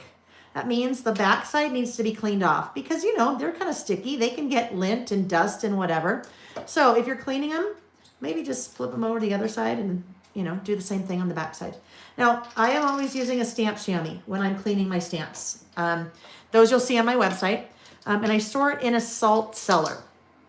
That salt cellar is something that you can, really it doesn't matter what you store if you're using a stamp chamois, it doesn't matter what you are using to store it in while you are working. But you want to keep it closed while you're working because, I mean, we're 4 hours in now, right? And if this was open and my stamp chamois was just sitting there, it would be dried out by now, right? Air has reached it and it will be dried. So by putting it in something like that, air is not getting to it. And that is linked in the description box of the video, kind of under the additional things I'm using, maybe about halfway down. Doesn't have to be that. You could use a baggie. You could use a Tupperware, but it's a good idea, unless you want to keep going and wetting it, you know, often, to keep it closed. Now, with that, I have a public service announcement. If you have ever put your clothes in the washing machine at night before you go to bed, and you think, oh, that'll be good. Right before I go to bed, I will remember to put my clothes in the dryer. And of course you forget. And you wake up in the next morning and you still forgot. And you go to work and you come home and then you're like, oh my gosh, I left the clothes in the washer. And you know what that means. you have to wash them again, right? Because you open up the dryer. You can almost walk in the door and smell it. I mean, not that bad. You open up the dryer and you're like, oh Lord, that does not smell good. Same thing here. When you're done using it, whether it's in a baggie or whether it's in something like this or whether it is in a Tupperware or whatever, take it out. Do that so it dries out. You don't want to leave it closed in there. And you know what? I forget all the time. All the time. And you just, if that happens, I just put a little like hand soap on it and just wash it, in the, you know, like that in the sink and, you know, squeeze it out and it's fine. All right, so this guy will be going over here. Now, I need to add some things. So, the things that I have pulled out, I've got a giant mix of things here. So, these on this side are from the, these are the die cuts from the Winter Spring Season Pass, what you see over here. That doesn't go there. That's from the collection we were using before. So this is part of that. This is part of that. That's part of that, although that's the wrong color. That is the wrong color. Hang on. Oh, please. There is a, here. These are all of my season pass die cuts separated by month, by theme. And this one, does this one go here? Yes, this one goes with this. So this one has light blue in it somewhere, doesn't it? No? Nope. Okay, I'm right. This was the right one. Don't mind me. Ooh, don't mind me. All right. So, there we go. This is still from that. These are all these little numbers I cut out of the paper, right? So this is all part of this. And then this is also part of this. Now what you see here, these little things right here are part of the die cuts for the year in review tags and titles. All right.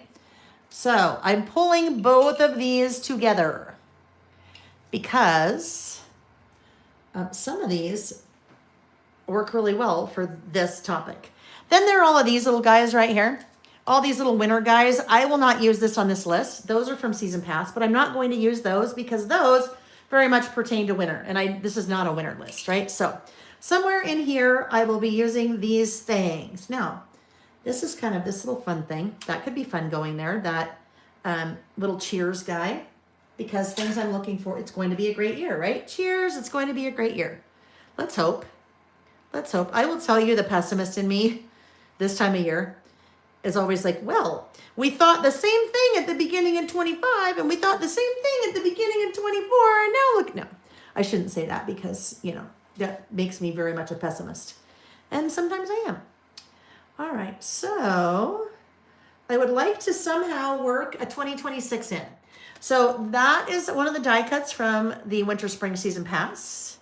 That would be fun. Maybe it goes right here. That would be cute right there, right? I think we should do that. Then I also have this guy from the year in review tags and titles. So maybe this guy goes over here in the center like that, or up here, or we'll figure that out.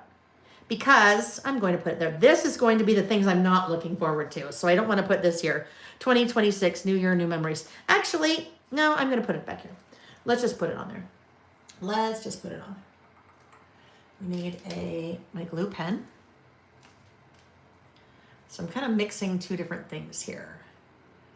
Product from two different things. Season Pass and the year in review tags and titles. And those are sold a la carte.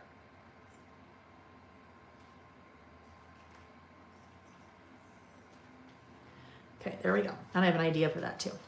All right, I think we should put these guys down. Now, normally, if I was working in a mini book, a scrapbook, whatever, I would be bringing out my foam squares, my foam adhesive. I would absolutely be adding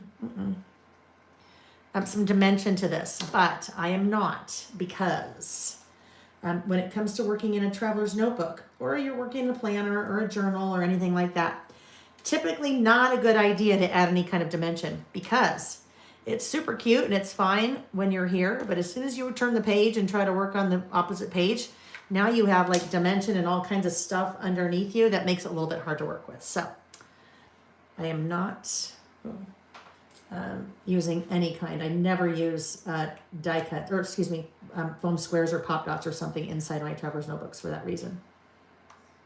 And generally, I don't use really anything that has any dimension to it. Like, don't use chipboard in there because it's just a little bit hard. Just makes it a little bit hard to.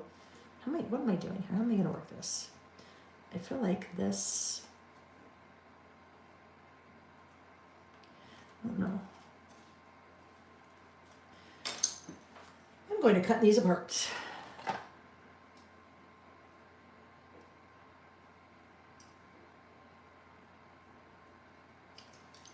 Like that. Then we'll have one there maybe, and then we'll have another one right here. So they're just going to kind of be on top of each other like that. That little angle, I was struggling with that little angle a little bit.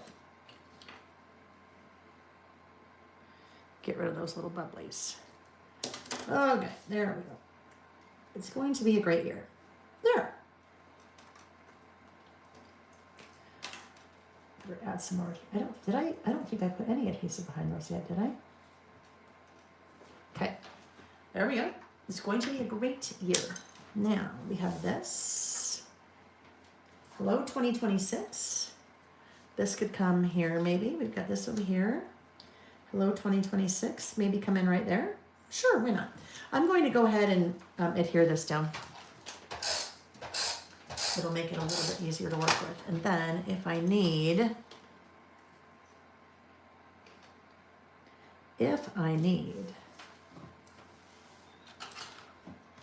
we can do that.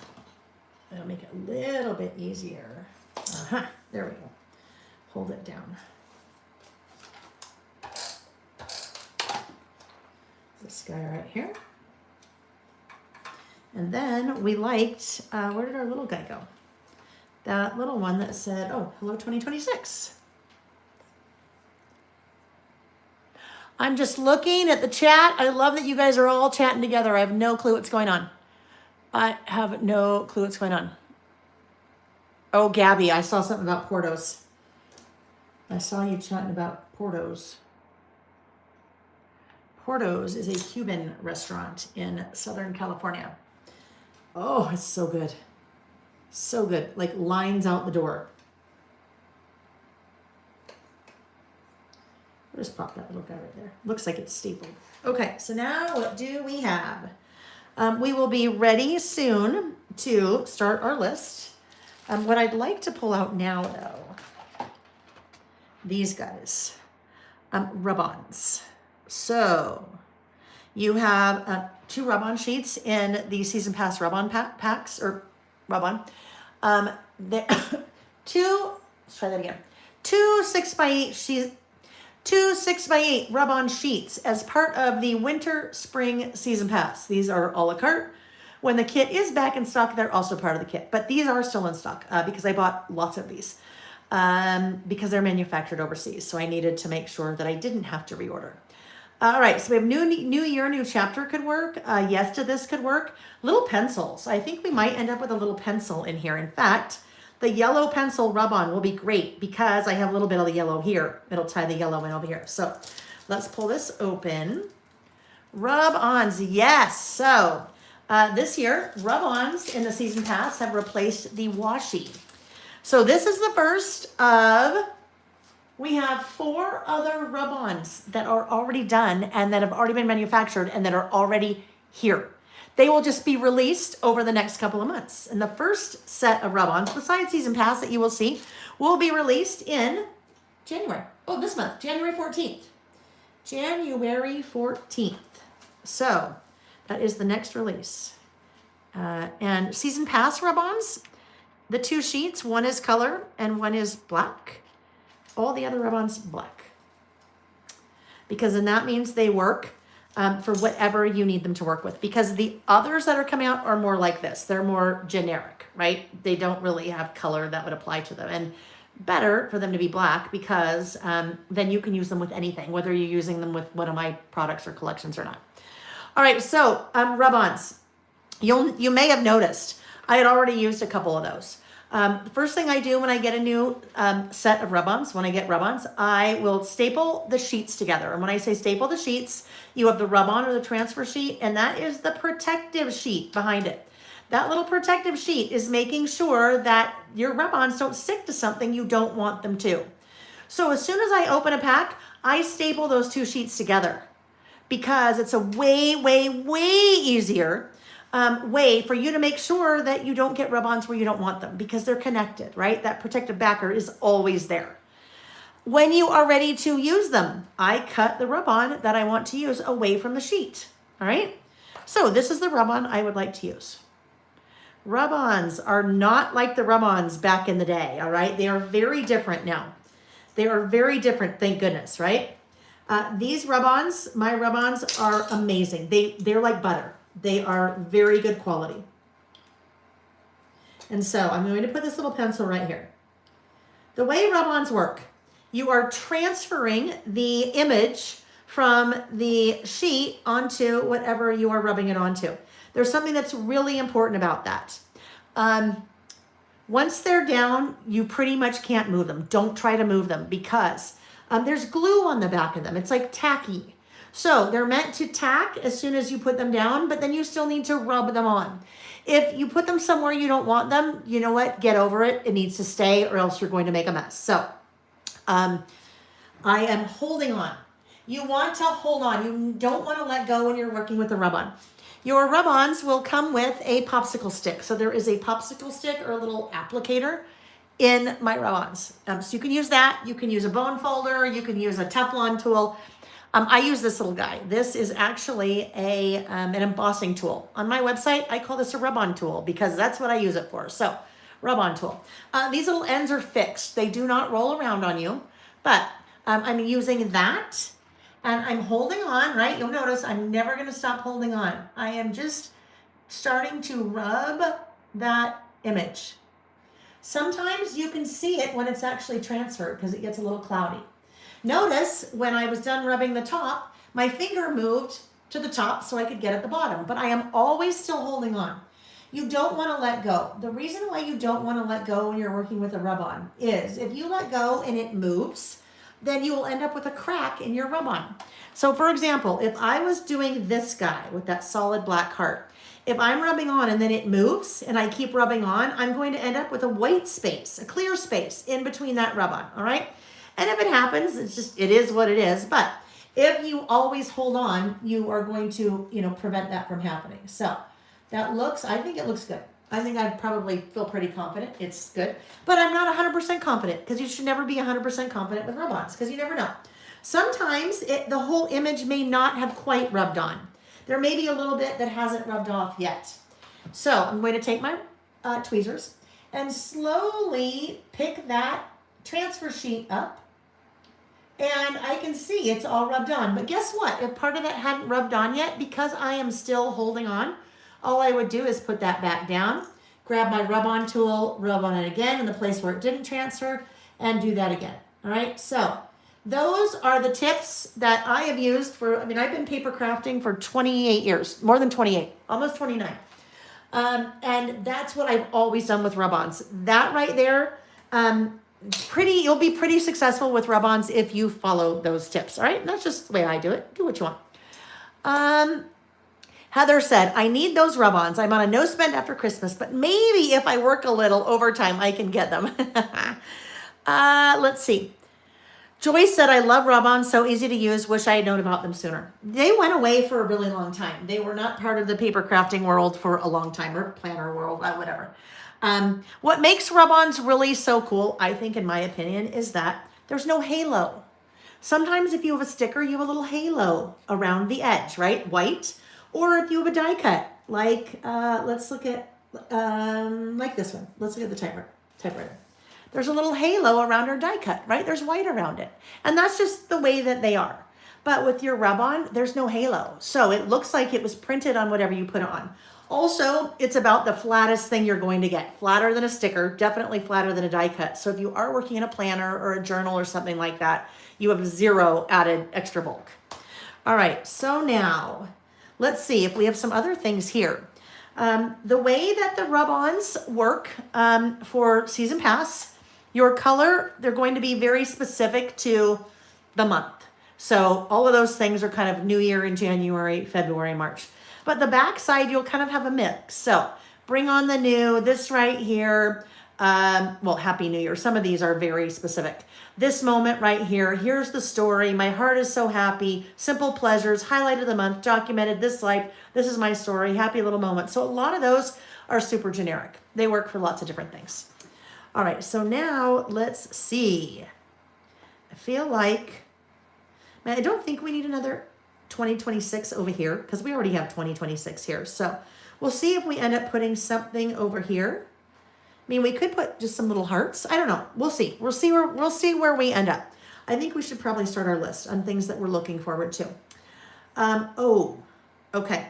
So what I may now not end up doing, maybe I will end up doing these over here for my things I'm not looking forward to, because you know what? I have kind of over decorated this side, right? I've a little bit over decorated this side. So it's going to be hard if I also try to start putting in these little guys. This is going to be that's going to be a lot, right? Because of this. So if when I do the opposite list, things I'm not looking forward to, maybe I could use these numbers over here. I will do that. All right. So now I need a bullet stamp. Bullet stamp. So let's grab our bullet stamps out. Those are our little tiny stamps. Oh, actually, let me look at my list. How many things am I looking forward to? This is a hard year for me because everything is very much front-loaded. Pretty much kind of the first couple months of the year. So, 1, 2, 3, 4, 5, 6, 7. 7. So, 1, 2, 3, I'll still use a bullet stamp. It'll be fine. What would I like to use? Something generic? Maybe I'll use this little star. Let's use a little star. It will be the star of the show. That's from Bullets and More. Just the basic old Bullets and More. There's all kinds of different holiday themed things, flowers, trees, houses, books, pencils, TVs. There's a lot of different fruit, lots of different things, animals. So if you want something a little bit more exciting than just a star, you've got options. Okay, so now I seem to be doing this part more and more often lately.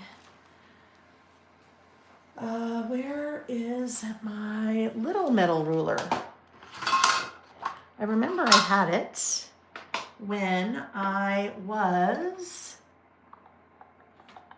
looking for the big metal ruler. Did I put it up here? Hang on, hold tight, please. While I look, did I just slide it in that drawer? No. So, if I was my little metal ruler, where would I be? I love it, Lisa. No spending month. Only no spending on extras. Can I start tomorrow? That's like if you do dry January, right? If you do dry January, or we're just not drinking during the month of January. That's some people do dry January. Then you're like, oh shoot. Can I start tomorrow? Oh, shoot. I went to lunch with my friends yesterday. Can I start tomorrow? I mean, we're still doing the holidays. Normally, I wouldn't have a glass of wine at lunch. But although I will also tell you, I have never done dry January. I don't feel like it's something I need to do. I don't drink a ton. So I'm like, well, I don't need to do dry January. Nick doesn't drink a ton. But Nick for so many years, he's always done dry January. Okay, I don't know where my ruler is. No, that's really bugging me. So I can use it. Oh, there it is. There it is. I found it. It's under my glue pen. Thank you. Thank you. Thank you. Let's see, Heather.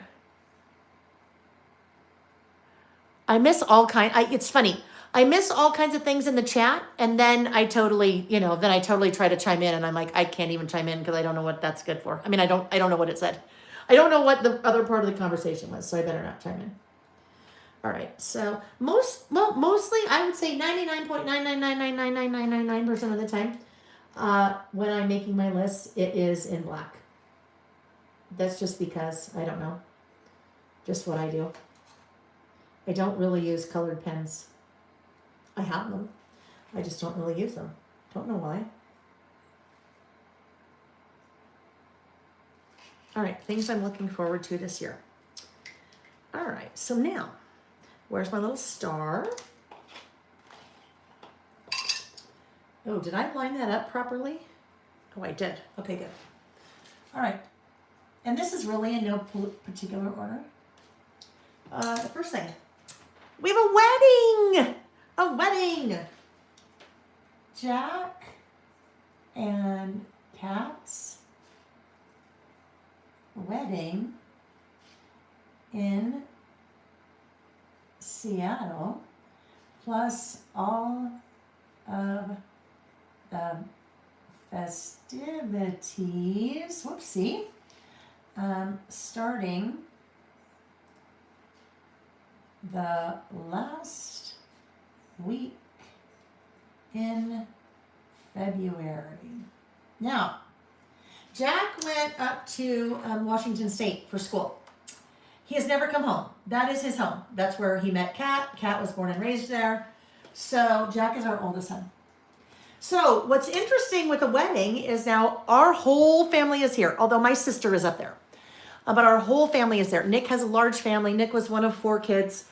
And so all of our friends are here. So it is an out-of-town wedding, right? So we are all traveling. So there's lots of, things. Nick and I will be up there, I think, let's see, Wednesday, Thursday, Friday, Saturday, Sunday, Monday, Tuesday. We'll be up there for a week. So to kind of help in the rehearsal dinner and all of that. But yes, I'm very much looking forward to that. Thank you. Yes. Very much looking forward to that. Then, a mere 2 weeks after that. Timing is not, okay. But it is what it is. 2 weeks after that, a sightseeing and stationery shopping trip to Tokyo. I'm going to Tokyo. Vicki and I are going to Tokyo with just some ladies, and very much looking forward to that. But March, also thrown in there for March is when I do my big anniversary every year. Anniversary corresponding with our listing. So this March will be 6 years.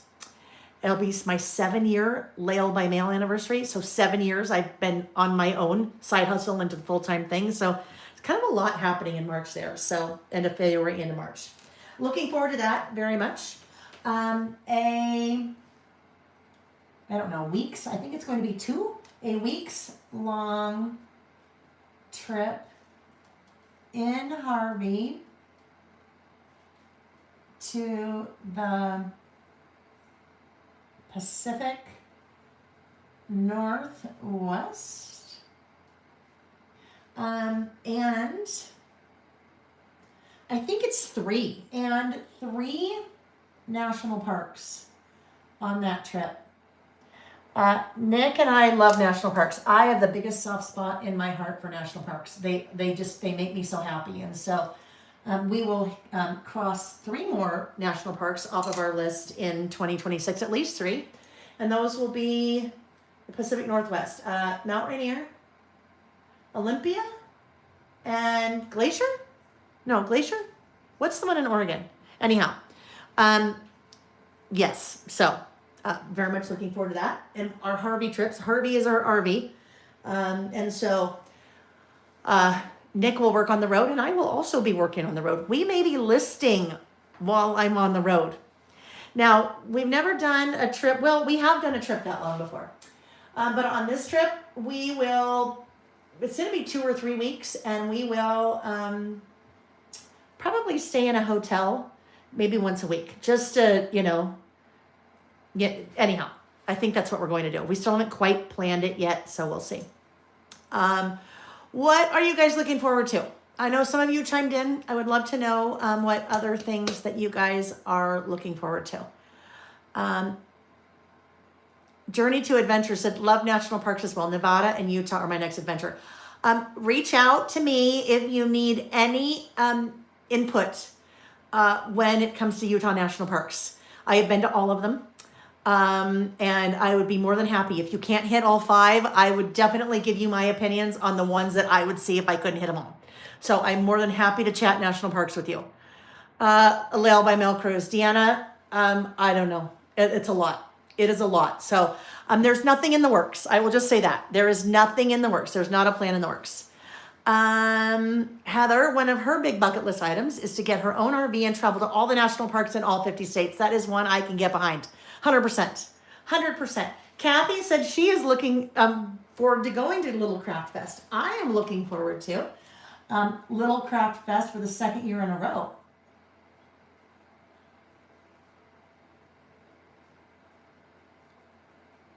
That was amazing for the 2nd year in a row. And that for me has been the gift that keeps on giving, because I made so many connections there, and a lot of people found me there. And so my customer base, I think grew.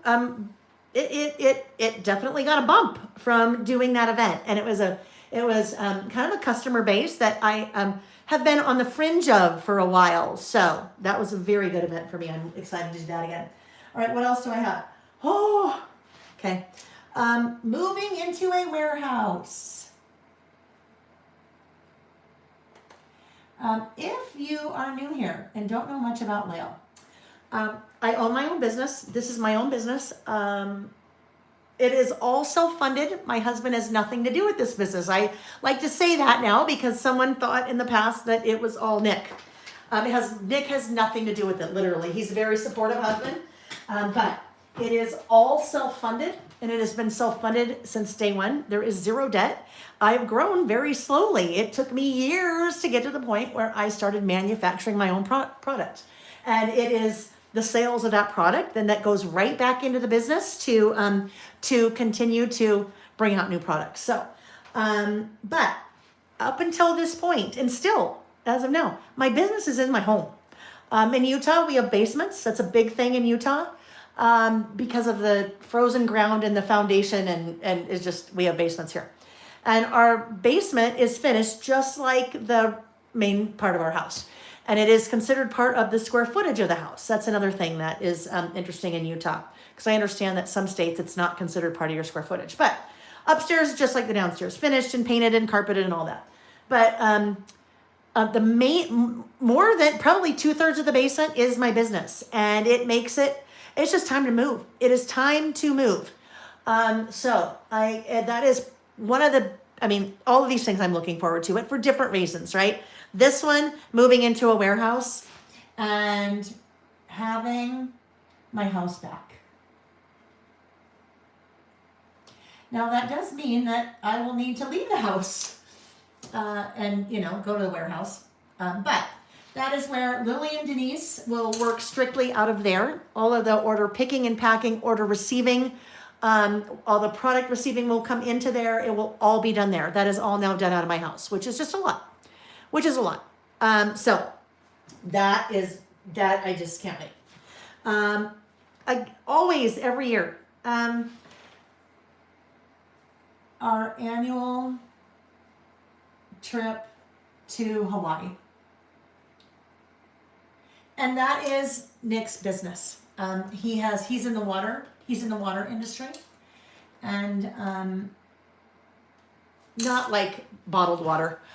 He works for a company that manufactures ductile iron water pipes. So like the giant water pipe that they put in a housing development or in cities and things like that. So Hawaii is, he's in charge of sales for the whole western part of the United States. So that is part of territory that he is responsible for, and as one of his salespeople is responsible for that. So anyhow, there's a big trade show there in February every year. So we are fortunate enough to go to Hawaii at least once a year because business, and I tag along because why not? Of course I will. Of course, yes. Journey to Adventures question. Did you say that we can get on the wait list for this collection? I thought I placed the order, but never did. Yes. If you would like the entire season pass, the winter spring season pass, it is coming in stock again. Everything has been reordered. It should be here early February. Parts and pieces will start to come slowly. So paper will come. That's sold a la carte. The what else are we out of right now? The season pass itself, the paper, and the word strip stickers are sold out. If you want the full season pass, you can email me and say I'd like to get on the wait list.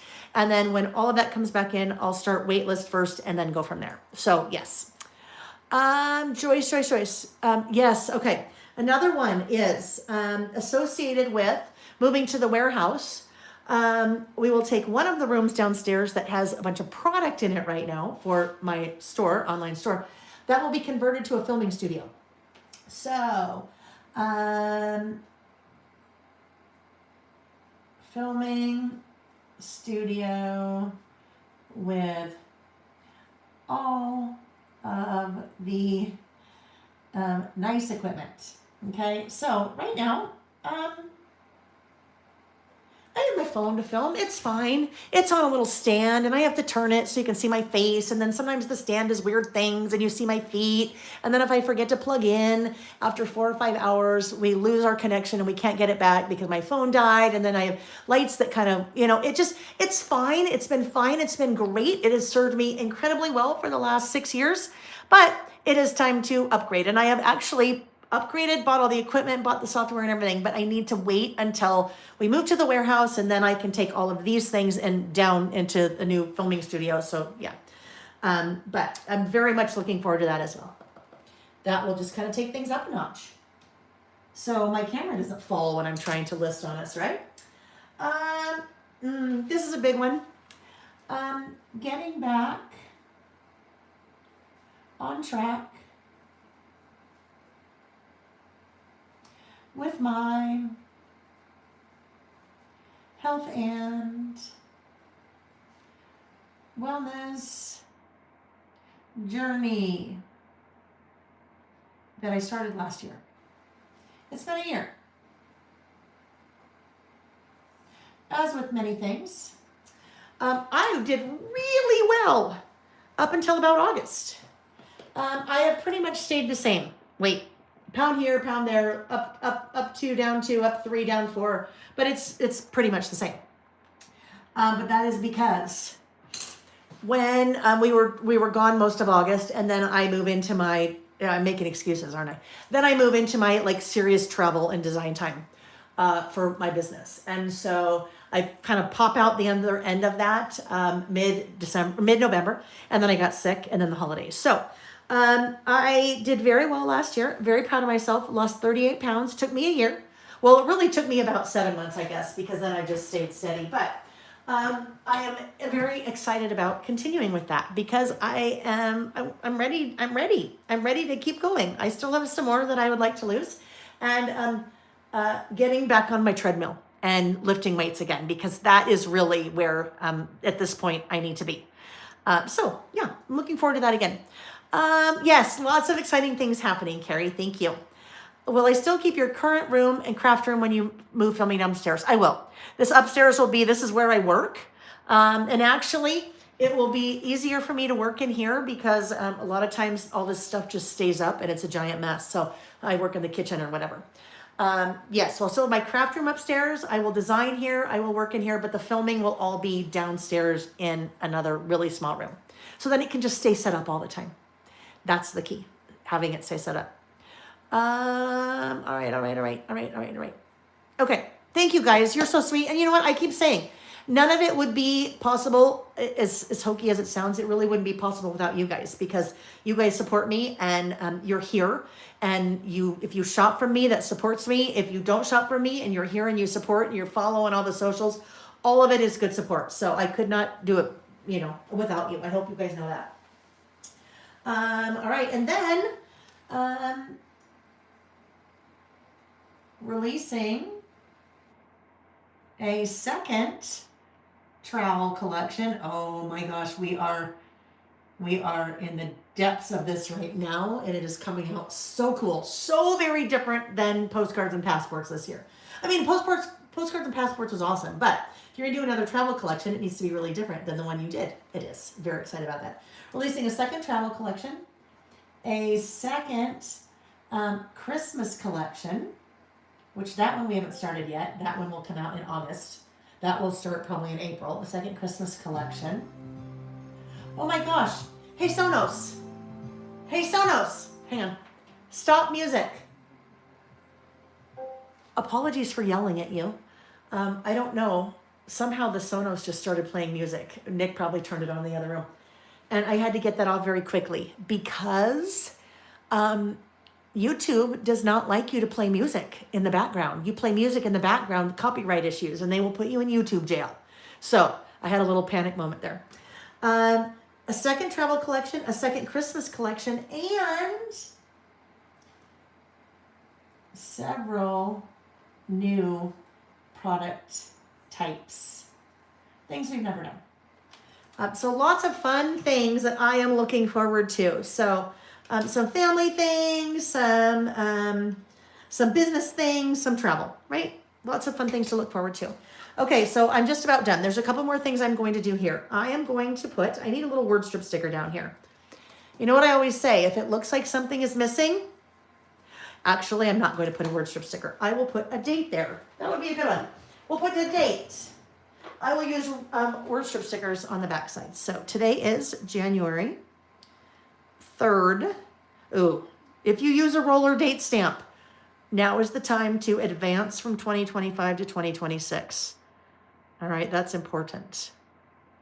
All right, so now I'm going to test this because, especially with your dates, always a good idea to test with your dates because, you know, if you haven't used it in a while and you missed that the year changed, you'd be sad that that said January 2025. Okay, January 3rd, 2026. That is going to go right here. There we go. Now, I need to do something more needs to happen over here. This is just a little plain. So let's look. I mean, the hearts don't really go there. Really, this moment right here doesn't work. Dream big, shine bright, enjoy life. How about that? That would work. That kind of works because it fits the space, really. Generic, that works. And like I said, most of those things are happening, except for the collections. Most of those things are happening. They're definitely weighted more, you know, like now through April. So there will be more. Oh, that's going to be perfect there. Right? That was that space. I needed something, and the black is now kind of tying it all together. Rub-ons, I tell you. Love them. Love them. I can't wait for you guys to see the other ones that are coming out this year that are already done. And here. We are manufacturing. I mean, there's so many more things I'm looking forward to, but those are the highlights. But we are manufacturing right now, at least, we're trying to be at least 3 months in advance. At least 3 months. And when you manufacture some of your products overseas, you have to be that far in advance, right? Especially this time of year.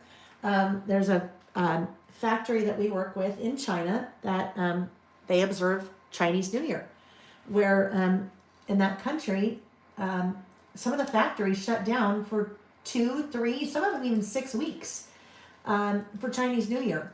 When that happens, you have to have your products in, and they have to have them be manufactured and shipped before they do that, before they leave, or else you just missed a 3 to 6 week window of manufacturing time. So, all right, there we go. And then next week, well, I will do this because I don't have time for us to do this in the coming weeks because we have too many other lists planned that we have to get done. So before we are together listing again, which will be on the 10th, I will do, maybe today, later today, I will do the opposite of this list. And it's the things I'm not looking forward to this year, like moving the warehouse, moving in, you know, I'm looking forward to moving into a warehouse, but not doing the actual work to get us moved. What I thought I'd do in some of these, I have all of these fun, I have all of these fun word strip stickers. So I thought I might put some of these word strip stickers, just the white ones, I think, into Hello 2026 could go in one of those. Whoopsie. I'm just going to kind of fill in some of these little boxes, right? That fits well there. And I don't need to fill all of them in. We'll just see what we have. Life is good.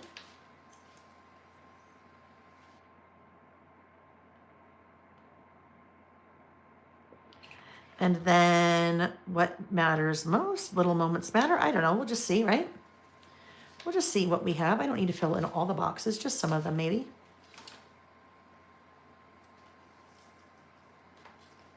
Yeah, you know what? We're not going to fill them all in. We'll just kind of do this, right? Little moments matter. Life is good. And hello 2026. I think that's good because I don't want to put another one here because then they're right next to each other or here. This, I could maybe put one there, but I don't want to necessarily, I don't know. We'll see. Let's look. Let's just look. Let's just look. Let's see what we're going to get. How about here's the story of a lovely lady.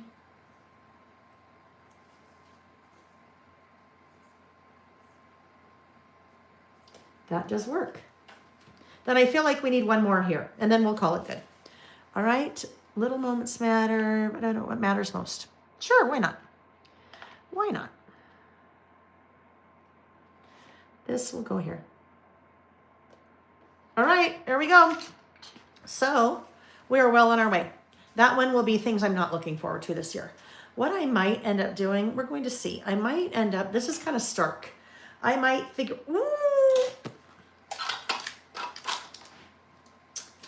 what if? All right, I'm not going to do this while we're together. I'm going to play around a little bit with this, friends. But this is the stamp set, and these are still in stock as well. We're on our third print of these, third round of manufacturing with the winter spring, the season pass winter spring stamp set. What I might do, this little guy, details, currently documented snippets and all that. I might take in a light gray, really light, and I might just come in here and do a little bit of masking. So we have this along there. All right, you know what? Should we just do it? Or I know, how about a light blue? Let's just do it. We're just gonna do it because why not? If I say, I'm gonna do that later, you know what'll happen? We all know what'll happen. I'll do that later. I mean, I already need to do that list later. So let's just see. Let's grab we need a blue, I'm thinking maybe tumbled glass would be nice. Because I mean, broken china would work, but it's just, I think it's going to be a little bit too much. I'd like for it to be a little bit more subtlety here. Tumbled glass. Let's just see. Tumbled glass. Like George Glass. That is, if my friend Elise was here, she would know this reference. I very much enjoy my Brady Bunch references. I learned a lot about life from the Brady Bunch. George Glass. George Glass. Something to do with, oh, that was Jan. Jan had like a pretend, yes. Lisa, I love it. Lisa knew. Yes, Lisa knew. George Glass. Jan Brady, she made up a fake boyfriend, and it was George Glass.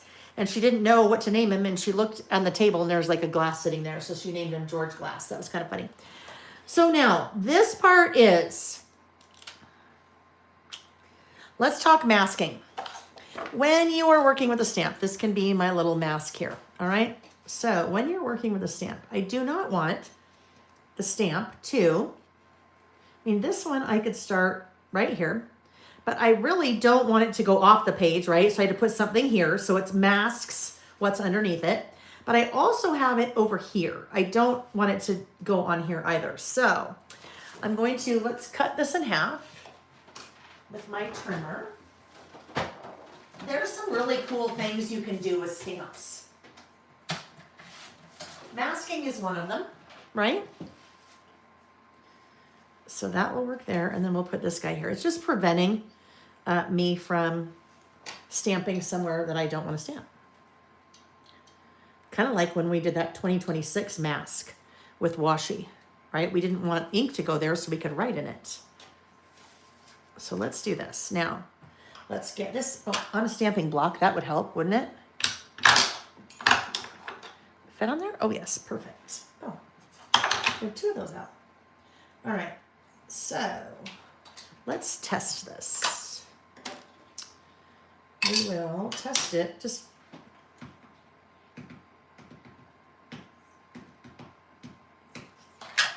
Let's just see what this is going to look like if we like it. I think it could be fun. I think we're going to do it. So, and if we don't like it, oh well. We don't have to love everything that we do, right? The point is we loved doing it. We loved being creative and crafty and, oh, actually, I'm going to do something. I am going to clean this off really quickly. I'm going to reposition this stamp on the lock. And this is why. As I was just about ready to go here, see what was going to happen? This was going to run in over here. I would not be able to get a flat impression. Over here I would, but this, because it's higher, would prevent that from stamping. So what I want to do is come back and reposition that so it is over here. Then I'm not going to run into that problem.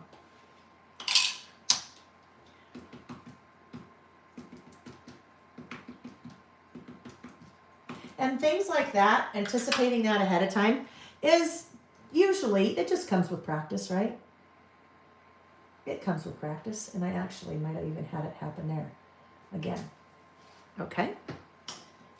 So ideally what I would have done, this would have been way easier if I had done this before I ever cut that page and before I ever put that there, right? Now, let's see, because here's the thing. I don't want, not sure how this is going to work, this part, because, well, I think it's just actually going to end up being, there's no way for me to just get part of it. I can't really, I don't know. Let's see what happens here. There's no way for me really to get this part over here without something bad happening. Because it won't, and I just moved it. It's gonna be a little bit blurry. Ooh, all right. So that happened because of that. That was too tall. So guess what we're going to do? We are going to solve our own problem. We are going to do this. We're going to gently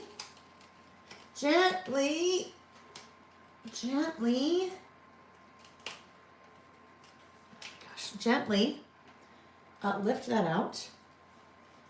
And I think I never adhered that little guy on. That's why he just popped off. So, get some adhesive on him. And let me put him back. And then, I am going to take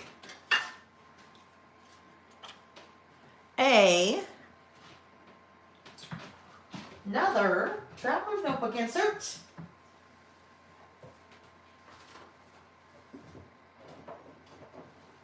So I thought of things ahead of time, but not well enough ahead of time, right? So now I'm going to, from another Traveler's Notebook insert, I'm going to take that page out. And I am going to go like, I don't want the rounded corners, so that's why I'm starting kind of in the middle. Right there. And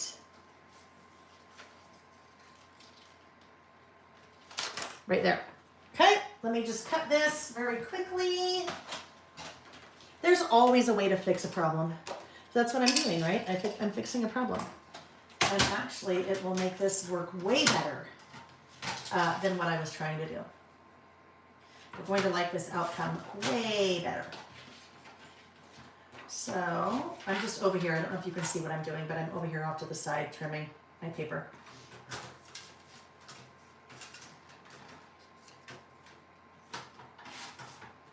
Okay. That is the width of my page, right?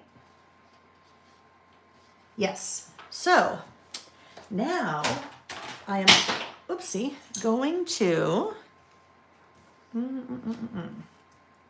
do this.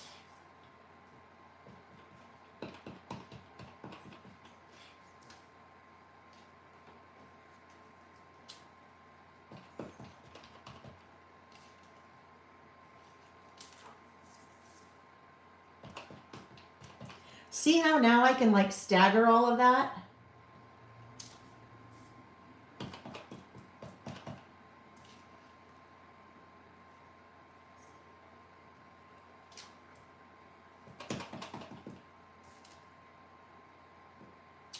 I'm basically just like filling in the blanks.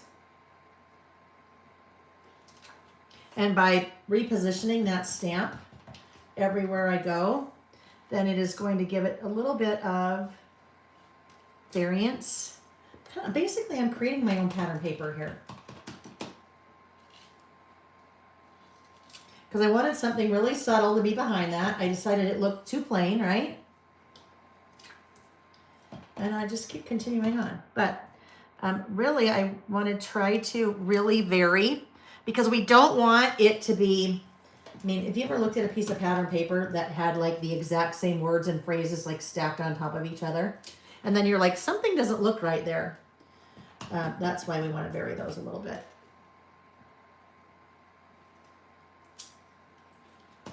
And then we can try to go in here and maybe fill a little bit in. All right, we're gonna like this so much better. I won't mess with this on the back side. It's just the front. It's like some days you don't care what the back of your hair looks like. You only care what the front looks like, especially maybe if you're filming and people are only gonna see the front of your hair and not the back of your hair, then like that. I'm only gonna worry about the front of this little piece looks like, not the back.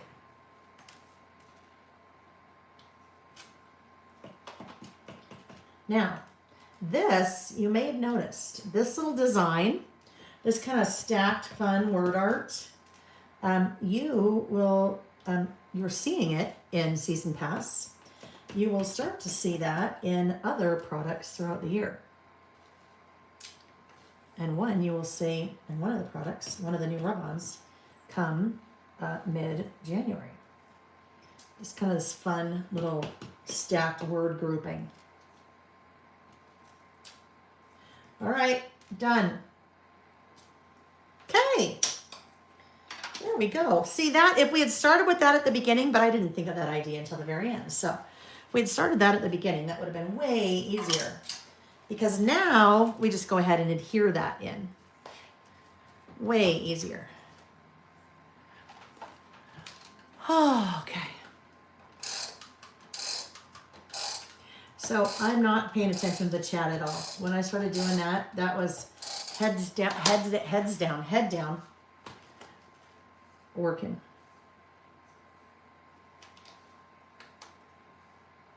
That also, if you make a mistake on something, that's another easy way to, well, I kind of did, didn't I? That's an easy way to fix something. It's just, whoopsie. It's just come in and, ooh, we can go all the way down. Come in and do it over and glue it down. Right? Look, wasn't that worth the time? I think that turned out super cute. I'm so glad we did that. And I'm glad I did it with you guys and not wait, because I probably just would have not done it. But then I'm also glad that you could see it, so you get a feel for if you wanted to do something like that, how you could do that. In some of my Traveler's Notebook classes over the year, like the project kits, we've done some things like that where we actually make a background out of your stamps, which is kind of fun to do. All right, so now let's do the outline around this page, and then we will call it a day. Because I need to go eat something. I haven't had enough liquid to need to go to the bathroom yet, but I do need to eat something. And drink something.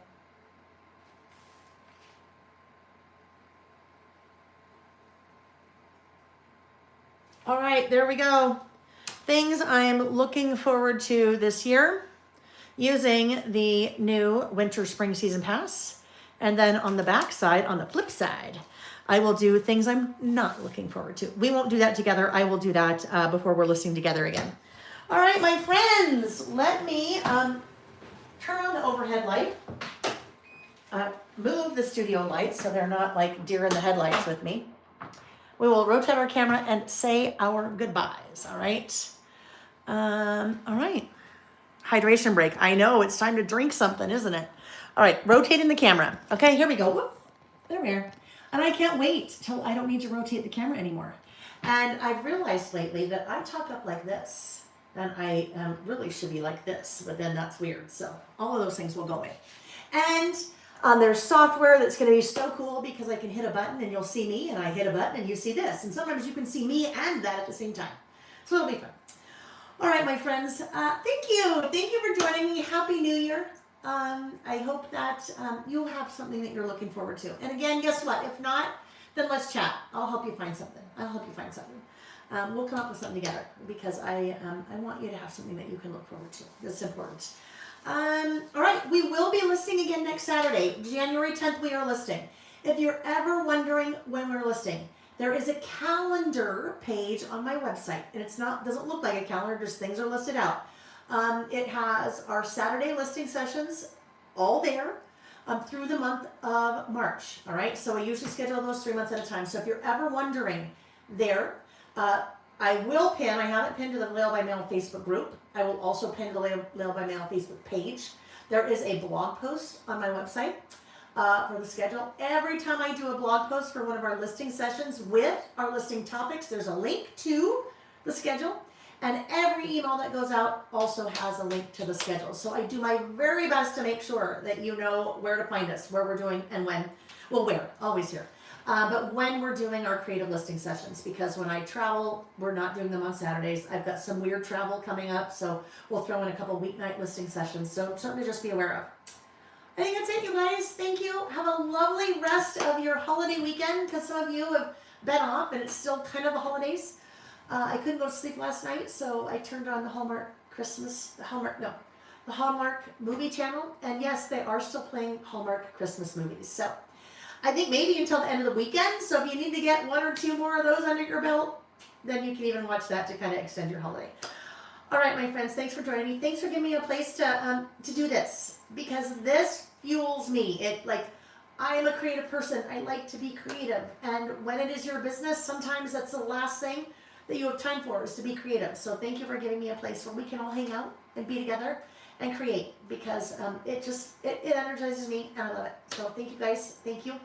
And have a great rest of your weekend. And I hope to see you on next Saturday when we're listing again on January 10th. Thanks for watching. Bye-bye. Bye.